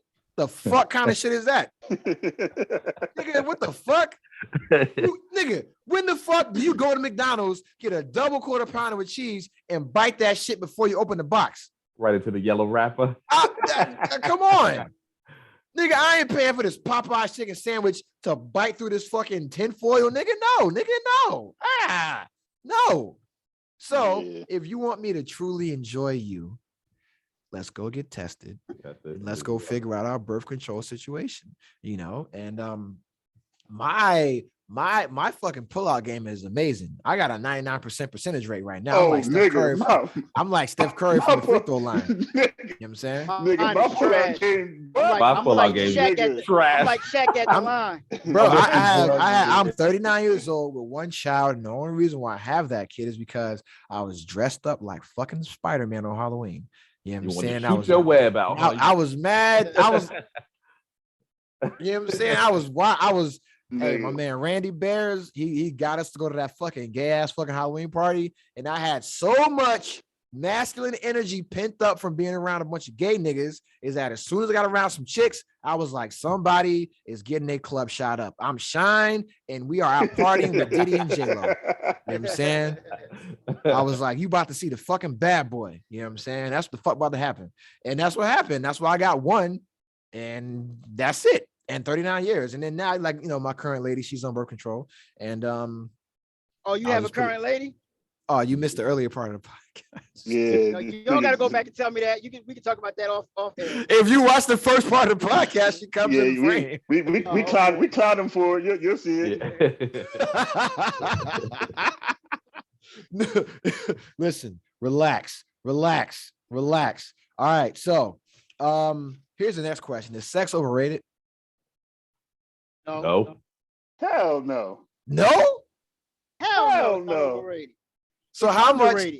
Oh, so what percentage does sex play in a relationship for you? Me? 70%. I'm not mad at that number. I'm not mad at that number. I'm not mad yet. I need it. Damn, son, where'd you find I'm getting to the age where sex is getting lower and lower because I'm getting older and older. You got to get it where you get in. Exactly. I'm trying to have as much of it as possible before I can anymore. I tell my wife all the time, as long as I can use this motherfucker, I want to use it. At some point, I ain't gonna be able to. Yeah. So for me, it's about a good 50-60%. Yeah, good 50%, because everything else is easy shit. Yeah. Pump that into the right. When I don't have sex, it's the only time I walk around the house grumpy. Pretty much. Can I tell y'all something, man? Can I be honest with y'all, bro? And it's a good thing my girl isn't here, bro. You don't. I withheld sex from her for almost a week. Different type of nigga. That's all. You Yo, Thanos was right, nigga. No, because can we listen, we're gonna be honest. She's out doing whatever the fuck she's doing right now. She'll be back though, so I gotta be quick. But so it's like, yo, you gotta be quick in more ways than one. Exactly. Eddie Murphy, bro. Eddie Murphy status, man. Harlem Nights, man. So what happened was we had a conversation about something that I was unhappy about, right? But prior to, I was gone for a week, and we hadn't gone longer than like 2 days without seeing each other. And mind you, this woman lives, I'm in Silver Spring, which is north of DC. She lives in Fairfax, Virginia, which is almost an hour away. And she drives up an hour daily to come to see me and stay over and then drives to work, right? And so if you're listening right now, you know what it is. Sorry. And so when I came back for the drive, when I came back and exactly right when I came back for Halloween, when I came back for fucking Thanksgiving, I made sure that I gave her the dickening. You know what I'm saying? I made sure that I blew the fucking back out, ate the box. You know what I'm saying? Stuck the tongue in the butthole, everything, bro. And I'm honest. I don't care, bro. I'm that nigga. You know what I'm saying? And I'll tell you, listen, if like my man Sandy Earl Pettis said, if you're not licking the ass when you're eating the pussy, you either fucking up some good eatings or you're eating up some good fuckings. You know what I'm saying? The end, right? So your tongue should always find its way in the butthole at some point. Text, I know you feel me, bro. So this is what it is, right? So I made sure I gave her an A1 performance. You know what I'm saying? Like Nas on Illmatic, you know what I'm saying? Killed it, right? And then we had a conversation about something that I was very unhappy with. And if we all like if niggas know they love languages, you know what I'm saying? I'm like a quality time, words of affirmation nigga. You know what I'm saying? So I gotta know that you believe in me. Trust is important. I gotta know that you trust me. If at any point that shit is kind of flaky or shaky, yo, looking at my rollie, it's about that time. 10 bad bitches rolling that 9. You know what I'm saying? I'll be the first nigga. Say that again. You are words of affirmation and quality time. Quality time. All right, I'm probably like because for me it's like, yo, physical touch is important. I don't give a fuck about no fucking gifts. I don't like physical touch. Like, that's number 3 for me. But that's quality time. So it's like, yo, as long as we can be together, I don't gotta fuck you. I just have to be with you. You know what I'm saying? Like that'll come, that'll come, obviously, right? You see these eyebrows, you know, like that'll come. You know what I'm saying? But it's like it's like, yo, it's like I just have to be around you. You know what I'm saying? And for me, it's like if I'm not around you and I feel that your belief in me is shaky, then I'm gonna get flaky. You know what I'm saying? I'm be like, okay, well, if you perceive me to be this nigga or be the people that you fucked with, I can be that person. Just say the word. You know what I'm saying? But I'm like, yo, I'm always gonna be who I am. So whatever I say, I'm gonna do. You know what I'm saying? So if I say we together, we together. So if I say we together, that means you have access to everything. So don't come to my house. Don't come and ask me, can you leave some pajamas here? No, you have a closet. You can use this entire closet. Here's 3 drawers for you. You can use these 3 drawers and have this closet and have this part of the fucking bathroom. That's if we're together, that's what you have. It ain't like I'm not doing shit in increments and steps like, okay, you can leave pajamas here, but you can't leave clothes here. Not earning the space. No. Yeah, I already have space for you. If I'm with you, I have space for you. Got you. It's already carved out. You just have to utilize it. So if you are in a position where you are unable to utilize it because of your own beliefs, your own feelings, because you don't want to deal with shit that you dealt with your last relationships, or you don't want to be hurt, or the last blah, blah, blah, like all this other bullshit, that is going to make me believe that you don't have confidence in me. And I am that nigga. I'm that dude. I'm him. You know what I'm saying? So it's like, yo, if I'm gonna tell you I have space for you, and that means emotionally, physically, mentally, I have space for you. So it's like, yo, if I ask you to be my lady, because I'm a nigga that asks, I'm like, hey, will you be my girlfriend? I'm on that Timberlake shit. That will you be my girlfriend? I use that word in so long. It's so long, yeah. Because you married, nigga. Shut up, bitch. I'm out here even when I wasn't. You know what I'm saying? You've been married, with your lady for like 10 years. Wife. Okay, but you've been with your lady for like 10 years. So that's wifey. That's wifey. Yeah. I'm out here in these thought streets. I'm out here in these streets. You know what I'm saying? On Bum Nigga Boulevard, out here with these fucking young ladies that, you know, have dealt with a bunch of lame niggas. You know what I'm saying? So I got to separate myself from these other niggas and shit. You know what I'm saying? But it's like, yo, I withheld sex from my lady. She gonna be mad when she hear this because her faith in me was a little shaky based on some other shit. Not anything that I did. So was just like, did you do that just to prove to her, like, yo, I'm not out here trying to get you just for the ass. Oh yeah, ass I could get ass. So yeah. I'm not gonna fuck you. I'm gonna show you that I want you for some other shit. And we sleeping in the same bed, but fucking naked. And she's a sexual person, and I'm like, you're not getting this. You're not getting this. You know what I'm saying? And that is dick discipline. That is cock control. You know what I'm saying? That is what I preach to my niggas. You know what I'm saying? It's like, you got to have that dick discipline, man. Don't let that fucking pussy persuade you, man. Don't let that cunt control you, bro. You know what I'm saying? Nah. Don't let that vagina veer you into the wrong direction, nigga. Just like my nigga DJ said in fucking Goddamn. And what's the movie? What's the movie, my nigga? It's hard out here for a pimp. For pimp, 365. Hustle and flow. Yeah. Just like Flow. my nigga DJ said in Hustle and Flow, Dick drives this car, bitch. You know what I'm saying? Yeah, Put your fun. fucking Yeah. hands on the wheel. All right. Dick Yeah. drives this car. And that's the thing. So my whole thing is that you can look how you look, and you can be as attractive as you want and be as enticing and be everything that I want in a woman. But if you don't have faith in me as a man based on your experiences with other niggas, but not your experience with me, this can all end. And the thing that you think that I'm here for, that you feel that is what you're going to keep me with, it means nothing. You know what I'm saying? Psychological shit. I like it. I'm here for it. Because I'm a terrorist, nigga. Yeah. You know what I'm saying? Deviant. This nigga be setting up evil plans and shit. Hey, bro, I'm Doctor Thanos, Evil. dog. I'm Thanos when it comes to the pussy, bro. Like, listen, okay. But and that's why I feel sex is overrated, because I don't need it. Like, that's not what's going to keep me. Like, your personality. I'm not saying that's going to keep me, but Yeah. It's not gonna keep you, just- but it's something that's gonna help.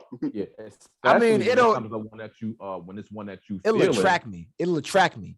It'll be another thing to add attraction. But what? Okay, so say you get attracted, and the sex game is straight, and you decide to make that choice, and that's the one. And then every fucking thing in that relationship is straight, but the fucking head is whack. Well, you're not a head. The sex game is whack. It becomes whack because of some mental shit. I've had that happen. You with everything, and I've had that happen. I've had that happen. Did that sex play an important role? Like shit, you doing? It wasn't the sex. It was the inability to get over something in your past, right? So if you have an issue, right? If you have an issue and you are unwilling to go to therapy, unwilling to address it, unwilling to work on it, it is no different than me being unemployed and unwilling to do a job outside of my skill set in order to put bills on the table. At the end of the day, it's about us satisfying our partners. So if I can't satisfy your needs for safety, security, stability, shelter, that kind of shit, and you can't satisfy me sexually, that's all you got to do. You can't satisfy me sexually because you don't want to be too nasty, because you don't want to be like that bullshit. Okay, well then, bye-bye. You know what I'm So saying? then sex That's played it. a role. So sex is important. It wasn't the sex. It was you being unwilling to do what needs to be done to make your partner happy. It's like if you sexual gain a bunch of sensation. weight, you gain a bunch of weight, Uh-huh. right? And okay, so before you get fat, we fucking every day. You get fat. I don't fuck you no more. Sex ain't the issue. Okay, Us not my having fault. sex ain't the issue. so it's what she got fat. The issue is you got fat. That's So you're the not issue. gonna love me because I'm not fat. Yeah, and let that's me what tell they you gonna right say. now. If and women that date me know this, you cannot get bigger. You cannot get bigger than what you were when I met you. You cannot get bigger than what you People get were bigger when I as met they you. age. No. No. Yeah, you No. not the same size you was in fucking 2000, nigga. In 2000, I was 155 pounds, 5'10".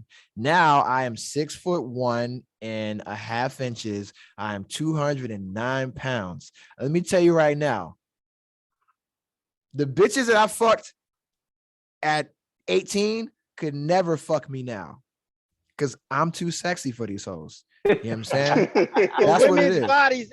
Women's bodies are Yeah, I'm different, about to- especially when they pop kids out. Okay. I do see what you're saying. You can't go to the gym. Yeah, no, I see what you're saying because actually. You said can't the go to the same- gym. I said the same It's shit to easier my. said than done. Yeah, No, I it's said- easier done than fucking done. Nah, Because guess what? everybody's- If you Nah, get can't do fat, that. they will tell you immediately, oh, you got fat, you gain weight, you don't fit your jeans the same way, blase, blase, blah. You look down, you Yeah. can't see your dick. They will tell you, but if you say anything, oh, I had a kid. You had a kid 4 years ago. The fuck you been doing since then? That's no different. That's no different than you know what? Like letting yourself.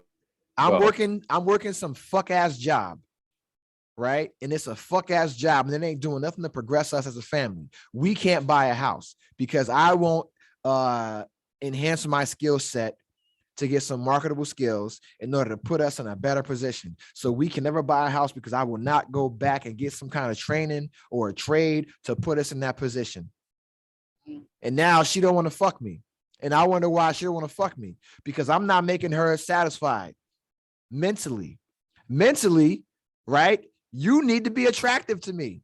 But yeah. I feel that. At the same time, bitch, don't get diabetes. You know what I'm saying? Like, you got to live longer than me. I'm not trying to take care of these fuck kids by myself. You know what I'm saying? So you got to live, bitch. You know what I mean? Like, when I go out, I go out a lot, and I'm a public nigga. I'm out and about, and I have places that I go. I want to be proud of my lady. I want to say, hey, look at my lady.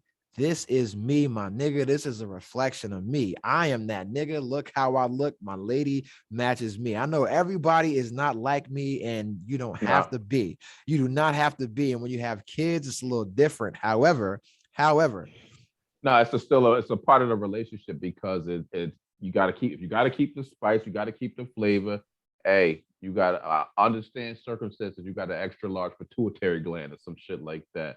That is 1% of niggas. Yeah, but other than that, you do, because I found myself doing it. You shouldn't get bigger than what you were. If you got pregnant, then you should better get down to what you got to before you were pregnant. I ain't gonna hold them to that standard, but you still should keep it sexy. Yeah, I'm not you holding still, that. you can't. If you were already a thick girl and then you got pregnant, just get back to what you were. You ain't gotta get skinny. If you look at my wife, when I met her, she was skinny. But the weight that she gained, I love it that way. That's what you like. No. That's what you like. We're talking personal That's preference. what you like. Yeah. That's what you like. So it works for you. That's fine. My shit don't. My shit for the treadmill every day. Hell yeah. Yes, Jamal. Yes. Coming out with the motherfucking the barbecue tongs and. But I'm just saying, like I've dated. Well, here's the thing, right? I've dated thick women. I've dated plus size women. You know what I'm saying? Like, just be like whatever I met you at, that's what I'm attracted to. So if you're 120 pounds or you're 160 pounds, that's what I like. Saying. That's what I like that 160. Don't be 210. Oh yeah. Get back to 160. That's it. So I mean, and like, you know, niggas that know me, that like, makes sense. And so niggas that know me that have seen my body work, that, like, so the women that I normally my body work, niggas that see the women that step out with, they're normally about $110, $120, maybe $130. You know what I'm saying? All athletic types. I mean, if you've seen my lady now, like, that's normally my type. You know what I'm saying? But it's like, yo, I've been with women that have been $160, that have been thicker. That's why I like you. If you get pregnant, just get back. I'll help you. Get back to where I like you. Exactly. I'll help you, because for me, where you met me is, I'm not going to exceed that. You know what I'm saying? Because I want you to know that I'm putting that work in to keep you attracted. You know what I mean? Like, I don't want you to have to like me for something else. I want you to know that I'm going to work to stay what you liked. You know what I mean? Or improve upon it. You know what I mean? I ain't about, like, it's about compromise. It's about cooperation, you know, and it's like, yo. You came a long way with this time. I still mad at you for that Miami trip, but that's another story. The Miami trip was different. That was different. Let me tell you it's about the Miami trip, man. I was not for the team. Somebody took one for the team. No. We went down there on some couple shit. I went down there with Holly. He went down there with his girl. You know, first off, let me tell you right now, our ancestors will be extremely upset with us because we were both down there with some And no disrespect, but I'm just saying, like, two niggas in Miami with two white girls is so stereotypical, and I blame that on Gordon because you're the older nigga. But no, that was different, bro. Like I was upset with her for some other shit. You know what I'm Calvin, saying? he made that trip so goddamn uncomfortable. It was ridiculous. Yeah. But you know what's crazy? I did, and I will never shout. That was 100% wrong for that nigga. I mean, how do you make karaoke uncomfortable, nigga? I did that. You know what I'm saying? nigga, even Thinking out mad shit at the karaoke. When me and Nup came to see you, and when he was in Florida, when me and Nup came to see you, and we went to E-Boy City and shit. you made that shit uncomfortable too, my nigga. There was a reason. I wasn't happy. I wasn't happy. I wasn't happy, my nigga. I wasn't happy. But then, and part of that is when we talk about effort, right? And you look at and here's where we're going to be honest, right? And I'm not trying to bash anybody, anything like that, right? It's like, look at the effort, right? So Calvin, you're familiar with the military, right? So at the time, I'm in Florida. So I'm on the floor. So I'm like an E5, getting money, right? Pay for her college, pay for her car, all this shit, put her in a position where she's making money. You know what I'm saying? Put her in a lifestyle that she wouldn't have been without me, right? And I'm doing my music thing at the time. And I I was actually popping. Yeah. She was down there. Yeah. You know what I'm saying? You know what I'm saying? So niggas that was a wild night, my nigga. The niggas on the fucking radio in Jacksonville, Florida, bro. I had a manager, bro. Like a nigga's popping, right? Niggas in the club and niggas popping, right? And you're not very supportive of my shit. Yeah, like on the outside, you may be but you're not really supportive because you want me to be something else. You know what I'm saying? But then at the same time, like you haven't been trained to be a wife because you've never seen a wife. You've never seen a husband. You know what I'm saying? It's like, just support a nigga. You know what I mean? And at the same time, it's like we had more shit with y'all niggas is married. So if family comes to visit, nigga, the house is still mine. I'm still the nigga that runs the house. Don't shit go down, don't shit happen without my say. So if it's so nigga shit, right? If I got things that are unopened, untouched, don't have these guests coming in, opening and touching shit that I have. That is my shit that I have not opened, that I'm saving the virginity on these Blu-ray DVDs, my nigga. Yeah. For a special occasion, don't have niggas opening up my shit. So it's a lot of that kind of shit going on. Look what get niggas pissed off opening DVDs. It's the principalities, nigga. It's the principalities. I know I'm fucking with you. But boundaries, habitual line stepping. But really what it all boiled down to is that when in a marriage, you can't choose the family over the husband. I'm the family. You know what I'm saying? They're in addition, and we all have to get along. But in my household, it's my household. Yeah. My shit goes. Right. So don't fucking change the rules because your family comes to visit because you don't know how to properly set boundaries. And that's what it was about. Motherfuckers not understanding how to set boundaries with their family. So when my shit started taking off a little bit and I'm popping and you can't even support that, and I got all my niggas in town and everybody is support, everybody's getting to enjoy the fruits of my labor. I'm a nigga, it's about to be uncomfortable. Sorry. You know what I'm saying? So if we go in a club, we still have fun. So niggas have fun. So if we in a club, hey, at least y'all have fun. Nigga Gordon, shut up. You know what I'm saying? So if we're in a club and I'm the only nigga that performs at the club because the concert got shut down because niggas was wilding. And I'm one of the niggas that's supposed to headline the shit. And now it's like, okay, come to the club from the club. And I go to the club, perform. The only nigga performing, bitches feeling the music, yada, yada, yada. And I'm at the bar. I remember because it was me on that little ass stage. Look, this my split star right here. I love this nigga, dog. And so we got that one. And so, yeah. And then now you want to fight bitches because they want to appreciate what my little bum ass came to do in their club. And the hoes want to appreciate a nigga now. That should have never been an option. You know what I'm saying? You should have been there. You should have been there. There should not have been any point where I've been in this fucking club without you there. But you want to go do your thing with your friend and be cute. And that's what in Slocks, she had her friend there. You know what I'm saying? So that's what you want to do. Okay, do that. My friends is here. and we're young. and we was on some other shit that so night. they're not holding me accountable. So they're not holding me accountable. You know what I'm saying?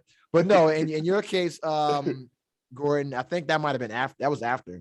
So shit was already bad at that point. Shit was already bad at that point.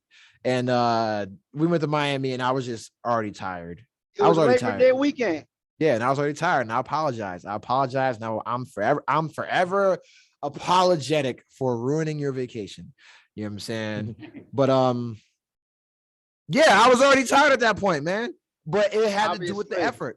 It had to do with the effort, bro. And it's like when you can relate, Calvin, when you're in the military, busting your ass, or you're at Tex, you're driving a fucking truck 50, 60 hours a week. Slacks, you're out there fucking setting up goddamn infrastructure for America, for society. You're busting your fucking ass, bro. And you can't come home and get some appreciation and some effort. Yo, eventually you're going to say, fuck it. You know what I'm saying? Yep. Fuck it. Yeah, you're right. And you're going to let shit collapse because it ain't on you. You the foundation. You've been holding shit up this entire time. So you're gonna be like, you know what? Fuck it. I'm gonna let this shit collapse and let you watch it happen. And you can do something about it, or you can let it collapse. And then I'm out. The end. And essentially, that's what happened. You know what I'm saying? So I allowed some shit to collapse because I was tired of holding it up. And guess what happened? It collapsed. You know what I'm saying? So not too long after that, y'all got a divorce. No, it was literally as soon as we got to San Diego, and guess what happened? I got around some women that appreciated what a nigga was doing. You know what I'm saying? That's because after Georgia, I went back to Jersey. And yeah, that's when we went to Miami when y'all was living in Jersey. And the nigga got a little promotion, nigga getting some paper, nigga getting more hoes. Yep, got access to more women, and I'm turning down pussy left and right. Turning down pussy left and right because I'm married. That's the right thing to do. And now I'm like, why am I doing this? And then when you leave for a year and a half to go do something that I didn't want you to do anyway, that's not benefiting the family, because the shit didn't benefit the family, right? If you're nursing, if you're making money as a nurse and you join the fucking reserves to go do some shit, you're not benefiting the family. You're putting a strain on the family by separating a married couple for a year and a half. You're not putting any extra money in my pocket. No, you're not putting because you're going. I'm losing BAH, nigga. You know what I'm saying? Because you want to do something I want you to do. All right. So I'm losing money for you to go do some other bullshit, right? And then I'm around bitches. I got niggas, moms trying to fuck, teachers trying to fuck, applicants trying to fuck. You know what I'm saying? Like all these women trying to fuck, and the Navy trying to fuck. I get promoted to chief. Everybody trying to fuck, and I'm like, no, I'm married. And then you leave for a year and a half, and it's like, well, why the fuck am I married? You know what I'm saying? And then we go to San Diego, and then my nigga that was on earlier, David Gonzalez, he's like, hey man, come out with me. And you get around all these women that appreciate a nigga sauce. You know what I'm saying? And you're like, I don't want to be married anymore. The end.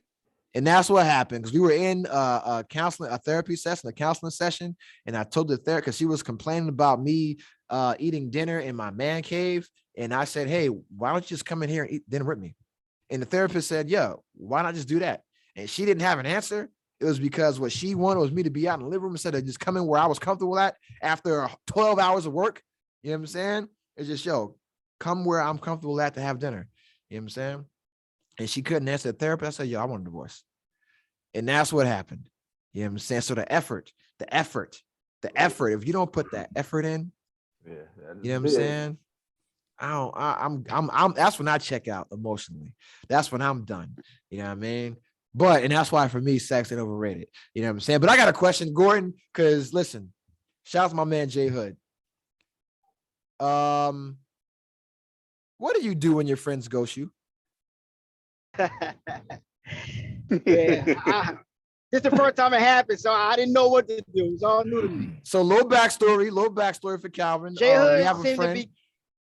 we have a friend. Our best friend. His best man at the wedding. Best man at the wedding. And the last, I want to say what started in August. This was like 5 fucking months, really, because it was July. This nigga it happened after your wedding, right? Yeah. Later that summer, because it was July, bro. July, August, whatever. The nigga been ghosting me, like, so July, my phone calls, September, October, November. I would call this nigga. Like, I know this nigga work schedule, so it's like I know when to call him. Yeah. He not answering the phone, but then he'll text me and be like, "Oh, I'm busy. I'll call you right back." Never hear from this nigga. We be online playing Xbox. He's online at the same time. He won't come into the group chat. He's in our group chat. Won't respond. None of that shit. And to this day, I still don't know why. But so now the nigga will be playing a game with us and will not put the fucking headset on to communicate us.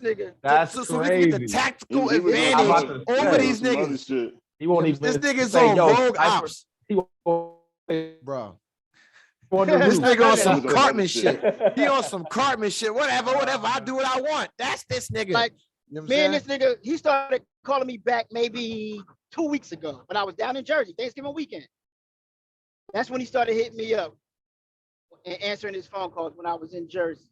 Mind you, we reached out to this nigga's wife. Me. That's how bad it got. Because I said, hey, I don't like the fact that you're ignoring Gordon. So I'm going to hit your wife up and demand that you respond to us and tell her that we're concerned about you. Well, and I don't like how you're treating Gordon, and you're going to answer this nigga's phone calls. Still didn't do it. You know what I'm saying? Still didn't do it. And so then a month later, the nigga wants to come back like everything is cool. And don't say nothing about being gone. And don't say nothing. And that's why I let y'all niggas send your little Xbox fucking party chat.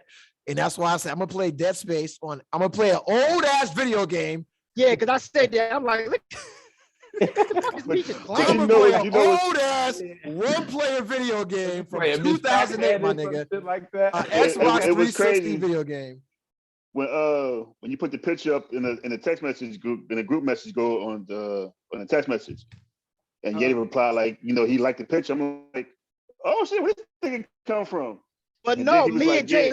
Okay, finish. Go ahead. But then he was like, yeah, I'm gonna be on, later. He's like, yeah, I'll be on too. I'm like, nigga, you've been on for the last 2 months and don't been talking to us and shit. Exactly. So, my thing is, I'm glad he is. I'm glad he okay, but like you need a reason. Like, well, you owe us an explanation, my nigga. You owe us an explanation. It's gonna be some straightening. But the backstory, me and Jay Hood have been texting heavy this last month because I've been trying to get it. One sending me to, which stores might have Xboxes and all that. And the way I ended up getting the Xbox I got yesterday, which was Friday night, me, him, and Red was online playing, and we was talking about it. And he just happened to mention, he was like, yo, did you check Facebook Marketplace? Yeah. And as soon as I checked it, a dude had just bought this Xbox for my little brother, but he wanted a PS5 instead, so I'm selling it.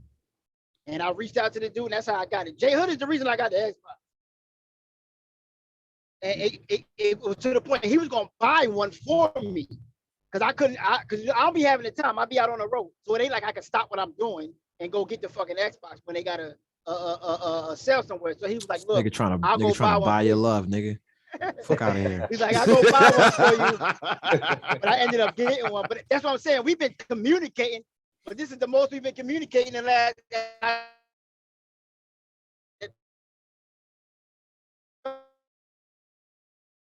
I had text him. But he never said why he I still don't know what the fuck. Never said why. I don't know. That's the difference between men and women. Like, women will be mad over that. I'm not mad. We get over that shit. Yeah, that's what I'm about to say. He was going through some shit and just, all right, eventually he's going to have to say, yo, I was going through. But hey, that's all you got to say. And that's how I was going through shit. But that's how I look at it. Eventually, it'll come out. Yeah, it's like, yo, just like, y'all was going through some shit. I need some me time. That's it. And that's fine, bro. You know what I'm saying? Yeah. Ooh, make par. But so there's a question. No, I don't know what to do when niggas ghost you because I don't know what to do either. I look at it as I get your space. Now, if it was a nigga I'm not like best friends with that ghosting me, then I'll just be like Black, for example. He ghosted me. And to this day, I still don't know why, but we ain't cool no more. Well, have you reached out to him? Back when he first ghosted me, yeah, I was calling this nigga all the time, like, yo, what's good? Pulled up on his crib, he wasn't home. I remember I took a picture, like, yo, I'm outside your house, sent it to him. Where you at? The nigga never answered. So I was like, fuck it. Damn, man. Yeah. You're a good friend, man. Yeah, I don't know. To this day, and mind you, when I got married, though, he sent me a DM and was like, congrats. That was it. And I haven't talked to him physically in over 7 years. Dang. Ain't y'all both in Georgia? No, he live in Texas. Nah, he moved to Texas now. He the reason I moved to Georgia. That's what I'm saying. Exactly. So, shit happened. Yeah. That's what's But up, man. he wasn't at day one. He was somebody I met at an older age. Yeah, y'all niggas need to grab a beer and fucking hash that shit out, man. Stop being pussies, dog. I'm not, listen, I've been reached out to him. It's to the point you get tired of doing it. Y'all niggas sound like fucking Joe Budden and fucking Rory and Maul, dog. You can't tell me why you got a problem with me then. Nah, but y'all reached out. Okay, so here's a question. Do you think it could have to do with his sister? I think so. To be honest, I think so. Either that, or it's two things I can think of. Maybe he finally got wise and realized, damn, you dogged my sister out. I can't fuck with you. And that's understandable. And the other reason it could be is when he was living here, I used to see his kids more than him. Because Keisha was living here too, and they used to always be at my house. And I maybe thought he might have felt about that. So I'm like, I don't know. And I mean, a nigga would feel some type of way about that. Well, why you mad at me? Because you the deadbeat. Nigga, because I'm a deadbeat. That's why. I was trying to be an uncle. Let me deadbeat in peace, nigga. Let me be a deadbeat in peace. Brother, so I was trying to be an uncle to your kids. Yeah, he definitely will have to get over himself on that one. So it's like, yeah. Then the sister niggas pride getting away a lot of shit. Yeah, I'm about to say definitely pride. But see, my thing is though, he can't get mad at the sister shit because he knew your situation before y'all hooked up. Man, he was with me when I was dogging his sister out. And at the end of the day, that's her choice. That was her choice, bro. Yeah. So I don't know. But it is what it is. I ain't so you ever ghosted one of your friends, Calvin? Nah, we've been all it's the military shit. So you get 3 years time. You go on hanging with fucking every day time zone, so I can't text that month every day, and life continues. But for the most part, with me. Yeah. Let me tell you, everybody's been through that with me. I'm getting better now as an old man. Yeah. But in the military, it's like you said, you get the 3 years, 3 to 4 years, and you with niggas every fucking day, bro. And then was like, you're fucking niggas. And then you fucking PCS, you fucking move. And then you may not actually talk to niggas until like 5 years down the road. Later. Yeah. You know but what I've seen so far, my whole shit, it's always, the one thing I do like about it is because if I go somewhere and I know somebody in town, my pride doesn't get in the way. Well, I'll reach out. I'll say, yo, I'm in town. I got a night. I got 2 nights. Can we link up? And for the most time, it's been, dude, you got a couch. Here, don't worry about a hotel. So I've always said that. Yeah, if you come to my city where I'm at, I'm gonna show you a good time. I'm gonna hit you up. I'm gonna find out that you're here, and I'm gonna reach out to you. And I'm like, it's like nothing ever changed between us. Yeah, it never. And that's the thing is like, as long as we were good when we separated, we're good forever. Yeah, you know what I'm saying. So, nigga, I'll go to your funeral and do the eulogy. I'll speak all type of good shit about you. You could have been the biggest piece of shit ever. I'm like, yo, this nigga saved my life. This nigga fucking read the kids. This nigga helped the lady across the street. Best motherfucker ever, right? I'll do that because everything was still good between us. But you come to my city, I'm gonna show you a good time, reach out to you, I'm gonna see you all the time, blah, blah, blah, blah. You know what I'm saying? But it's like in the military, you get like you get like these little like short relationships with niggas. They're all like these short marriages or short brotherhoods with niggas like that. And it's like you move and then niggas just have to start all over again. Mm-hmm. You know what I mean? You got to start a whole new life. You break up with your girl, you got to get a whole new girl, whole new life, whole new friend circle, everything. You know what I'm saying? It's just like, fuck. And that shit gets draining. And then for me, it's like, I'm the worst with that, niggas. I'm trying now. I've hit niggas up, especially after I retired and came back to the East Coast. I'm like, yo, I'm back on the East Coast. I'm going to call you and we're gonna get on Zoom and have some drinks and talk some shit. How many niggas you think I actually did that with? Not a lot. Not enough. You know what I'm saying? Like, if you're gonna like, but it's like, in my defense, nigga, everybody's invited to the podcast. So you can come on the podcast and do this shit live. You know what I'm saying? But my nigga is like my nigga Harris, right? He's out in Washington. We went for like damn near a 10-year period. We didn't talk. And it wasn't no beef or nothing. It was just that nigga was on a boomer and I was on a fast attack. And we ain't never in port at the same time. Yeah. But then like now that once I moved to Hawaii and shit, we started talking again and shit like more regularly, like that. It's like I had the nigga like him and my nigga Danny Adams. We in a group chat every day. So I had to niggas up with some shit every day. Damn near. And I'm pretty sure they're tired of me. But it's like even like I got niggas I went to boot camp with. It's like, yo, we ain't talked since boot camp or since like sub school, like AIT training and shit like that for y'all. But it's like we still cool.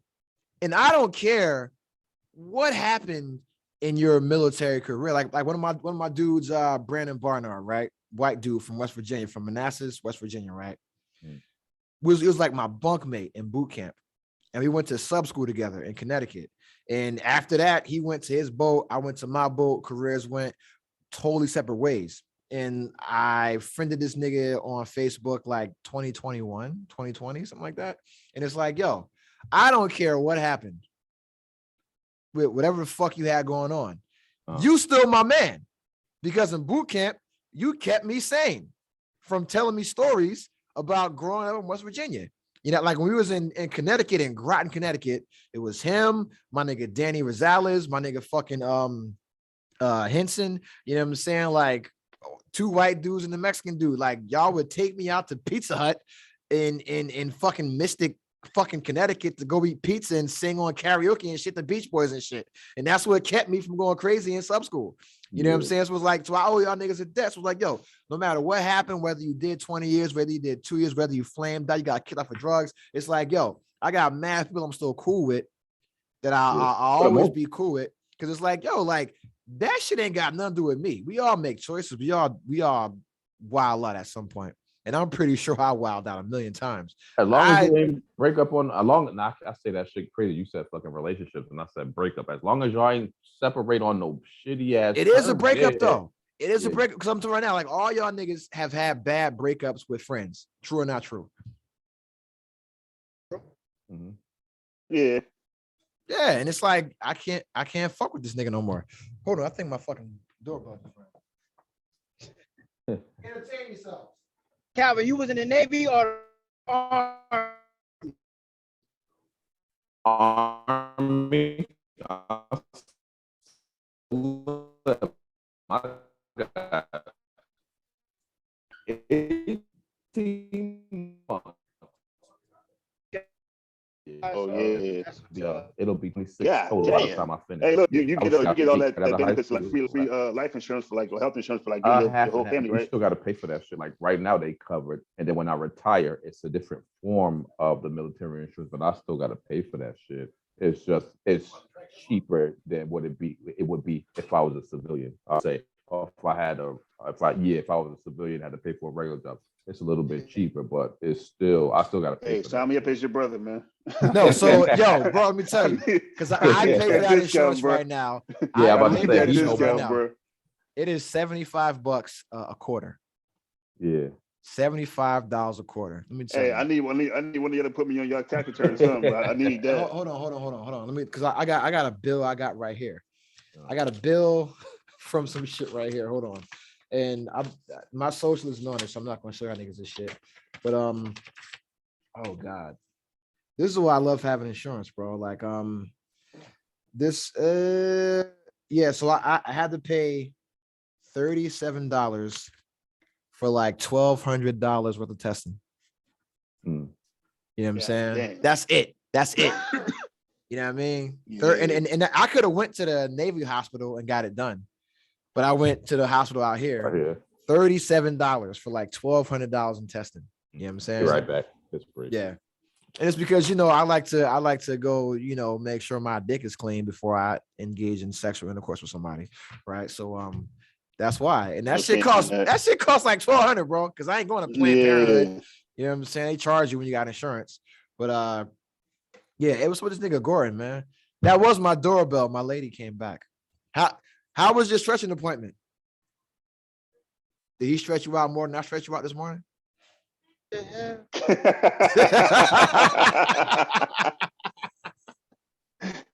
she gonna fuck you up. Hey, y'all hear me? Man. I hear you now. You came back. That shit went in the drive mode and muted my mic and camera. That's what the fuck it's supposed to do. You know what I'm saying? But yo, here's a question, dog. And y'all might not have an answer. I gotta get off in about 20 minutes. I'm about 25 miles from where I need to be. That's what's up, man. When last time you got punched in the face, my nigga? Oh, I know when. My baby mother. She caught me cheating. She punched me in my face. Yo. There you go. My wife. She busted my lip. Okay, my wife, she ain't punched me. And I'm not laughing at domestic violence. I'm not laughing at domestic violence, but I'm laughing at y'all niggas getting punched in the face. Yeah, that was my. And I had to take it. I had to take it. Pretty much. Like, I remember I was laying on the couch sleep, and she walked. The fuck wrong with you? So she slapped the shit out you. Is that the one that happened at my house? Yes, sir. So the last time you got your shit rocked was at his house. Your wife comes and slaps the shit out you when you're asleep. Yeah, I was laying. And what was this for? Oh, another story. I was on I was sleeping on the couch, and I was, you know, we were sharing the phone, and I normally keep my phone locked. Yeah, it was struggling time. You are so stupid. So, yeah, and she was using the phone for something, so I'm like, all right, I'm gonna get done. I lock my phone, but I end up falling asleep. Mm-hmm. And a girl I was texting ended up sending me a text message, and, you know, they was talking this shit, and bro, how are you sharing a phone with your lady? I told you it was struggling time, bro. Nigga, what was this? 1984? How are you sharing a phone with your lady, and you are texting other women on the phone and don't expect to be called, bro? I had the. You sound like Stevie J right now, bro. Say that again. You sharing a phone? She was sharing a phone with this lady living at Gordon's house, and she woke up because she slapped the fuck out of him, woke him out of his sleep because another woman texted the phone that they're sharing. That's some bullshit. Because the question was, when the last time you've been punched in the face? And both of these niggas was from their significant others. Oh man. And I don't mean to laugh at domestic violence, but it is funny. Hey, I deserve that one, so you know. This nigga sounded like fucking Tank. Maybe I deserve. Fuck out of here, nigga. My significant other at the time that punched me in my face, she was my second baby mother, and she caught me cheating, who is now my third baby mother. Oh my God. You are a piece of shit. I was a wild boy. Oh, mine wasn't no. We didn't get it wasn't no cheating, but she did hit me with a good right hook. That's a little right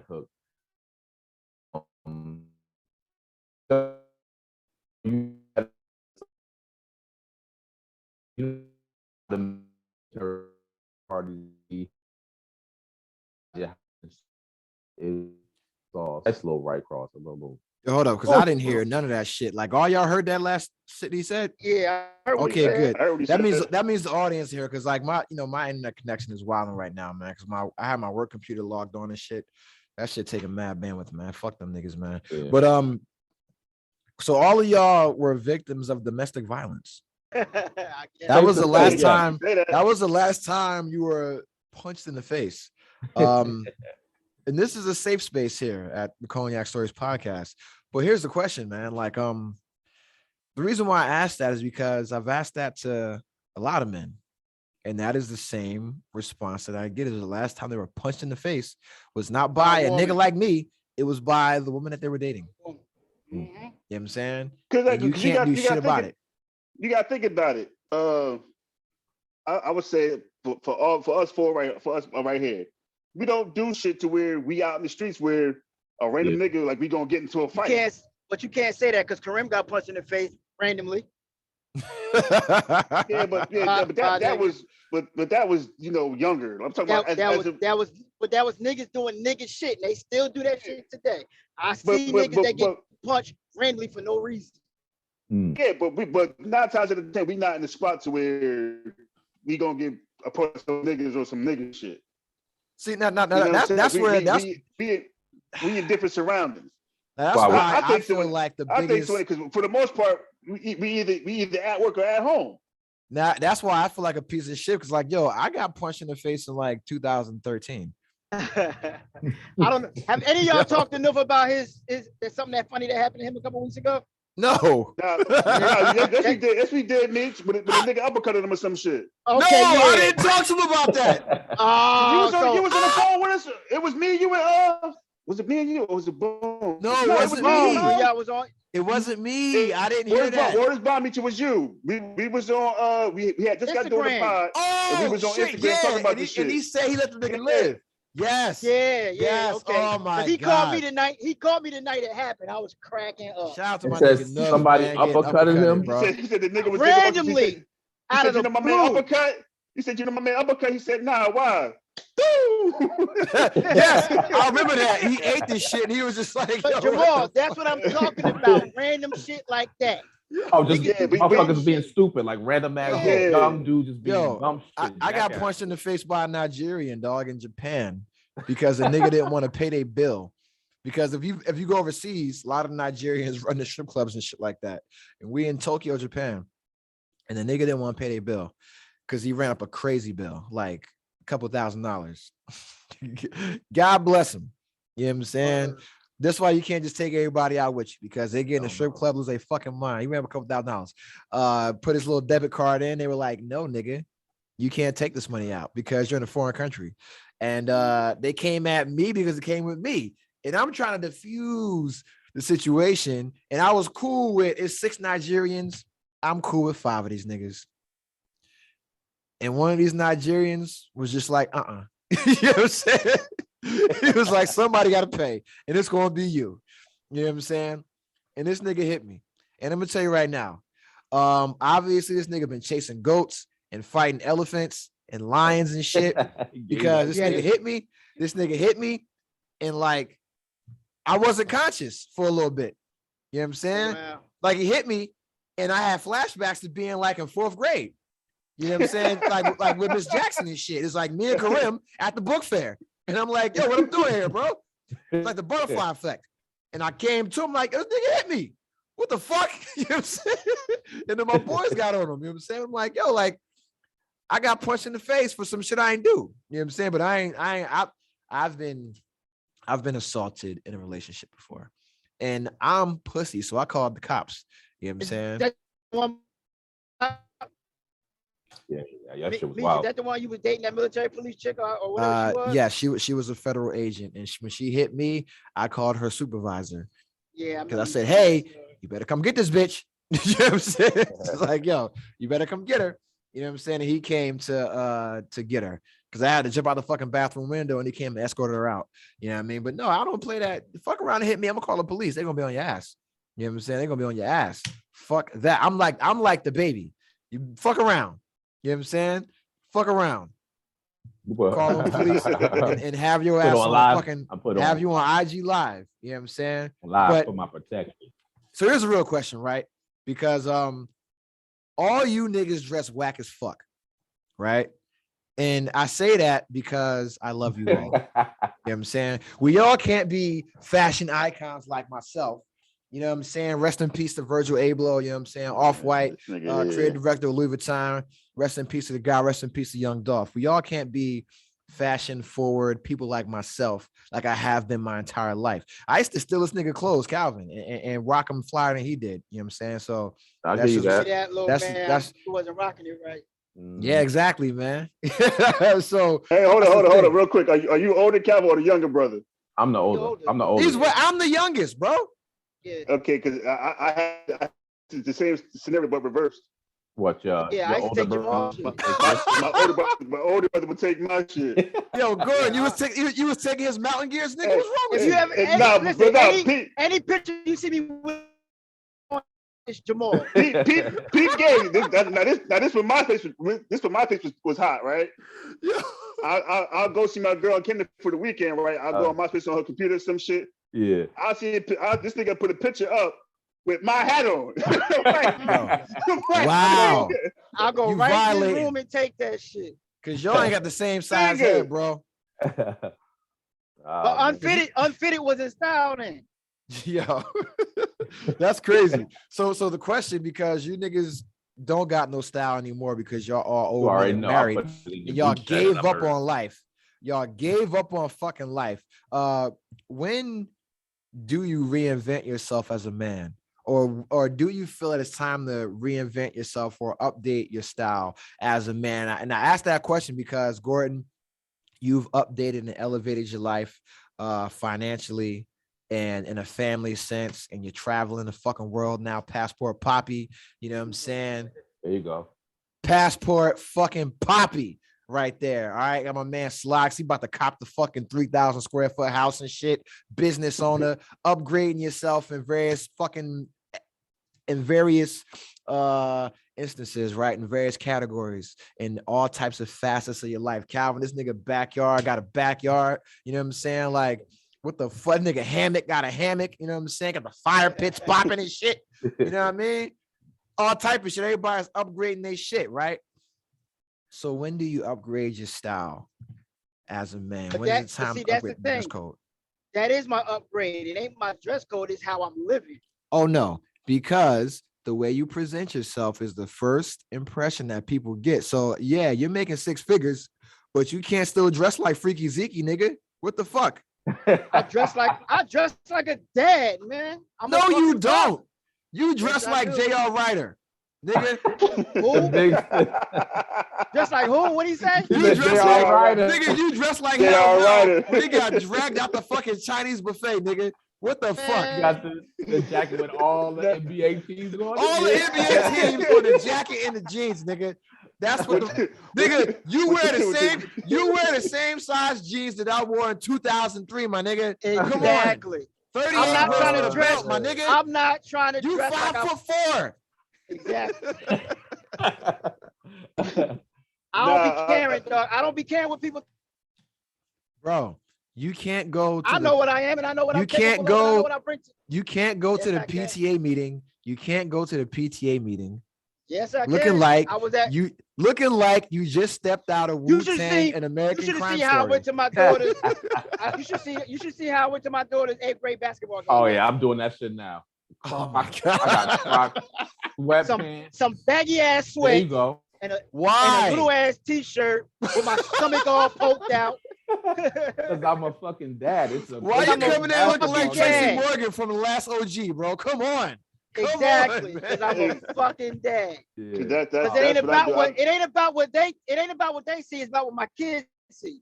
They know what I am. There. Yeah, they see me there. Do you think do you think your kids are proud of you coming in there? Oh no, looking like fucking Al Bundy. Them. I tell them this all the time. I am here to embarrass you because I love you. Yeah. Your friends is going to crack on. They're going to crack on me because that's what they're supposed to do. Because when I was a kid, because I'm here. Yeah. That's I'm the uncomfortable person. I'm the dad that makes you feel uncomfortable because I'm here. But you happy I'm here. It's gonna keep you humble. You'll thank me later. Exactly. Like I go to my kids. because some of them kids got their dad that might show up looking fly as hell. Don't do shit for them because he's spending money on himself. Yeah. I can see. I go to my kids.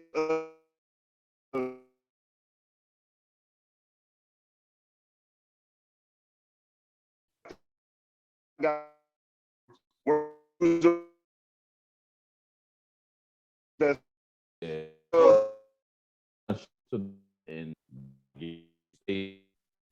clothing, so I had to run up to the school and be up in socks and t-shirts and shit, or basketball games and off. I got The motherfuckers I'm was so clowning me because disappointed. I still got the Rockaware sweats. These Yeah. motherfuckers are thick as fuck, but they're still good quality. I'm holding Rockaware Time sweats out. from when Time out. Jay-Z and Dame This still nigga said he owned the got Rock. Rockaware sweats. Rockaware Yes. sweatpants from fucking Damn. TJ Maxx. You got them. You got them from the Hard Knock Life tour. Yeah. This nigga got them one for Petey Crack and two for C's. He got the Petey Petey's on He got them from the Change Clothes video. And that's why Jay-Z made that song Change Clothes, nigga. God damn. Yeah, But that's on the Throw on a fucking button up, bro. No, but I'm on my fly shit though, because I got the custom suits. I did my Bahrain tour. I got all the custom suits and all the fly shit. Are they fitted? Because there was a different time because niggas from the Bahrain got them them baggy ass Steve Harvey fucking suits. Oh you no, know what I'm saying? No, I had my looking like Kanye and what's the name in that music video? No, my shit, I had Kanye and Lil Pump. Yeah, that's who it was. Yeah. Now my shit is I got the Kobe Bryant. Hold up. Did he always kept a tailored suit? No, you talking about the Kobe Bryant fucking NBA draft suit, LeBron James, Carmelo Anthony draft NBA draft suit, nigga. That baggy ass shit. Hell no, my shit is custom tailored, and I still fit that shit because I just went back last night, so I was making sure. That's why I hit y'all motherfuckers up. Nigga, hey, does the jacket still fit? The jacket still fits. He said he put it on last night. We ain't tried the pants on yet. We'll see tonight if it's fit. No, and the reason why I asked is because you got slacks. You're a business owner. Tex, you on your way to having your own fucking truck, your own company. You know what I'm saying? Calvin, you're 35 years in the fucking military, and you niggas wear suits and shit all the time in the military. And your class A's or B, I don't know what the fuck it is. I gotta get a whole new set. I'm just in the Navy. Everybody's normally a fat fuck, and I always had pride in myself where I liked looking good in my uniform. And now that I'm a civilian, I mean, I've always been a nigga that likes to look good, right? It's like now it's like you in other areas, other avenues where it's like, yo, your presentation matters. And so it's like, as a man that's been upgrading all these aspects of your life, why neglect the one area? Fuck the whole kids and all that other bush is like going, if you go into your kid's school, yeah, look like a fucking idiot, but it's like if you going out with your how you sound, fuck the whole kids. Yeah, fuck the kids, bro. You know what I'm saying? But it's like if you're going out with your lady or you going to these fucking meetings or dinners or you doing shit in the public eye and you're a 40-year-old man now, it's like, why not dress not just for the occasion? Dress like a successful 40-year-old man wearing shit that fits, that is in style. Yeah, I do have that. Style is what they call it. What's the word? In style, subjective. Whatever. Yeah. No, because because a tailored suit is always in style, it's timeless. Yeah. You know what I'm saying? And it's like you'd be surprised about you'd be surprised with how many niggas don't own a fucking suit. So my question to Jamal and Gordon and Nance brothers, you know what I'm saying? Do you niggas own a fucking suit that fits? Yeah, I got one. No, I don't. I got one that fit, yeah. Okay. I honestly need to get some more, yes, but I got one that fit. So Passport Poppy, can you do me a favor? Can you make a pledge, a promise here on the Cognac Stories podcast that instead of buying some new fucking LED lights or a new fucking exhaust pipe for your bike, that you will go out and buy some goddamn slacks and a fucking blazer and a fucking vest and a fucking shirt and or buy a suit, a 3-piece suit, and buy some fucking cufflinks and a fucking tie that is size for you and not size for me. Get that as 2 suits at least. Can you make that promise? Can you make that promise and honk the horn for us to confirm that promise? Make it real. I honk the horn because I'm in traffic right now. Give it to the motherfuckers. Come on, honk the fucking horn. Honk the horn, nigga. Honk that shit. But as you were saying, Meech, with the business owner thing, when my business started to take off the way I wanted to, I'm gonna have to dress to go in these meetings. Exactly. And so I can't go in there with jeans and buttoned up and a fitted hat on and shit. So you can't come in there in a fucking. You can't come in there in a prom tuxedo. looking like fucking Drew Santana and Lil Wayne in the Chris Brown video. So, you know, I do have to, you know, step my game up in that area a little bit. But as of right now, for how my life is right now, it ain't. I'm not really doing nothing to where, you know, I need to have, you know, like, you know, 5-6 suits and, you know, button-up shirts and dress shirts and shit like that. Like, I got enough to hold me over for what I do. Here's where here's where Kenny's cutting in. All right. Y'all niggas watch Eastbound and Down. Y'all know what I'm talking about. Gang. Right. But it's like, yo, you're married. You should be taking your lady out. Yeah. Going to brunch, going to dinners, going to various events out in town, being involved in the community, chamber of commerce shit. You know what I'm saying? The fucking Kiwanis Club, all this other weirdo shit, right? So you gotta have the drip. You gotta have the motherfucking sauce.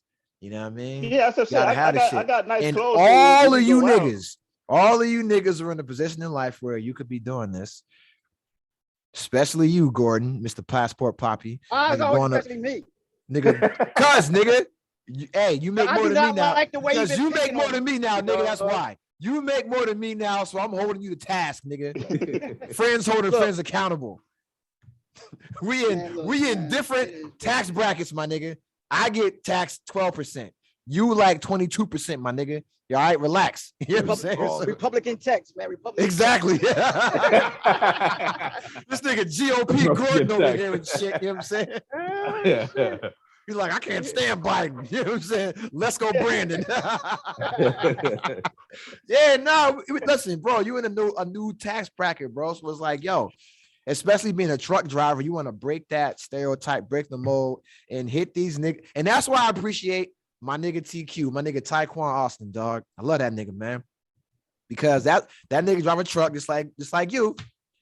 But the nigga has always been he a light-skinned nigga though, man. So he's a fly nigga. I remember niggas stay fly with the Gucci and the Pradas and the Balenciagas and shit, cause y'all niggas, y'all getting it, bro.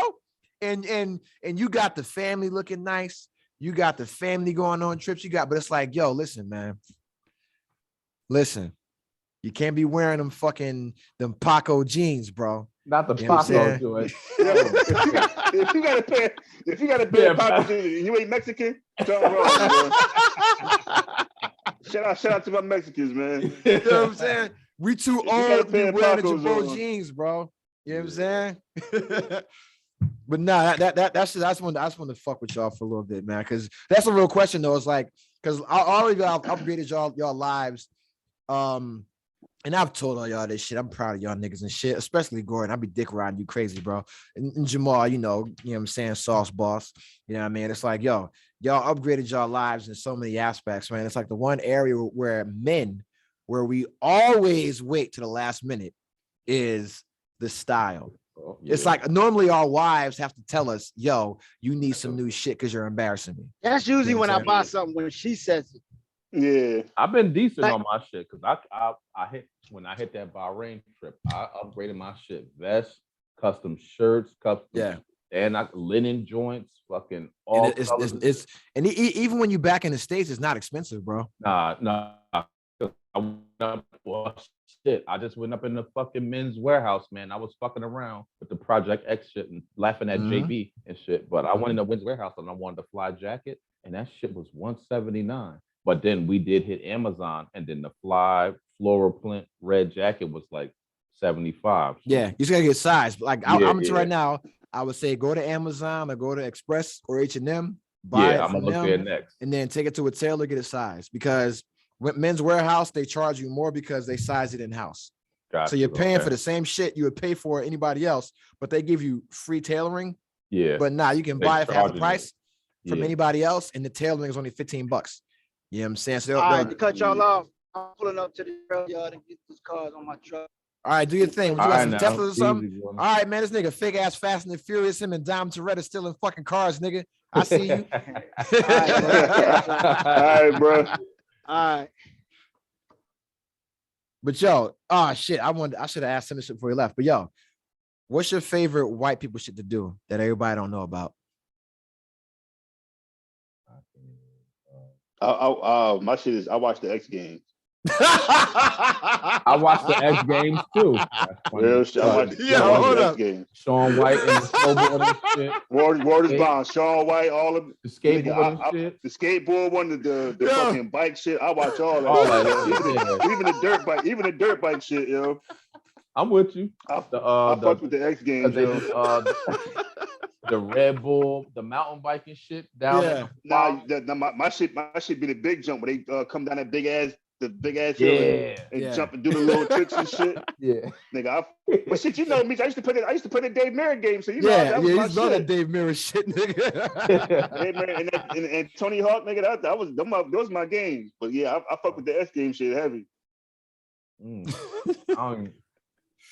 I can't even say what. I mean, well, obviously your favorite white people shit is white women, but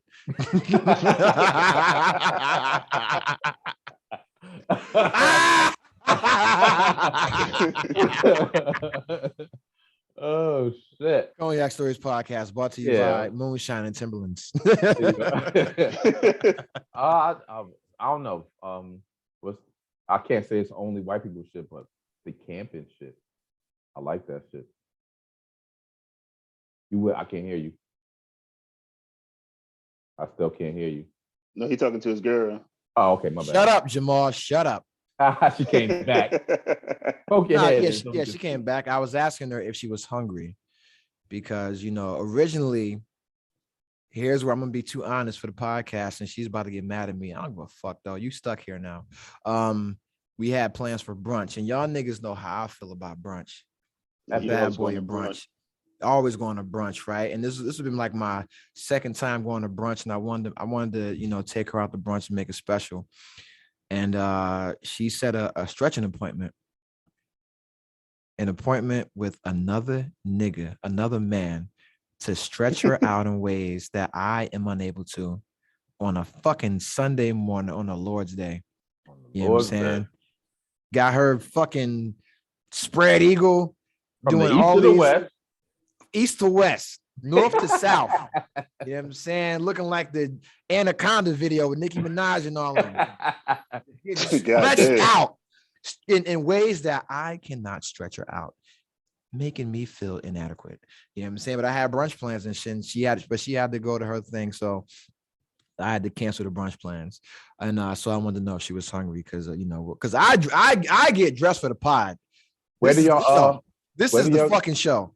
Where do you fucking because we used to crush brunch. Where do y'all crush brunch? Where you doing brunch? I go to brunch wherever they have bottomless mimosas. And yeah. Fortunately for me here in Silver Spring, we have about 4 places that have it, and they have like rooftop places as well. Yeah. So I'm like, yo, I can literally go down the street 5 minutes and it's fucking great. That's why I don't want to move from where I'm at, but I have to eventually. But I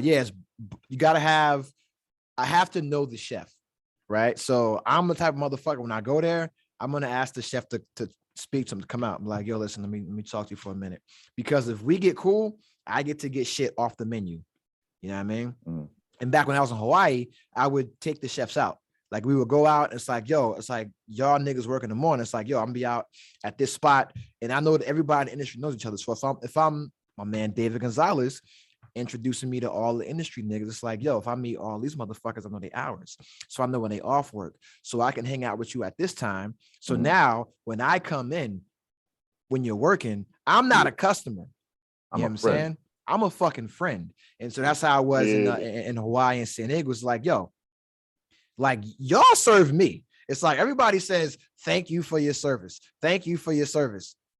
Nigga, I don't do shit. You know what I'm saying? I'm in a submarine, bro. Like I come into a nightclub and you make sure that I'm safe. You know, it's like you make sure my whiskey sour is made the proper way. You make sure my VIP experience is worth the money. So thank you for your service. And the way that I thank you for your service, by taking you out when you're not at work. It's like, yo, come out with me and my friends and hang out with us. And you don't got to worry about shit. Just be you.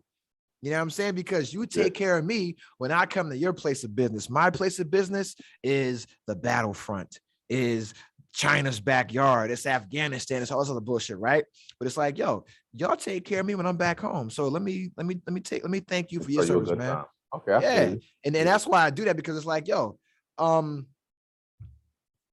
we don't appreciate people in the service industry the way we should. Like, they're on a 2-tiered wage system. They're on a tipped wage system. You know what I'm saying? So normally niggas is like fighting for $15 an hour. They get like $3.25. You know what I'm saying? And then tips are supposed to cover that. Yeah. And it's like, nah, it's like, yo, listen, man, like when I come out, I got a route in San Diego. I had a rowdy crowd of niggas. You know what I'm saying? Like niggas getting carried out the club. And instead of them carrying my boy out the club, like dragging him, they would put him in a chair and carry him out like a bar mitzvah and shit. And then let us know and get us into the next spot. We just can't stay there. You know what I'm saying? Okay. Or they'll tell us where to go. But like, yo, listen, we got to carry your man out because he's wilding, but y'all can come back in, or y'all good, or whatever. It's like, so it's like, yo, I appreciate that. I'm gonna take y'all out. Or it's like a lot of these motherfuckers is just like me. You know what I'm saying? Like, except if I didn't go in the military, I'd have been a VIP outside the club.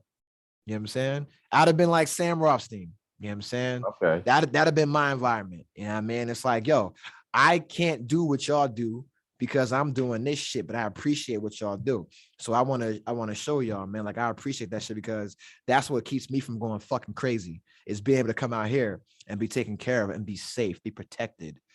Like I protect y'all protect me. Because I'm a wild nigga. You know what I'm saying? So like I'm a wild boy. You know, and really what it is, like sometimes, and this is why I love San Diego, because sometimes, you've been in the club before. You ever had to take a shit? Mm-hmm. I'm not using that public restroom. And the biggest benefit was that my friends would allow me to use the employee bathroom. And I appreciated that so much. It's going to a nice, clean, private bathroom, and I can take a shit and then go right back to drinking champagne. You know what I'm saying? And just shit like that. Or like the one club we used to go to in San Diego, Sidebar, had a pizza restaurant right next to it. And they would bring pizza from the restaurant next door. Or they would let me walk through the fucking kitchen in the bar to get to the pizza restaurant, order my pizza, and then bring it back to my table.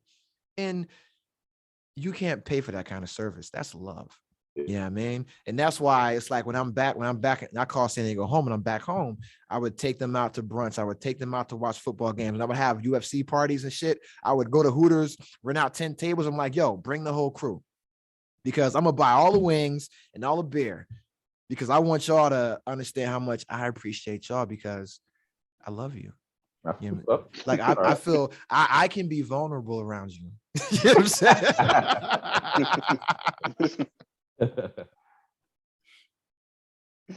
This nigga. But yo, serious question. Top 5 hood movies, bro. And because Jamal, you asked me about this, but I didn't tell you the caveat. Top 5 hood movies, and you cannot be Boys in the Hood or Minister Society included in your top 5. That's 2 fucking movies off the list. I know. I still got 5 then. Go ahead, Jamal. You got it. I'm gonna go Above the Rim. Oh, you cooking? I'm going Above the Rim. Dead Presidents. That's already one of mine. Damn, I just had this shit too. You said you took out New Jack City. That's a classic. Taking those 2 out do hurt. I'll help you out. Do hurt. You got Above the Rim. You got New Jack City. You take those 2 out. Juice is a classic. I made a mixtape off of Thank you. Motherfucking Juice. You gotta put Juice in there, bro. Me and Karim used to reenact that last scene where Q was holding Bishop on the fucking ledge of the fucking building. We used to reenact that shit on the fucking monkey bars or some shit. No, on the monkey bars in Bangs Avenue, bro, at the playground out there. Yeah, like, and we would do that shit, man, because he was Bishop and I was fucking GQ. You know what I'm saying? Shout out to my nigga, my nigga Karim, man. I need one more. The Wood. The Wood was another one. I'll let that slide, even though I don't count that as a hood movie. The wood flies. Okay. The wood flies. I'm gonna give y'all one that ain't a hood movie, but that's one that was. What you think about Dope? Dope? Yeah. With the little motherfucker that did the cryptocurrency shit. Okay, so I don't think I've seen that was a good movie, but I don't count as a hood movie. You don't count as a hood movie? Okay. Because it's too modern. It's too modern. Bottom stuff. He's down there. First off, you blasphemous motherfuckers. I am sorely disappointed in all of you because none of you said Belly. Oh, what was it? Say who? Belly. Classic. I went to the movies to see that shit. Belly. Belly. None of you seen Belly. None of you said Belly. None of you said Belly. What about South? I was going to say Paid in Full over Belly. Paid in Full, classic. Paid in Full, another classic movie.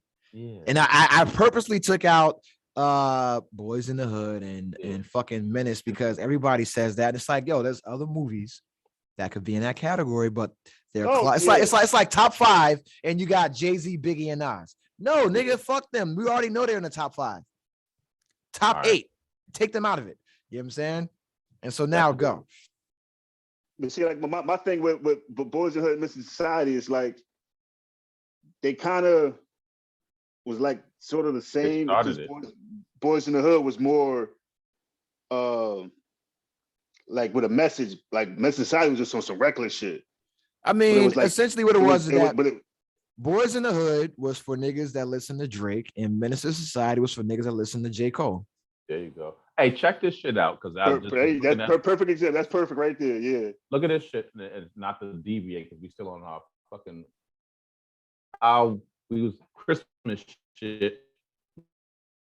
All this that we was watching the fucking Sandlot, which is a classic, and then I was watching Stand By Me. Motherfuckers went in. Y'all want to go see a dead body? And Stand By Me? Oh shit, yeah, classic, bro. I went to. Y'all want to go see a dead body with Boys in the Hood? I'm like, oh shit, this is like the Black Stand By Me. But it's a different level. But to give you another hood movie, Fresh, because that was on my chest shit. Yo, Fresh was good. Fresh was good. Fresh was good. Fresh was good, bro. Fresh was good. On some real shit. You know another one too. South Central. Oh, yeah. OG Bobby Johnson. Yeah. That's what I'm saying. There's so many other good joints that motherfuckers forget, bro. Let me tell you, a hood movie that people don't normally equate with a hood movie, but it's a very hood movie. Last Dragon. Leroy. Bruce Leroy. Yeah, that is a hood movie. Yeah, you can put that is a hood there. movie. Another hood movie people don't always equate with that. Remember a movie called The Breaks? These are the breaks. No, not that shit. No, they had the white nigga in it, the white comedian in it. He actually passed away, but and he was like a white dude, had a black family. That name sound familiar. Oh, that's why I need Karim in this motherfucker right now, bro, because he would know that shit. The Breaks. I'm telling you right now. Go online, motherfucker. Go on Netflix, whatever. Go online, look up The Breaks. And there was a white comedian. The nigga was on Comic View a bunch of times, but he passed away. Funny ass movie. It had like who was I think Anthony Anderson was in this shit too, but this was before he popped. You know what I'm saying? Great movie. Colors is a hood movie, bro. Colors, yeah, that was a good one. You know what I'm saying? Beat Street is a hood movie. Crush Groove is a hood movie. Disorderlies is a classic hood movie. You know it's another one too? The Inkwell. The Inkwell. Classic, yeah. Jada Pinkett, you bitch. Yo, I seen the last podcast and she got him out here looking crazy. Yeah, that's what I'm saying. Like Jason's Lyric, hood movie. Another one. Yeah, you know what I'm saying? Another one, yeah. Poetic Justice, hood movie. Justice, yeah. You know what I'm saying? Yeah. Let me listen, because you guys said you guys said oh God. Because you guys mentioned Nino Brown, and you mentioned New Jack City, my boy Lawrence Fishburne in it, but you didn't talk about the other Lawrence Fishburne in Deep Cover. Ooh. You know what I'm saying? You know or the other Lawrence Fishburne in King of New York. Yeah, Deep Cup. You know That's Jilly's videos right there. That Jilly's niggas don't rest in peace to Stan Daniels, bro. Niggas don't know about fucking Jilly's video, bro. But that's the thing, man. So it's like, yo, it's a lot of classic a lot of hood joints, bro. That motherfuckers just don't because question. All right, take away hood movies, right? Let's just say black comedies. Where do you rank Boomerang? Classic. Oh, that's classic. My fucking movie right there. That's classic hands down. Where do you rank Boomerang, bro? That's could it be? Hands down. Could it be? It could go in the hood movie category. No, I'll go. It was a big release. It was a big movie. So I won't say hood, but we just say black comedies, right? Yeah. Could Boomerang, looking back at it now as an adult, if you look at Boomerang, is Boomerang the all-time best black comedy movie? I am going to go out on a limb and say, as a 39-year-old man, Boomerang is top three all-time Definitely black comedies. You know why I can agree with that? Because normally in black comedies, you get the ones that they, you can see they trying to out-act each other. And in that movie, it just flowed. Yeah. Everybody was in that movie. And it's like it just flowed naturally. That was the fuck. That's the fuck. Yeah, that's the one. That Love Jones level, because I legit have a hard drive Velcro strap to the back of my smart TV, and it says Black Classic Joint, or with a folder that I look at movies at, because you can't always find them on Netflix. You can't always find them on Cinema HD. All right, that's my shit. So I'm gonna ask you a question, Calvin, and you and I can relate to this. Did you make your partner of another race watch certain black movies for them to understand the culture? Not specifically movies, but documentaries. Yeah, fuck yeah. Was there required reading? Was it like prerequisites in order to understand the culture? It seemed crazy, but yeah, for her, had to, because we got half black daughters, so there's a certain side to them growing up that she won't be able to understand, that they're going to go through. I can understand it, so you have to be able to understand it. So certain shit you just got to look at. The 13, fucking we watched, and this was our own interest too. Central Park 5. Yep. Some other shit, and then just because I'm the black half of the house, I'm the black half. It's the brown half of the house. Brown half of the house. Yeah. the mocha half of the house. I just watch shit. So yeah, all them classics, the Boomerangs, the Jason lyrics, the fucking whatever. Yeah, I'm watching them just so that the girls can see them, and then she gets a feel for them. But like certain shit, and we talk about it. We have all types of discussions, because there's a certain half of shit that they're gonna go through that they don't know, that she's gonna have to be aware of, just to be able to help them navigate this fucking world. So yeah. So here's the next question, right? Because we're all 80s babies raised in the 90s and shit like that. LeBron James. I love LeBron James, but I can't stand this nigga. You know what I'm saying? I already don't like what I was not a fan of LeBron James and Space Jam. All right. But I like the Space Jam movie. We talked about this, Jamar. I like the Space Jam movie. Yeah. But this son of a bitch, this wide-nosed motherfucker is redoing House Party. And I don't like that. Another classic. Classic movie. Yes. Classic fucking movie. House Party. And I don't want him ruining my classic. And LeBron James, he's like almost our age. So it's like, yo, what the fuck are you doing? But I get it. You're trying to introduce this shit to a new audience, a new generation, blah, blah, blah, blah, blah. But give them something else. Like, to me, do you guys see Project X? That's my shit right there. Yo, that shit was fire. They had that big ass house party type shit, right? Yeah. So it's like that's like this generation's house party. You can't do a house party again, bro. You can't redo those dances. You can't redo the styles. You can't redo niggas making Kool-Aid with mad sugar. You can't redo having fucking, bro. You have Pam. You have Martin. You know what I'm saying? You had Kid and Play. You can't redo that. Who you gonna have in it? They want that shit. The only way for the shit would have to. They got to be on their shit. They can slightly.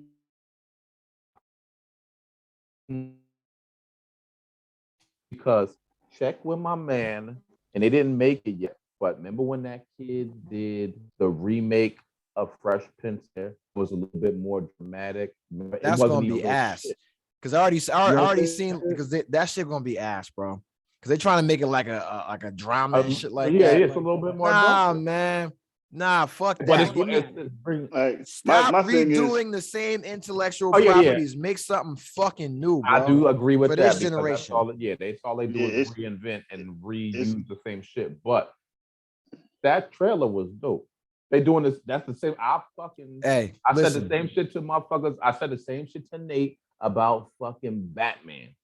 They redoing Batman again, but that dark ass trailer looked kind of dope. And I said, I don't like it because I done seen the Batman Begins story about 12 different times. Let me tell you guys something. And I'm going to ask you a question. All you guys watch the show Entourage, right? Yeah. Big fans. I did a little bit. I didn't really get into it like that. Oh, well, Slocks, you're a faggot, so that's what happens. The trailer for Medellin. It's a great trailer. I haven't seen it yet. I'm about to look it up. That was in the fucking show. Oh, you ain't no real fan. Where my nigga G-Tex at, man? Because him and fucking Nuff know the trailer for Medellin, which was in the movie Entourage, was okay. How about this? Nate Parker for fucking the movie that he made. I forgot what the fuck it was called. Yeah, the slavery movie about Nat Turner. Nat Turner. The trailer was great. Movie was shit. You ain't like the movie? Movie was ass. God damn. See, the thing is, they need to stop trying to bring back the old shit for this. Nah, stop doing that. Nah, give these motherfuckers their own shit. But the problem is that this new generation is fucking whack. They haven't made anything. They haven't created anything. Look, think about it, right? Like all the styles, everything's retro, right? Even these motherfuckers like doing drugs, nigga, we invented that. We was doing lean. We made sipping on some scissor. You know what I mean? We was doing pills. We was doing fucking MDMA and ecstasy and Molly before it was Molly. You know what I'm saying? We were doing that shit. Yeah, like get the fuck, like yo, find your own drugs, find your own music, find your own wave, find your own fucking style. These niggas is wearing baggy jeans again, wearing fucking bootcut jeans, wide leg jeans, all of that. Like nigga, we did that shit. Wearing puffy jackets, like they invented that shit. Nigga, that's fucking us. But that's every generation. But now it's been every generation because fucking bell bottoms and shit is trying to come back. We weren't wearing leisure suits or wearing fucking all that weirdo shit that our parents were wearing. We were like when tight ass bodysuits. No. Well, all that when niggas was dressing like fucking when niggas was dressing like when motherfuckers was having their ass cheeks cut the jeans. We weren't doing that in the fucking 90s. You said, nah, we doing this shit. We some street niggas. You know what I'm saying?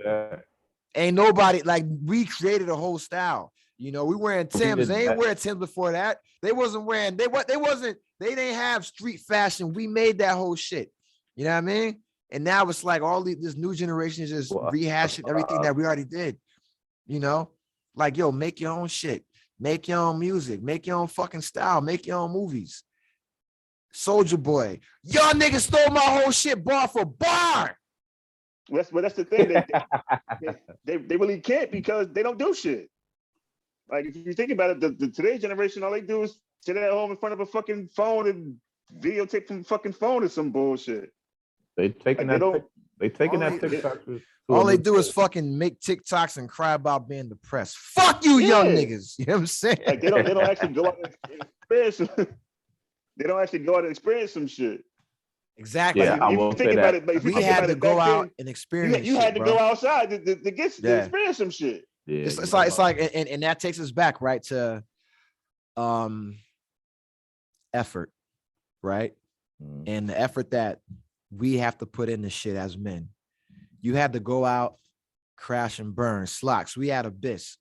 Fuck a belt, bitch, I'll break your back. You know what I'm saying? You gotta crash and burn. You gotta remember that part. You gotta fucking stand on that hill and die, nigga. You know what I'm saying? And we with you. You know what I mean? Like, we gotta go out there and fucking crash and fucking burn, get shot down, face rejection. And this and back to we talked about is about initiating sex. We gotta fucking go out there and get rejected. Yeah. You know what I'm saying? We gotta go out there and get that motherfucking experience, get them goddamn EXP points, nigga, level up. But these new motherfuckers ain't gotta do that shit. Nah. You know what I'm saying? They got a consent app. They have a consent app that you can both log on to and sign on and say, hey, I consent to having sex with you. Instead of saying, yo, I'm trying to fuck. What's up? You know what I'm saying? And then getting told no, nigga. Or whatever. Like, they don't gotta deal with that shit. It's like back in the day, bro. Calvin, in your day, if you like the young lady, you had to write a note in class. Hey, do you like me? Yes, yes no. or no. Yes, no, maybe. or maybe. Maybe for these new niggas, right? For these ambiguous niggas, right? Maybe. You gotta send it. You can't give it right to her. You gotta give it to like 3 other people. Yeah, you right. They gotta pass this shit, or they might look at that shit like, oh, this nigga serious, bro. He like this bitch. He asked her to go with this. You gonna get that one. Go open this shit up and climb. Yo, you had to ask a girl to go with you, nigga. But where were you going? You don't know. You just want her to go with you. Just go with me. Damn it, right? Now, motherfuckers would be in whole 6, 7, 8 month situationships with no titles. That's not my boyfriend, not my girlfriend. We just sleeping together. You know what I'm saying? And then wonder why shit is so fucked up. Because we had to go out there and deal with that fucking rejection. You know what I'm saying? We had to go out there and deal with those consequences. You know what I mean? So it's like, you know, when we talk about Larry Hoover and motherfucking Tukey, and we talk about all these big meeches, how they went out there and they got what they got, and they had to face these big boy consequences, right? We had to face those big boy consequences and stand on those decisions. You know what I'm saying? It's like when we dealing with sex, we talking to a young lady. We not about to say, yo, I got a 10-inch dick. Nah, my shit is 5 inches. And I'm gonna give you 5 minutes, but 4.5 of those gonna be nice. You know what I'm saying? Best 4.5 of your life, bitch. Of your life. 270 seconds of pleasure, ho. Enjoy it. You know what I'm saying? So that's what we talking about, right? But we made that conscious decision to not fucking lie on our dick, to let you know what it was and then own that shit. You know what I'm saying? Yeah. Or it's like, yo, you dealing with a young lady, you like 1, 2 dates in, she ain't giving the draws up, 3 dates in, you're like, you know what? Fuck it. I'm out. And you stood by that shit. And today, to this day, you like, you know what? That was the right decision.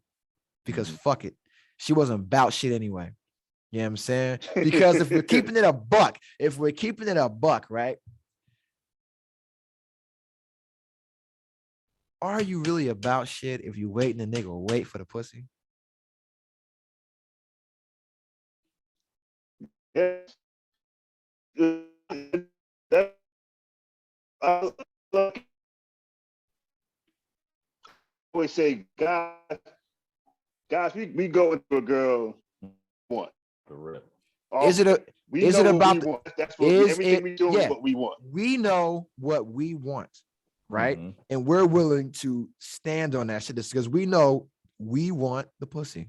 Yeah. Right. Yeah. And then after we get the pussy, you got to do some shit to make us keep wanting the pussy, right? It's your job to entertain me to stay around. So, but we ultimately want the pussy. Just like my nigga Uncle Luke said, hey, we want some pussy. That's what we want. Now that you gave it to us and we enjoy it, don't fuck it up. You know what I'm saying? Yeah. And we stand on that shit. But it's like, yo, they want the dick too, but they not putting in the effort. They're not putting in the time. They're not making them big boy, big girl decisions. You know what I'm saying? I got a motherfucking, oh my God. I got a motherfucking devil's advocate for that only because we are raising daughters. Let me tell you right now. I'm gonna tell my I'm daughter. Saying, are you gonna tell your daughter you are the prize? Because motherfuckers, you can tell you're not gonna tell you like motherfuckers. No. All right, go ahead, let it go. Here, I gotta give my. I'm gonna have. I gotta find a certain level of. You know what? Go ahead. Yeah. I'm gonna let me get my. Get your shit off. Get my shit off. Because I'm gonna empty the clip. Because yeah, no motherfucker is going. I know how I was, and I know my. I wasn't out here dogging them or trying to them dirty because some are, but I was trying to pussy ultimately. Like, I just did it in a nice. So I'm raising a daughter, and I do not want her to get done dirty by. I would rather her run into somebody like me than run into any other motherfucker. But So run into you now or run into you then? Then I was still a respectable hunter. Oh, I'll shoot you, but after you got shot, I close your eyes so you rest. Yeah, but see, no, that's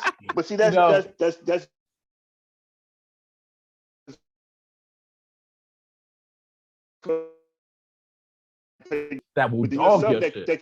Yeah, that's the only thing. Yeah, you know he just put, but he gonna wine and dine. So he still treat you right. Yeah, it's like so the gentleman shit for me, and so I'm still telling my daughters, yo, you are a fucking prize. I'm telling them now that these motherfuckers is out for the pussy. This is what they're going to do, but this is how you have to operate. If nothing else, I'm just trying to make them aware of themselves and be productive, functioning, self-sustaining. So what do you mean? Relying. What do you mean by prize? They're the prize. What do you mean by? Or not? Okay, I can rephrase that. You are a prize. I want to teach them self-value. So are you going to teach your son that he's a prize? You fucking right. Yes, motherfucker. Yeah. You top. Here's the real question. Here's the real question. And I need you niggas to look deep inside, right? Look deep inside yourselves and then answer this honestly. Do you really think that anybody is fucking special? Special, and what you mean, like as far as a fixture in your life, or not special ed, nigga? Do you think that anybody is special? And I'm not talking about the importance that you put on. Yeah, but you're talking about your spouse, big or ass your world. Kid. But in the grand scheme of things, is anybody special? No, earn that shit. No, that's something you gotta earn that. So if no one is special, right? And you believe this, that you have to earn this, why the fuck will we put our kids out with this sense of entitlement that they are automatically special without earning that in anyone's life? Well, no, my thing is, I'm gonna tell my kids, listen, this is what you got. Don't sell yourself short. Know what you have. Value yourself. Like don't sit there and just settle for anything. Like if a motherfucker wants something from you, make them earn that shit. Show me you are a partner. You ain't just want, there's no fucking way you're gonna give 100%. So what do you mean by partner? What do you mean by partner? So you think that in a relationship, a man and a woman have 50-50, like a joint venture in a relationship? Fuck yeah. It should be. No. Why not? No.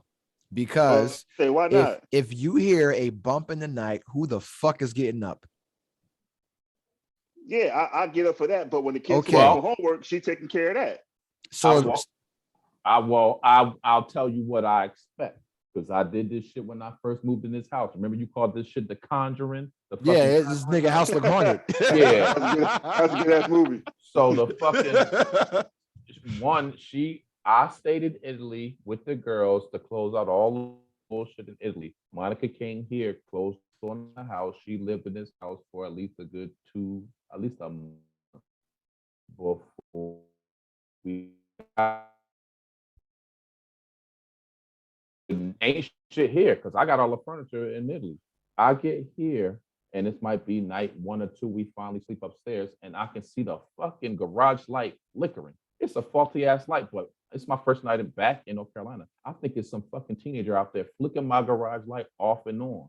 So I grabs a fucking I'm in my underwear. I walk down. I say, yo, watch my back. I legitimately look at her to watch my back. I'm going downstairs. I'll take the first fucking hit. But who's taking the first hit? Me. You, nigga. But but no, the difference is I didn't say, hey, babe, stay here. I'll be back. I said, but hey, who's taking? Because you take that first hit and then she can fucking run and get the fuck out of there or get the whatever. Yeah, so 50-50. You taking the first hit. So when there's a bump in the night, who is expected to die for the family? Is it you or her? Me. You. Me. You. So let's say financially, let's say if something happens where there's a recession, right? Both partners lose their job.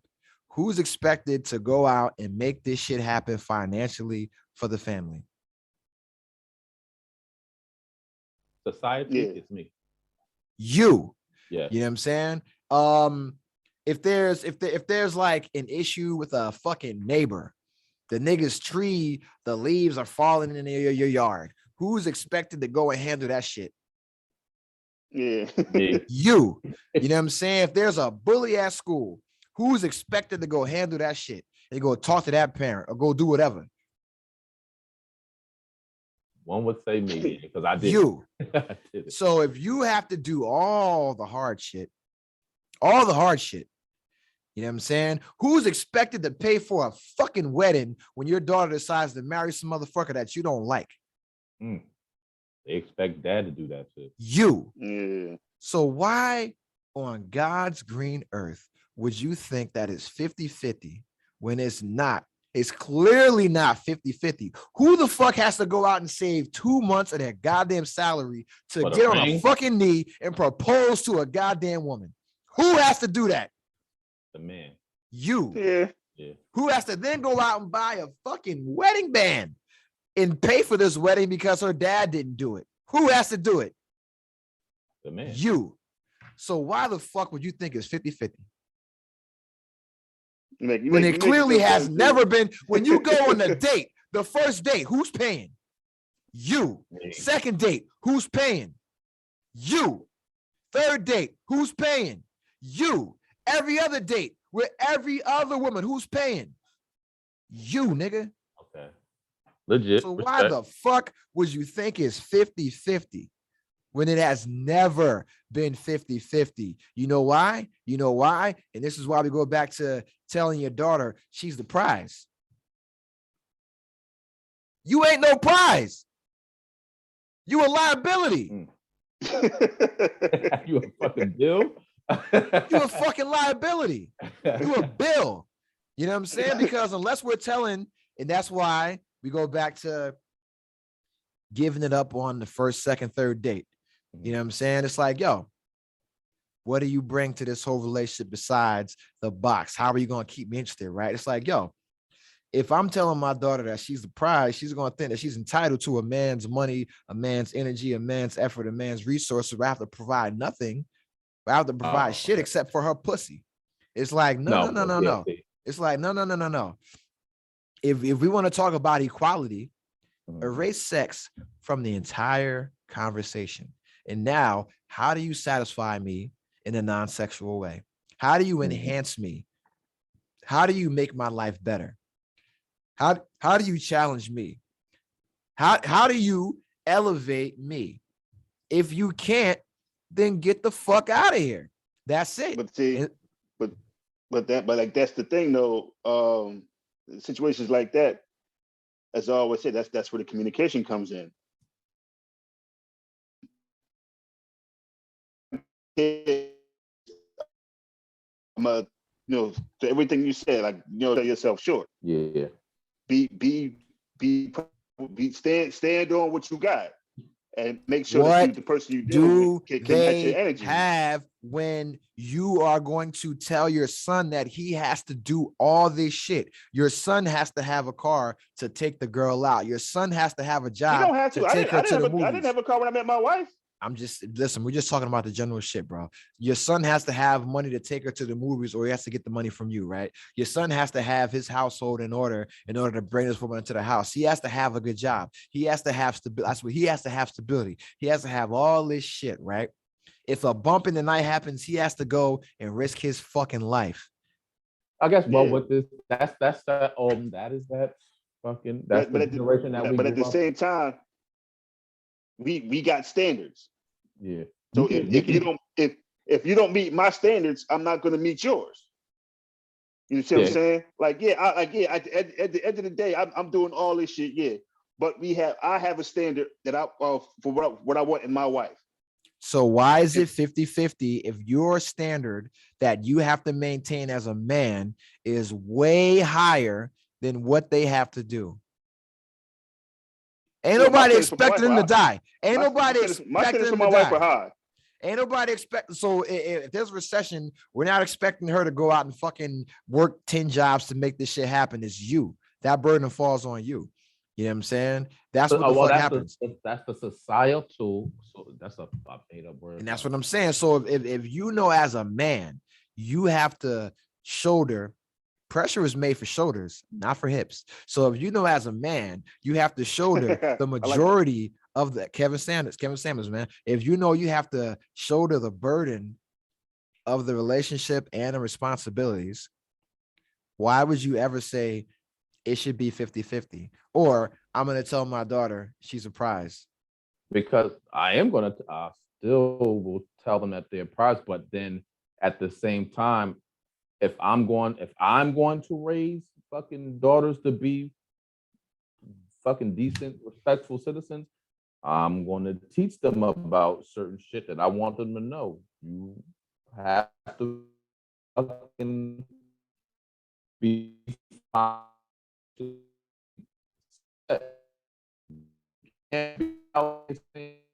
I'm probably they ass about. I'm sorry, fuck them.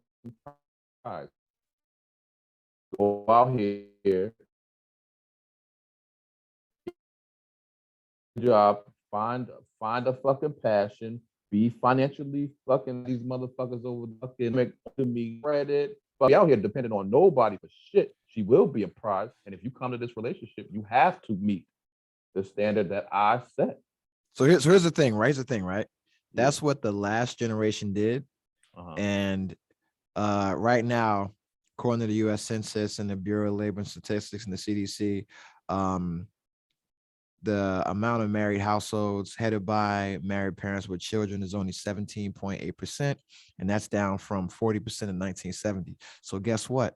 That doesn't work. You know why? Because you're not teaching the daughters the importance that a man plays in a household and a family. So they think they can go out there and freeze their eggs and just have a family on their own. They think that they can just go out here and play the field in their 20s and then find a man in their 30s. When the niggas in their 30s, we ain't looking for one in our 30s. We're looking for one in our 20s. 20, yeah. You know what I'm saying? Yeah. And that's the thing. So it's like, yo, if you already seen that whole strategy didn't work for the last generation. It failed because all the moms, like, let's look at like our moms and grandmothers, like our grandparents that were married. And then they told their daughters, oh, you know, go out and find a man, because the feminist movement, go out and get your education, get a job, blah, blah, blah. And you focus all that time on finding your passion and going out and being successful. At what point do you learn how to be a wife? You learn that from your parents. And the only reason I say that one is because Bruce didn't tell us out. Bruce didn't tell me. And so when did mommy teach Sadira and Yanni how to be wives? I don't know. I wasn't there. It didn't happen. Because I've asked him that question. But Bruce didn't, he sat down and said some shit.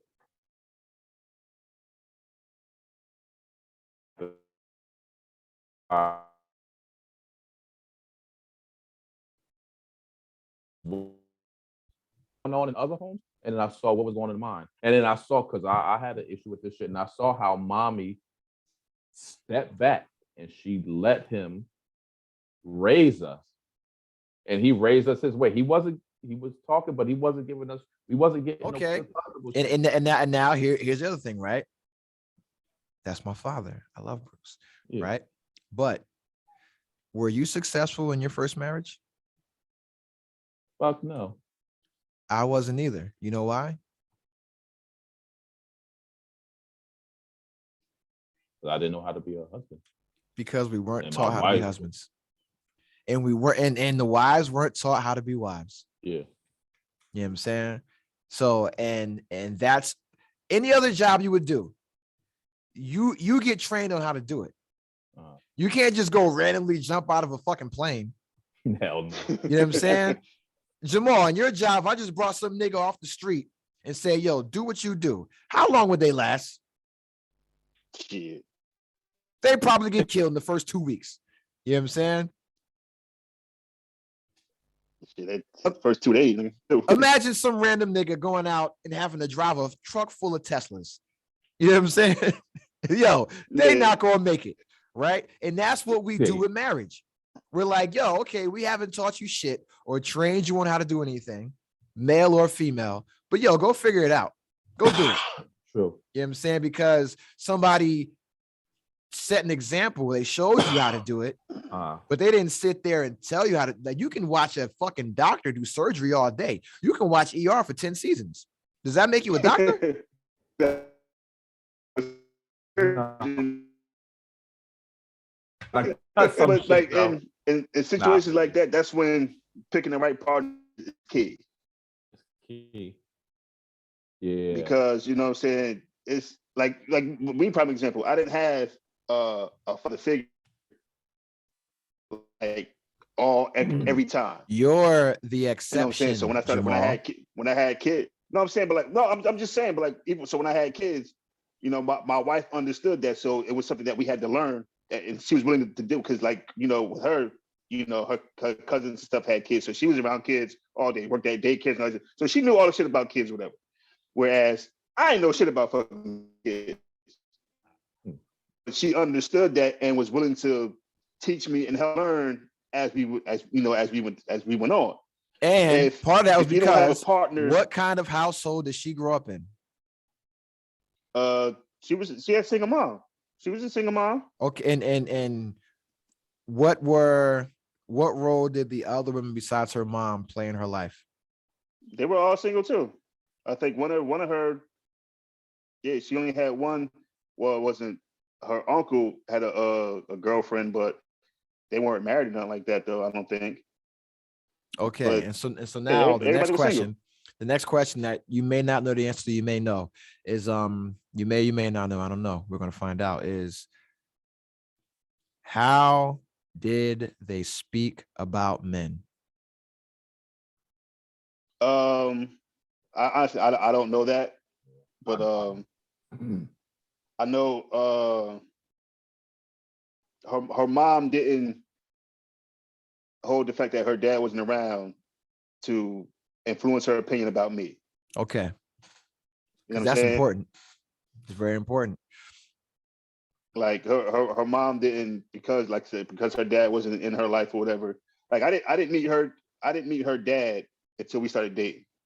When he found out we were dating, you met her dad. and then didn't see him again. But yeah, you met her dad. But that was because we were dating. After that one time, I didn't see him again for like 3 years. But you still met her dad. You know how many niggas out here have dated women that have never met women's dads? That grew up, that raised the daughters. Like niggas had married parents. Yeah, but it's crazy. The only reason why, because her aunt worked at the hospital with her where her dad worked, and found out from her that she was dating somebody. Yeah. If he never would have found out, I never would have met him.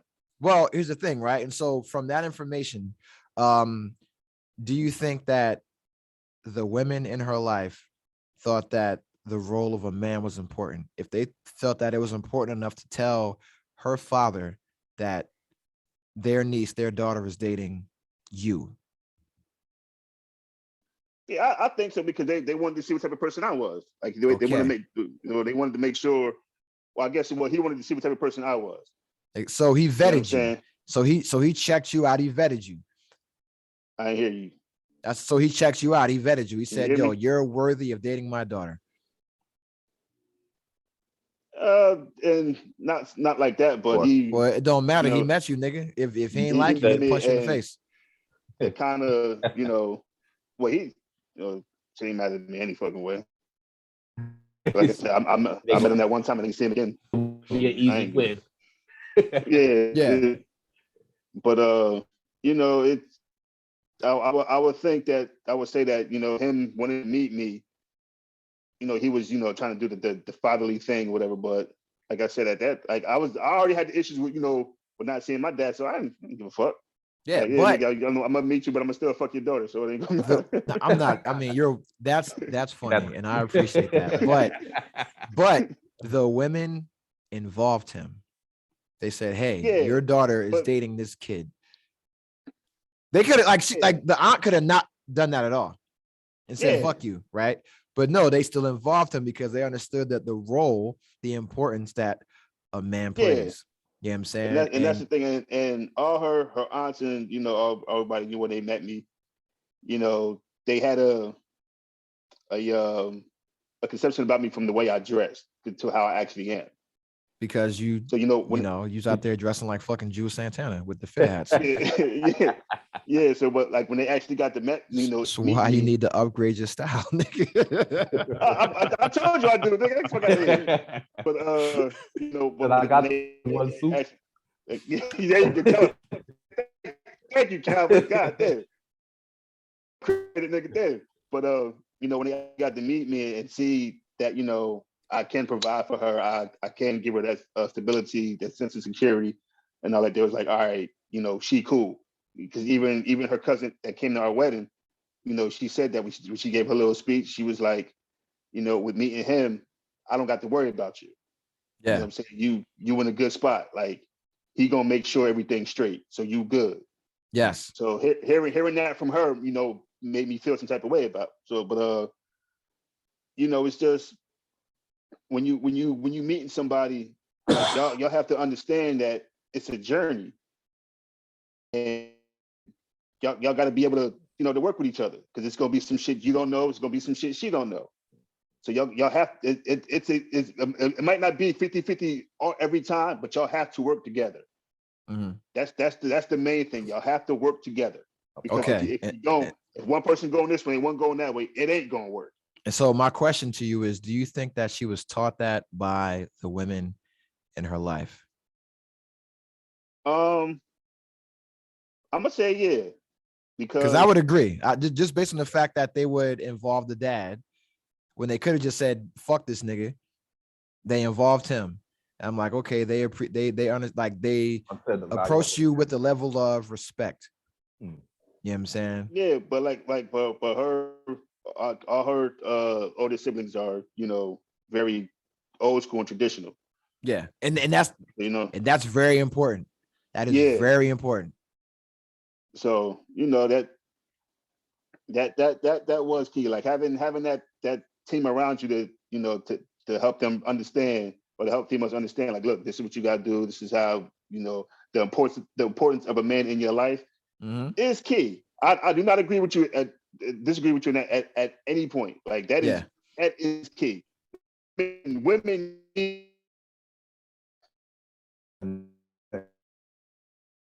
with this generation now, it's not working because they all, oh, I'm independent, blah blah blah blah blah. So having a blueprint, or at least somebody in there to tell you, like, look, you might be independent on that, but this is the importance of a man in your life. That's so I'll settle with anybody just because you want a man in her life. That's what I was trying to say. Oh yeah. So Calvin, you got 2 daughters, man. Mm-hmm. So how you gonna do it, bro? So they are the example because they got a strong mom. When are you going to sit them down and say, hey, do not fall for a light-skinned nigga with good hair like me? You understand? Oh, I do that now. Off the rip. Listen, I'm the one that don't fall for a nigga like me. Just like my nigga The Weeknd said, don't fall in love with a nigga like me. Nah, you know what I'm saying? Like, yo, don't fucking fall for it. So I asked Sadira this shit, and I was like, yo, when do you sit your daughter down and talk to her about sex, about boys, about relationships, and teach her that, yo, men ain't shit. Like we'll lie until we're 25. It's like we are professional fucking liars, right? Then we at 25, our brain starts to fucking like formalize and shit and like and fucking become something. And then we're like, oh, we can't do dumb shit our entire lives until we're 30, right? And so it's like, when do you have the conversation? What do you say to tell your daughters that, hey, niggas are going to lie to you? You know I had to do that. I forever. did it already. What did I do? Well, I already talked with him because Kiara got a little friend, so I already a manipulative friend. So I already talked to her just about the lopsidedness of relationships, and somebody ain't try to ride for you. Mm-hmm.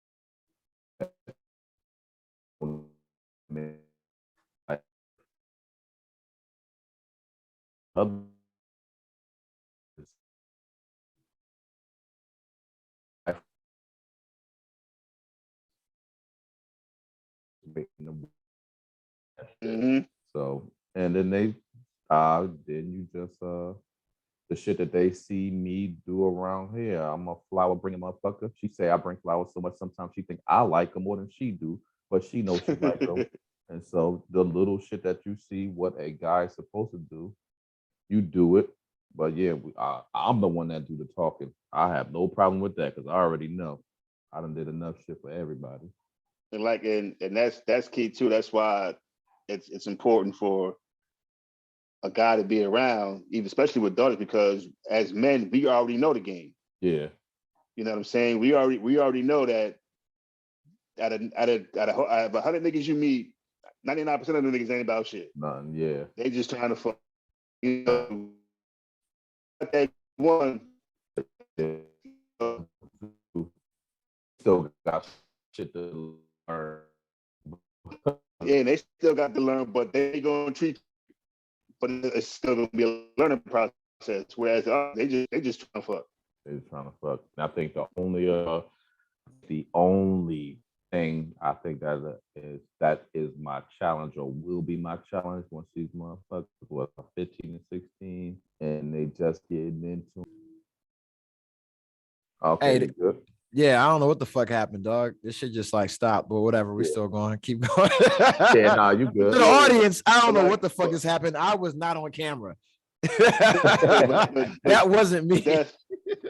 That's my thing, though, Kevin. How you just said, you know, trying to you know, give them the education without making it seem like I'm, you know, forcing them to do something. Yeah. You know what I'm saying? Because, you know, when you force it, they're like, oh, I'm gonna go do this anyway. They're gonna rebel. They're gonna rebel. Yeah, that's when you end up with the dumb motherfucker that you know ain't about shit. Mm-hmm. Yeah. But you know, it's as much as females, you know, y'all can do the independent thing, having a man around helps out a lot. Definitely. Y'all gotta stop with that independent shit. Y'all need a man in your life, especially when you got kids. You're gonna need a man there, you know, to iron some shit out. A little bit of straightening. Yeah. A little bit of straightening. A little balance. It balances out so they don't have daddy issues and go run crazy. Because back in the day, if a chick had daddy issues, you don't want her to run into a nigga like me. No, because we smashing and scraping, bro. You don't smashing and scrape, bro. Like that's it. And that's why I asked the question, because it's like, yo, it's like, you know, we all have like this whole fucking Disney princess bullshit that we freed our fucking daughters. And it's like, yo, we essentially tell our sons that they're fucking slaves, that you got to go out and break your fucking back, you know what I'm saying, to get a woman that don't even want you because you're not the fucking prince. Like you the regular shoe cobbling ass nigga. Like you the nigga fucking driving a train. You the nigga fucking in the goddamn push cart. You the nigga with the fruit. Like you a regular ass dude. The blue collar joint. And we teaching our daughters that there's some fucking princess, there's some prize. They deserve the fucking king. And you just a blue collar nigga, bro. And that's all you ever gonna be. You know what I'm saying? So what do you deserve? You know what I'm saying? If she deserves the king, the prince, right? And ain't got to do shit to get it except have a womb, but you got to do all this shit just to get Big Shirley. Like, is that really fair? You know what I'm saying? To our sons? No, tell him he's a king. You tell him he's a king. Hey, he's a fucking king, and expect this in your queen. Now you're gonna go out here and you're gonna meet this level. You're gonna meet these 5s and these 6s, and you're gonna meet these, and these you're gonna train with. That's pretty much. You're gonna learn. You're gonna run through these. Yeah. So that way, when you get to the queen, you know what you're doing. You know what you want. But here's the thing, though. Here's the question, though. Right? It's like we're all adult men, and I know Jamal. We did a very good job of making sure that we all stayed humble. So none of us ever felt like we were a 10. You know what I'm saying? Y'all humbled each other. Yes. so none of us ever felt we were a 9, right? At the most, maybe a 6. And so I'm like, okay, but everybody isn't sadists like we were. Everybody isn't fucking psychopaths like we were, that just live to fucking just gun each other every day, right? And so it's like, but that benefited us because, you know, it made it easy for us in relationships, because we're like, yo, if you're with us, it's not because of our looks. You know what I'm saying? It's because of something else, right? Much. And so it's like, all right, well, how do we prepare our kids to understand that, yo, it don't matter how much sauce you got or how much drip or how much swag, whatever, or okay, you look this good, like, yo, there has to be some and because like with women, men don't give a fuck about how much money you make. You know what I'm saying? You can make $1 million. I'm still going to cheat on you if you boring as fuck. You know what I'm saying? Pretty much. Like, that's the Halle Berry syndrome, man. Exactly. I wonder how the fuck you cheat on Halle Berry. She boring as fuck. Yeah, that's how. Boring as shit. You know what I'm saying? Like, how did Jay-Z cheat on Beyonce? Nigga was bored. You know what I'm saying? You out on tour every year. Nigga, I can't chill with Bleak every day. You know what I'm saying? Shit. Fuck you expect? Bleak is. You know what I'm saying? He said I can't chill with Bleak every day. Yo, I'm done. And that's the thing, bro. So it's like you look at all these like super quote unquote bad chicks, and it's like, yo, they all get cheated on, they all get left, because it's like, yo, what you making all this money, but what are you doing that's benefiting the relationship? And that's where we go back to when I talk about, okay, when my ex-wife went to go do her thing and get in the intelligence community in the military, it's like, yo, well, you left for 1.5 years. That didn't benefit us. You know what I'm saying? And that's why that shit failed. You know what I mean? And you look at today, we tell the kids, we tell women, like, no one is designed to be by themselves, right? And that's why naturally, genetically, men are meant to go out and bust their fucking ass to be able to provide a household for a woman, to be able to have kids, you know what I'm saying, and make that shit a home. Like, we give you the stability and the structure because we're going to break our fucking backs. And when we come home, we want peace. And we want a family. Like we want a reason to go out and bust our fucking ass because we got a wife that fucking makes us feel desired, makes us feel appreciated. We got kids that fucking look up to us and adore us. You know what I'm saying? And we can prepare them for the next generation. But it's like, yo, around the 70s, 80s, that shit stopped and everything got very individualistic. You know what I'm saying? And it became, oh, what have you done for me lately? I mean, Janet Jackson made a song about that. Yeah. What have you done for me lately? Ooh, yeah. Throwback. You know what I'm saying? Just shit like that, right? And but niggas were still singing about girls. You know what I'm saying? Niggas were still singing their heart out. Jodeci was still singing their heart out. You know what I'm saying? Shy, still singing their heart out. And if I ever fall, niggas that's were my still shit too. Boys to Men. I'll make love to you. You know what I'm saying? But women came back with, I want to freak in the morning, freak in the evening, the ill Nana, the Little Kim, all that kind of shit. And it's like, yo, niggas got tired of singing their hearts out and then said, fuck it, gangster rap. You know what I'm saying? Bitches ain't shit but hoes and tricks, you know, and then that's kind of where it just went completely left. You know what I mean? And now it's like, okay, that was our generation. We're partly guilty, you know? So we got to be that reality check. You know what I mean? Like we can't, like I can't tell my son that he's special. Because that's telling him he's a snowflake. He's one of a kind. Nah, nigga, it was a million of you in my nuts. You the one that made it out. You know what I'm saying? You trying to humble his ass out the gate. Like, yo, I make a million of you niggas every 3 days, bro. You the one that fucking made it. All right. So you got to get out here. You got to get it. And you got to make some shit that somebody wants to fucking like nest in, settle down. And for my daughter, it's like, yo, listen, your job ain't to be a lawyer. Your job ain't to be a doctor. Like Marie fucking Curie, she discovered radiation and shit like that. But a nigga would have discovered it too.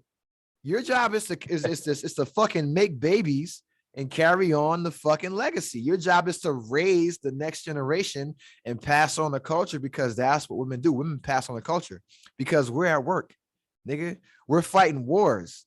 You know what I mean? When a war breaks out, when niggas get drafted, who goes to that war? Us, nigga. You know what I'm saying? So it's like, yo, their job is to pass on culture. They can't pass on culture if they don't understand why they're passing it on, what they're passing it on, and what the importance of it is. You know what I'm saying? But that also with men, we got to teach our sons, yo, you listen, your job ain't to be some popping ass nigga. Your job is to be a popping ass, stable ass husband. You know what I'm saying? Go out and get you a blue collar ass job with benefits. You know what I'm saying? So your wife can get a doula and have a baby comfortably and not fucking die in childbirth and want to stay with your motherfucking ass and raise some kids. You know what I'm saying? Shit like that. You know, that's just me. But I'm a weird ass nigga. You know what I'm saying? So, but that's just but me. like as I said, but that goes back to the, you know, with stuff like that, you got to make sure, like I said, you pick the right person. Y'all have these talks. Like, yeah. See, my man, you can't. They don't want to have those talks, bro. You got to. Fuck you know how? But you okay, got to. so Jamal, that's why I say you're the exception all the time, right? Is because you had a partner that was willing to have those talks and do all that great shit. So I'm not going to ask you this question, Calvin. No, ask me. Well, no, because you didn't date a bunch of women seriously before you met your wife. Oh yeah, nah. Yeah, nah. You know what I'm saying? I had some flings. You had some fun, and then you met the one. You had some fun, and then you met the one. That's why I salute you, brother, because you were smart enough. You were smart enough to recognize that she was a good woman worth committing to very early on. You know what I'm saying? But that goes back to from what I think I talked about the first time I was in the pod. With the other ones that I've met before my wife, I would ask, you know, certain questions to get that information. And they wasn't about it? Depending on how you answered that question, depending on what category I put you in. Here's the real question. Here's the $1 question. Here's the question. What do you do when you can't even get the information? When it's an issue to ask the question. And Calvin, I mean, because you went through a divorce, so you have to go. I mean, how long did you date before you met your wife? Yeah. I left this motherfucker in 2010. I got to Campbell in November. So I got to Kentucky November 2010. We went on our first date. Oh my God, July this fucking gay ass nigga, man. July of 2000. Don't get mad at me because I know my shit. Oh my God, no. I'm trying to give you the background because listen, but you didn't have to go through the fucking gauntlet of what? Shit, of just bullshit. Oh, no, I wasn't, but no, because I was the bullshit. You were the bullshit. You fucking right. But from the time that I met her to the time that we got serious, I was the bullshit. I like that. Okay, yeah, I had my examples were two of my best fucking friends. Both had divorces and didn't get married again for 6 years. And that's the other thing, right? So you have, because especially being in, this is why the military is great, right? Because when you're in a leadership role, you have to be actively involved in your soldiers and sailors' lives. So in their relationships, you got to be in them shit, asking them questions. And so with your experience, how many times have you come across the situation where one of your guys or yourself is trying to get information to screen a woman to be a wife, and you can't even get that information because that in itself is a fucking issue? Too many. I done said don't do it a couple of times. Don't do it. Reconsider. Read some literature on the subject. Yeah. You sure, nigga? Fuck it. Yeah. Seriously. So folks. So my own for the youngsters, I done did that shit. Like, yo, don't do that shit. That she ain't worth shit. But for myself, I already knew out the gate after that first one. I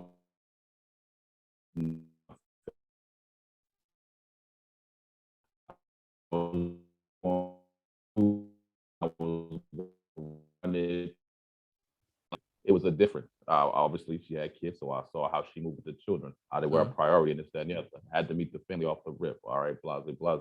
All right, this one is different. All right, damn, she might be the one. Holy shit, I love you. Oh shit. You said it first? Hell no. Oh, I put her to the She said it first, and then I was on that.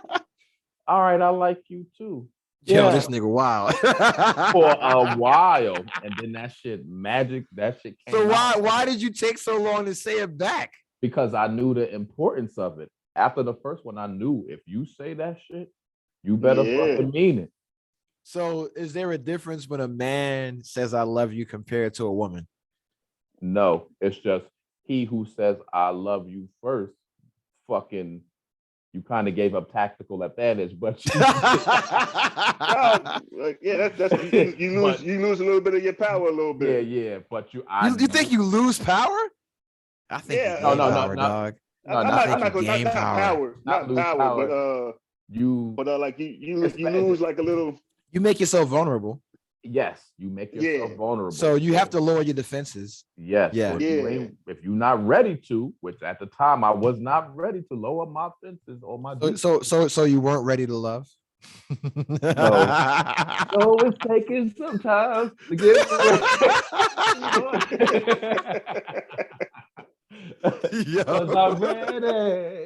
I'm ready to love. Yo, shout out to Ready to Love. Ready to love. Nah, but when I did say it, she knew that I wasn't playing because I just didn't let that shit fly off the rip. So I will purposely, like you do. So, oh my God. So Jamal, did you say it first or did she say it first? I felt it first, but she said it first. So how did you feel it first, but she felt it first? Like I said, I had the luxury of getting to know her before anything sexual happened. Okay. So when you sit there, you talking on the phone to 3-4 in the morning, calling every day, you this get to falling asleep on the phone. This nigga pussy. You hang did that up. a few times. You hang up. You hang up. You hang up. Oh my God, you a fucking bitch, bro. I ain't go for did that shit a few times, but how Calvin just said, you know, I didn't want to put myself. How was your rollover minutes moment. looking, bro? How was your fucking rollover minutes looking at that time? Oh no, nah. Pete gave that. That's back then when you had the T-Mobile. You could do the top 5, and you could put it top 5. Unlimited. Oh my God, the top 5 for the T-Mobile. I had that I'm shit. T-Mobile right now, so we still going. So am I. But I had that shit. She had T-Mobile. I had T-Mobile, so I put it in my top 5. So I didn't have to worry about running over my minutes. Oh my God, that's crazy. That is fucking crazy. But you felt it first. That's what's up, man. That's what's up. Yeah, because like I said, get the thing that made me fall in love with her like a lot was I was able to be me around her. Mm-hmm. Oh, you know, I didn't have to censor myself. Be vulnerable. I didn't have to, pretend to be some, uppity guy that I'm like I was out there. Like I had you didn't have to be the fitter hat god. You got to be Jamal around her. Yeah. So, that right there, was key. But yeah, when I felt it, since I, coming out of a previous relationship and how that went, I was like, all right, I ain't gonna sit there and say this shit until, either she said it or it come up. So we was on the phone one night hanging up, and how long was it before you felt it? About a good 2 months. 2 months. 2 months in, I was like, yeah, like this. 2 months in. But see, that's 2 months in, and you said and you knew in your heart that no. I knew because listen, as I said, I got to talk to her and get to know her. The first time we met, we met in Trenton. Me and the friend that hooked me up with her. Yeah. Shout out to Talib. Talib. Yeah. We did all that, and I thought she wasn't feeling me. So when I got home, I called her. We were still talking, and she was like, "Yeah, since my friend wasn't really feeling your friend, and I had to do that role or whatever." But we still kept talking. I got to know her, all that other shit, and as I said, it's just the fact that I was able to, to be me, the constant talking all the time, to her learning about me learning about her. Yeah. The things I like to do, the things she liked to do, like we had a lot of stuff in common. Even how opposite we are, what I'm saying? We had a lot of things in common. Oh, opposites attract. And it was just like that. And then, at the time, like the females I was talking to wasn't nothing like her. Yeah, like she had a good head on her shoulders. She was going to school. She wasn't with that dumb shit. She didn't drink like that. She didn't smoke. Wasn't out about that club life shit. You know what I'm saying? So it just just flourished from there. And here we are. What's up, man? 17 years later, still kicking. 17 fucking years, bro. Yeah. That's y'all been together 17 years. Yeah. Think about that, bro.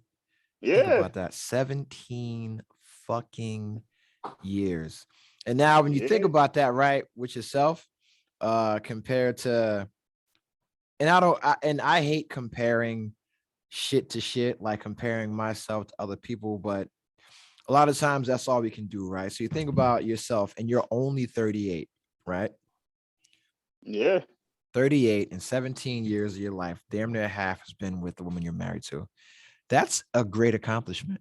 Hell yeah. That's a phenomenal accomplishment. That's why I gotta applaud you, brother. I gotta salute you, man, because we've been through some shit.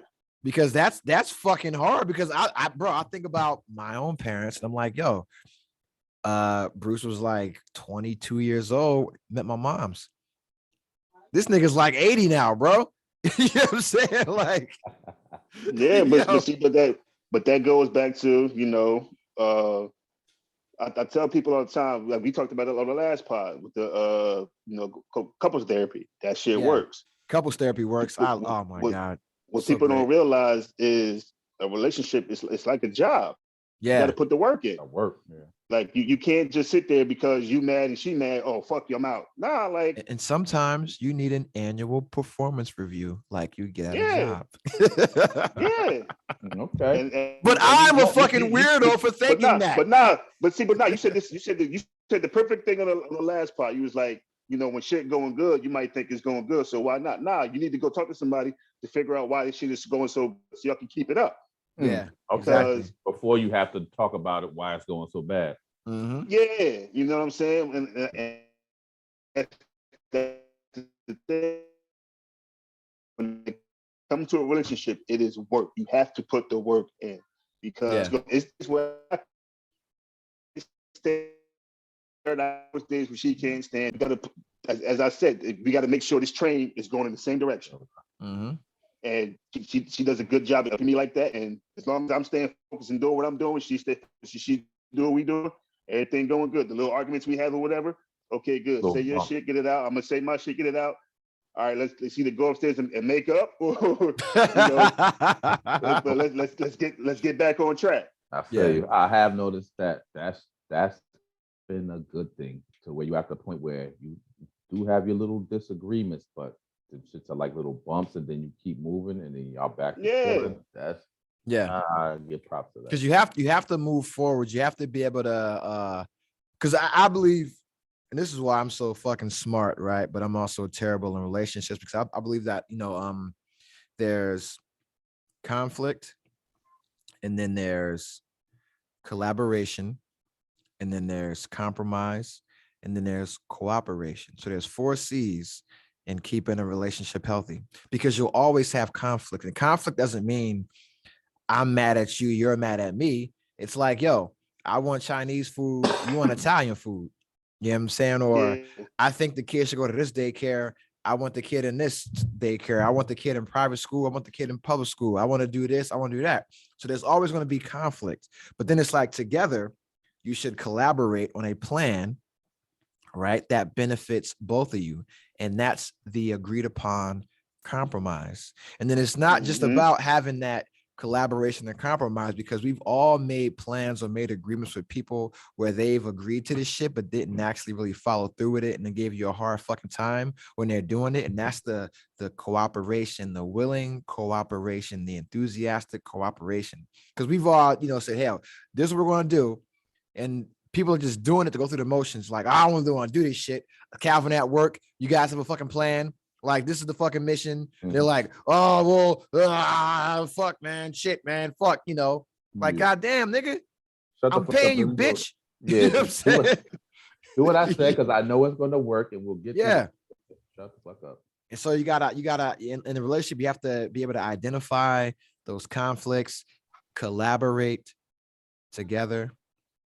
You know what I'm saying?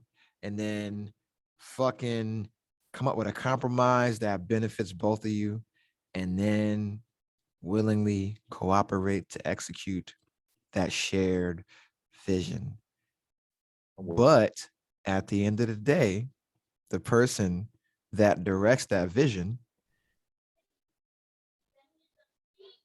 is you. Here's my finger. I'm pointing to you. But that's a woman. She gives you perspective.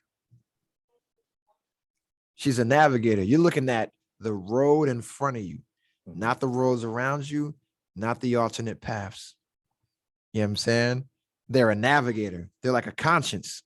You know what I mean? Yeah. I'm just a machine, and I'm going forward. I'm a fucking cow. I'm an ox with a plow on me, and I'm just going. And a woman guides that plow. And that's my thing, because that's what it is with me, where we'll be going, and I see something out this side. This nigga's like, nigga, yo, he like the dog from Up.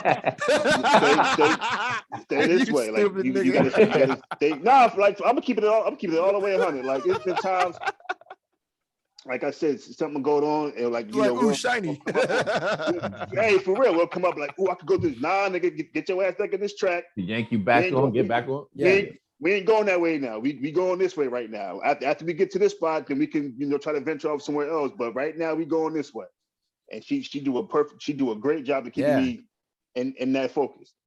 and that's goes back to when I asked the question about, are we teaching our daughters like she's the prize or whatever, like what her role is? It's like, nah, you got to teach your daughter is that she's the conscience. You know what I'm saying? Like, she's the fucking conscience. She is the navigator. She is the fucking guide. She is the farmer behind that fucking plow that is your son. So hey, because a man has infinite fucking energy to do a million different things with no direction at all.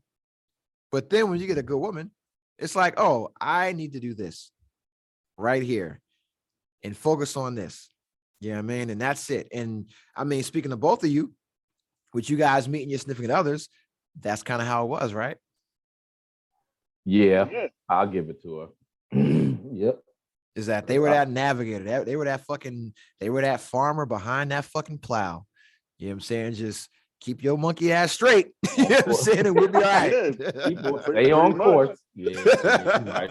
As long as your ass stay on course, we good. She got drop too much, you know, she got the little whip back there.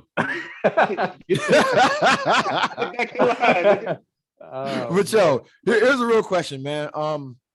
Guys trip 2022. COVID is over. Fuck that Omnicron, nigga. I watched the Transformers. Optimus Prime beat that nigga, bro. You know what I'm saying? If it ain't Galactus, I ain't scared of shit.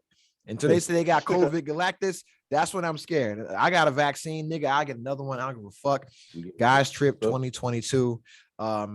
This is something I've loosely talked about with the fellas. I mean, I sit on the pod like, yo, we need to do some family shit. But it's like, yo, women always get to travel and go on their girls' trips and blase, and get dicked down by some Jamaican niggas. Yo, what's up with the homies? Where can the homies go? Whoa. What? I'm not lying. Listen, if you have friends that are women and they tell you about their girls' trips, somebody's getting dicked down by a nigga named Dexter. You know what I'm saying? Shout out to my nigga Eddie Murphy. You know what I'm saying? It's like, what's you crying about, gal? Some nigga from the Virgin Islands, long dick in your girl. You know what I'm saying? But no, it's like, yo, they go do all that fun shit, but it's like, yo, because niggas is tired of going to Vegas. You know what I'm saying? As I'm going there next week. We tired of that shit, bro. We got to get the fuck out the country. I'm trying to be like my nigga Gordon Wayne, passport stamped up. You know what I'm saying? And yeah, you know, trying to go out the country. Yeah, go to some foreign shit. Yeah, Jamaica and shit. I'm with it all. I ain't going to Jamaica. Too many blacks. Not happening. As soon as I get my money up the way I'm trying to. Can you do the DR? DR is cheap as fuck, but you got to stay in Santo Domingo because the rest of that shit is a war zone. Yeah. And then other than that, what about the Antiguas, the Barbados? I ain't touched none of the Caribbean yet. Let me tell you, man. And I don't know if y'all ain't learned about it by this episode yet. It's episode 40. I don't fuck with black people like that. You know what I'm saying? So I'm not about to leave America to go fuck with other black people. Go some more. You know what I'm saying? I ain't about to go. Nigga, y'all come here for a better life. I'm not going to where y'all from to drink dirty ass water and get diarrhea. Nigga, fuck that. If that's the case, then you motherfucker. I'm joking. Future employers, I'm joking. Okay. But Antigua, I would fuck with it. The Bahamas, Barbados, Virgin Islands, I'd fuck with it. But my thing is, I mean, listen, I'm not trying to see me, nigga. You know what I'm saying? If you're trying to go across the water, then fucking Croatia, goddamn. I'm not trying to go to a fucking war zone, nigga. Croatia, oh my God, you. Bro, listen. I just came from there. I was in Bosnia and Macedonia, all that shit when it was a war zone. Nigga, you got stabbed there. Exactly. You serious? That was this nigga's. Bro, that's what made me not join the army. This nigga was in the army for like 8 days and got stabbed. I'm like, yo, I'm not gonna be in Long Branch. What the fuck? You know what I'm saying? And this was on my first tour, but I'm telling you, Croatia now, because we just did. I was in Italy for 3 years. Croatia was. I fuck with Italy. I've been in Italy. I fuck with Italy. Exactly. Croatia on some sea shit. Oh, you gotta do the Okay. motherfucking. So here's the thing. So listen, audience, get you a passport. It's $174 to get it. Get a passport. Get a passport. Get pre-check. You don't need clear. Just get the fucking TSA pre-check. And travel outside of the States. Hopefully you travel with your lady, because that's the shit. Travel with your lady. Get the passport settled together and make a bunch of memories and experience. That's what life is about. It's about relationships, right? But if you're a single dirtbag nigga, right, then you need to go to countries where your money stretches and your dick doesn't have to. All right. So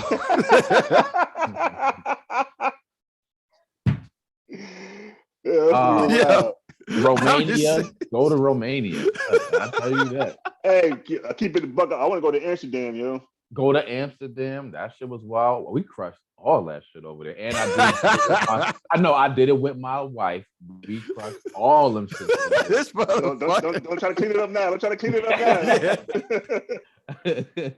That shit was wild. That's good time. So yeah, get you a passport and go out. So here's a question, because Slocks, I done talked about the fellas trip.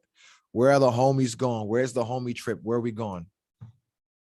Hey, I'm down to go anywhere as long as don't say I'm down for whatever. That's like asking your girl where she want to eat, and she say I'm fine with anything. Like I said, and you know she's fucking lying. I'm trying to go to Amsterdam. I want to go to Puerto Rico. I wouldn't mind going to the Dominican Republic. Puerto Rico. That's shit, you already been to Hawaii, but I was mad. I never got a chance to go out to Hawaii. Hawaii is fun. I mean, y'all want to go out there? Let me know. I'll be back in March. I wouldn't mind going to Hawaii. I'll be in March for my birthday. Y'all want to come holler at me? You going out there in March? Yes. Yeah. Yeah, I got half of my shit is still out there for a reason. I have a whole wardrobe of clothes out there. I'm not picky about destinations as long as we can go and have a good time. All right, so we'll start. So the fellas, because none of y'all been to Hawaii yet, because Gordon ain't been to Hawaii yet, that bitch ass nigga. So Hawaii for the fellas, but because we talked with Jeff about this, the brothers got to go on the trip. Now, ladies, if you're listening to this shit, earmuffs, close the fuck out. Yo, where the hoes at? You know what I'm saying? Where we going? DR. Going to DR. WTHA, where the hoes at? That's what the fucking question is. My girl is asleep on the sofa, so I can say what I want now. You know what I'm saying? But listen, where they at? Just like my nigga VLA said, believe me, they want to be seen. Yo. Boy. Where they want to be seen at. So, fellas, if you got a couple dollars, DR. You know what I'm saying? Colombia. You know what I mean? Costa Rica. I'm gonna tell you, one of my favorite places in the entire world is Mexico. I love Mexico. First off, there's hella black folks. There's hella black folks down there. And then when you get into actual Mexico, they fuck with black people because they understand how we got there. You know what I'm saying? So, and then it's like, yo, the food is crazy, the culture is crazy, the dollar exchange rate is crazy. And then it's like, we like to have fun as black people. You know what I'm saying? And when you go to Mexico, it is fun. They have a lot of fun. It's a lot of family, a lot of culture, a lot of history, but it's dope. You know what I'm saying? And when I go to San Diego, I always go to Mexico because it's fucking Mexico, bro. But yeah, no, that shit is lit, bro. But I'm down to go anywhere where two days in, I'm not holding a sign with a bag over my head saying send some money. Yeah, no, I mean, if you went to, bro, like you go to Hawaii, dog, like I'm be honest, like if you know where to go, it's not expensive at all. You know what I mean? Because you just gotta know like where not to waste money at. Where niggas ain't trying to hold me as hostage type shit. Oh, well then, yeah, why? But I mean like that, you ain't going to Jamaica, you ain't going to Haiti, you know what I'm saying? You're gonna get your ass kidnapped, you know what I'm saying? So, but yo, where so the because I mean I'll tell you, bro, I looked up. This is why we gotta be like, yo, listen, homie trip, Memorial Day weekend, just the dudes, you know what I mean? And I'm looking at all these fucking like rental spots, like big ass fucking houses, and nigga in everybody's area, in my place, in fucking Aspen, and fucking Big Bear and fucking Lake Havasu. I mean, Vegas is cool, but I've been to Vegas a million times. You know what I'm saying? But Vegas is so cool. Now in Miami, but it's like, yo, niggas could go get an easy plane ticket. You get a nice fucking vacation rental like from Verbo or a nice Airbnb, but fuck Airbnb. You know what I'm saying? Go with Verbo, and then you get you a nice little spot for like 4 days, and it's a mansion essentially, and you can chill. And it's like, yo, you can go out and do shit, or you can just stay where you're at and just go on a lake and go fishing or go boating or fucking jet skiing or whatever the fuck. But it's like, yo, I'm at the age where I don't want to go out and have to look for hoes. You know what I'm saying? I'm just trying to chill with the niggas, bro. I'm trying to be that old man, and just be like, let's just go fishing. You know what I'm saying? Let's go fucking. Yeah, like you said, let's chill, bro. On the boat. Yeah, like let's chill. Like let's fucking drink. You know. And I don't know about hiking now because niggas is dying hiking. So I'm like, yo, I'm a chill. They got a grill in the backyard. I'm all with. Get the grill. This nigga make this nigga cook. You know what I'm saying? Like shit like that, bro. You know what I mean? Just like some regular like man shit. Yeah. He might even hunt a white person. You know what I'm saying? You never know. You know what I'm saying? So I'm listen to my employers at the Holocaust Museum. I am joking about this. I will never hunt a human being until you hire me. You know what I'm saying? But until they start the purge. Yo, when the purge starts, it's on. Yo, that's what I'm saying, man. But it's like, yo, listen, like I want to be able to do some shit where the purpose of going is not to like cheat on your wife. Essentially, it's like, yo, it's to go out with the homies, having like going to Japan. You go to Japan and do mad shit without ever having to chase chicks. You know what I'm saying? It's like if you fuck with Japan, yeah, man, or you can go like to the Caribbean or go to South America or whatever. I'm trying to like go do some shit, bro, and like not have like chasing chicks be the focus of a guy's trip. You know what I'm saying? So yeah, but that's the last question. Be on this bitch for a minute. It's 3:00, man, and my girl is over there passed out, man. I'm kind of hungry. I've been drinking all morning and shit. So, and this is like my third cup. My third. I gotta get ready for this Christmas party. Mm-hmm. Yeah, man. What you Jewish? Celebrate Hanukkah? Nah, my wife's job having a Christmas party. We gotta go to. Oh, tonight? Company party.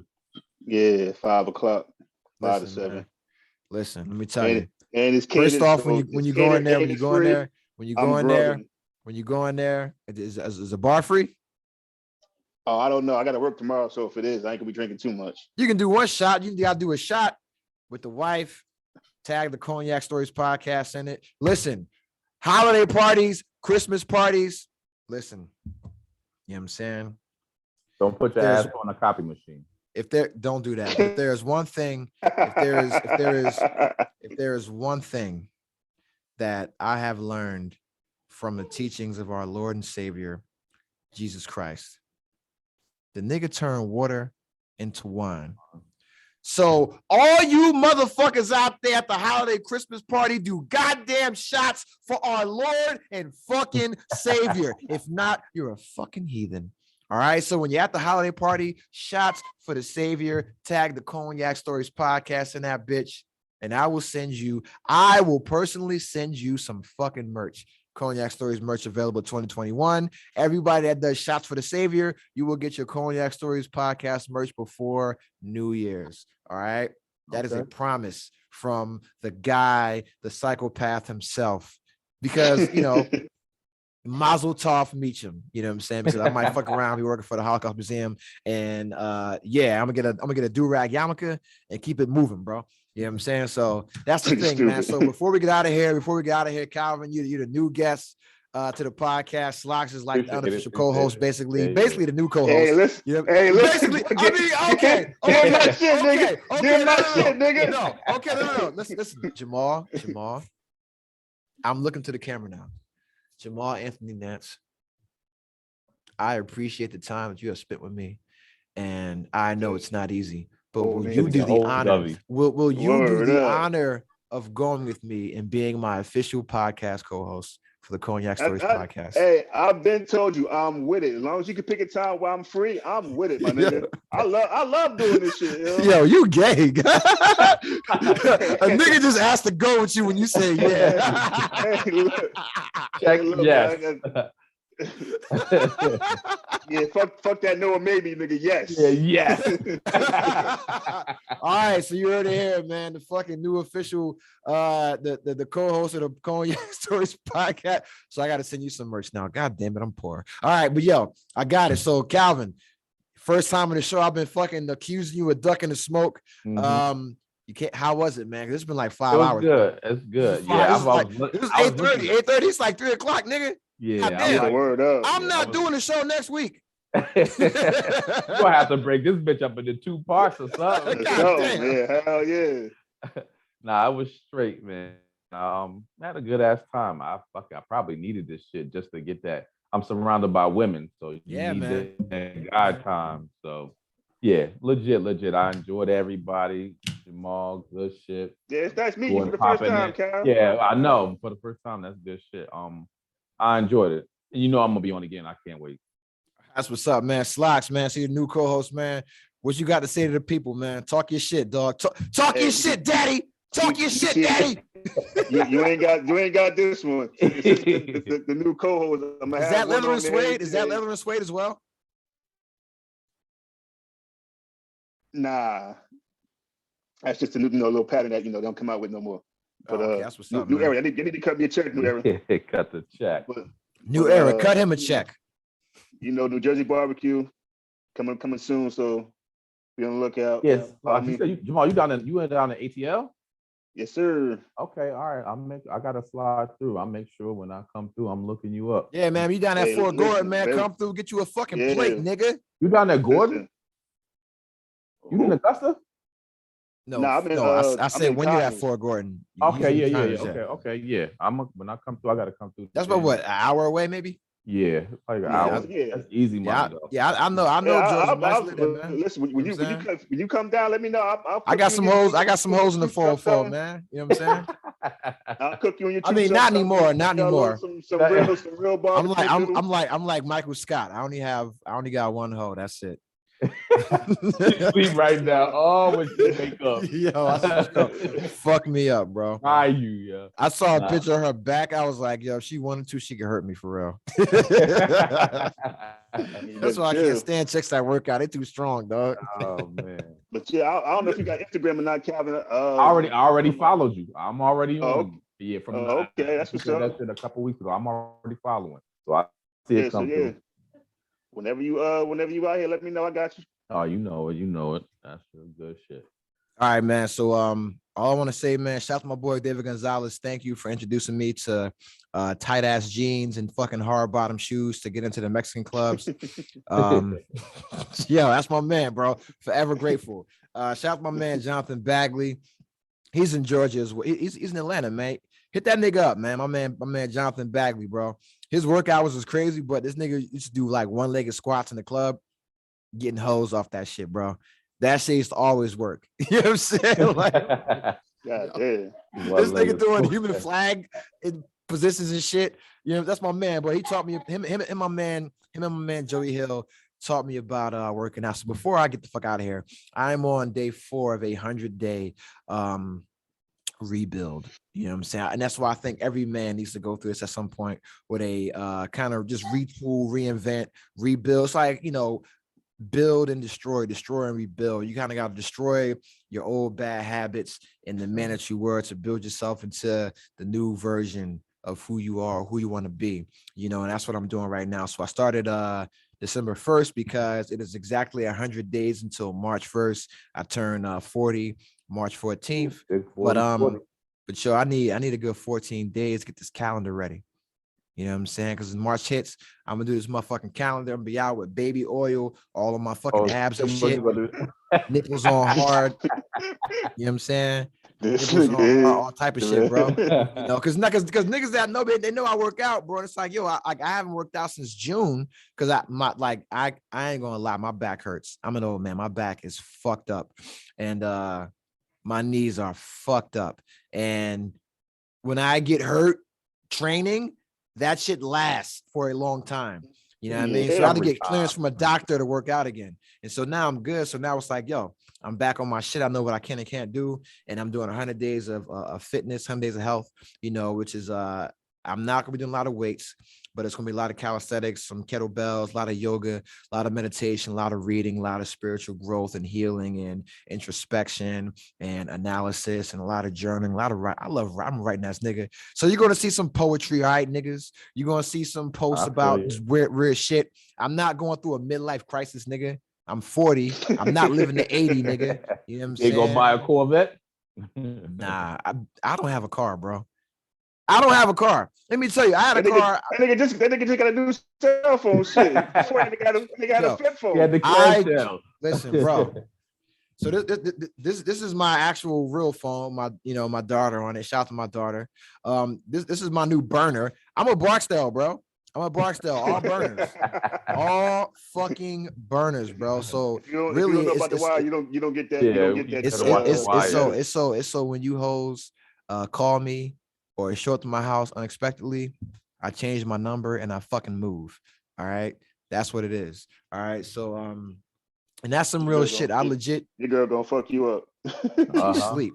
She don't. No, she has my number. When we first started talking, she did not have my number. I didn't even realize that. I've been so used to just never get my number out and just saying, yo, this is my Instagram, this is my social media, whatever. Like, yo, hit me on this. Is I had a number the whole time we were together, never gave it to her.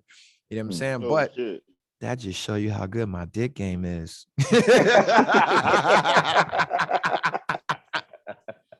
Yo, she gonna fuck me up, bro. Fuck you up. Oh, yeah. but nah, it's like yo. On the next part, he got the black. I'm gonna come here like a battered spouse and shit. You gonna come in looking like Forrest Whitaker. like you told Harpo to beat me. Nah, but yo, listen, my men out there, listen. We getting old, and my primary demographic is 35 to 44.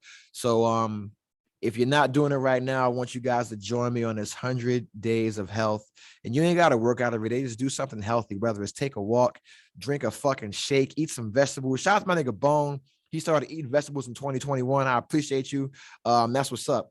And yeah, just do something healthy for yourself, whether it's your mental health or your physical or emotional health, man. 100 days of fucking health. I'm on it. And when March hits, I'm going to have my 8-pack.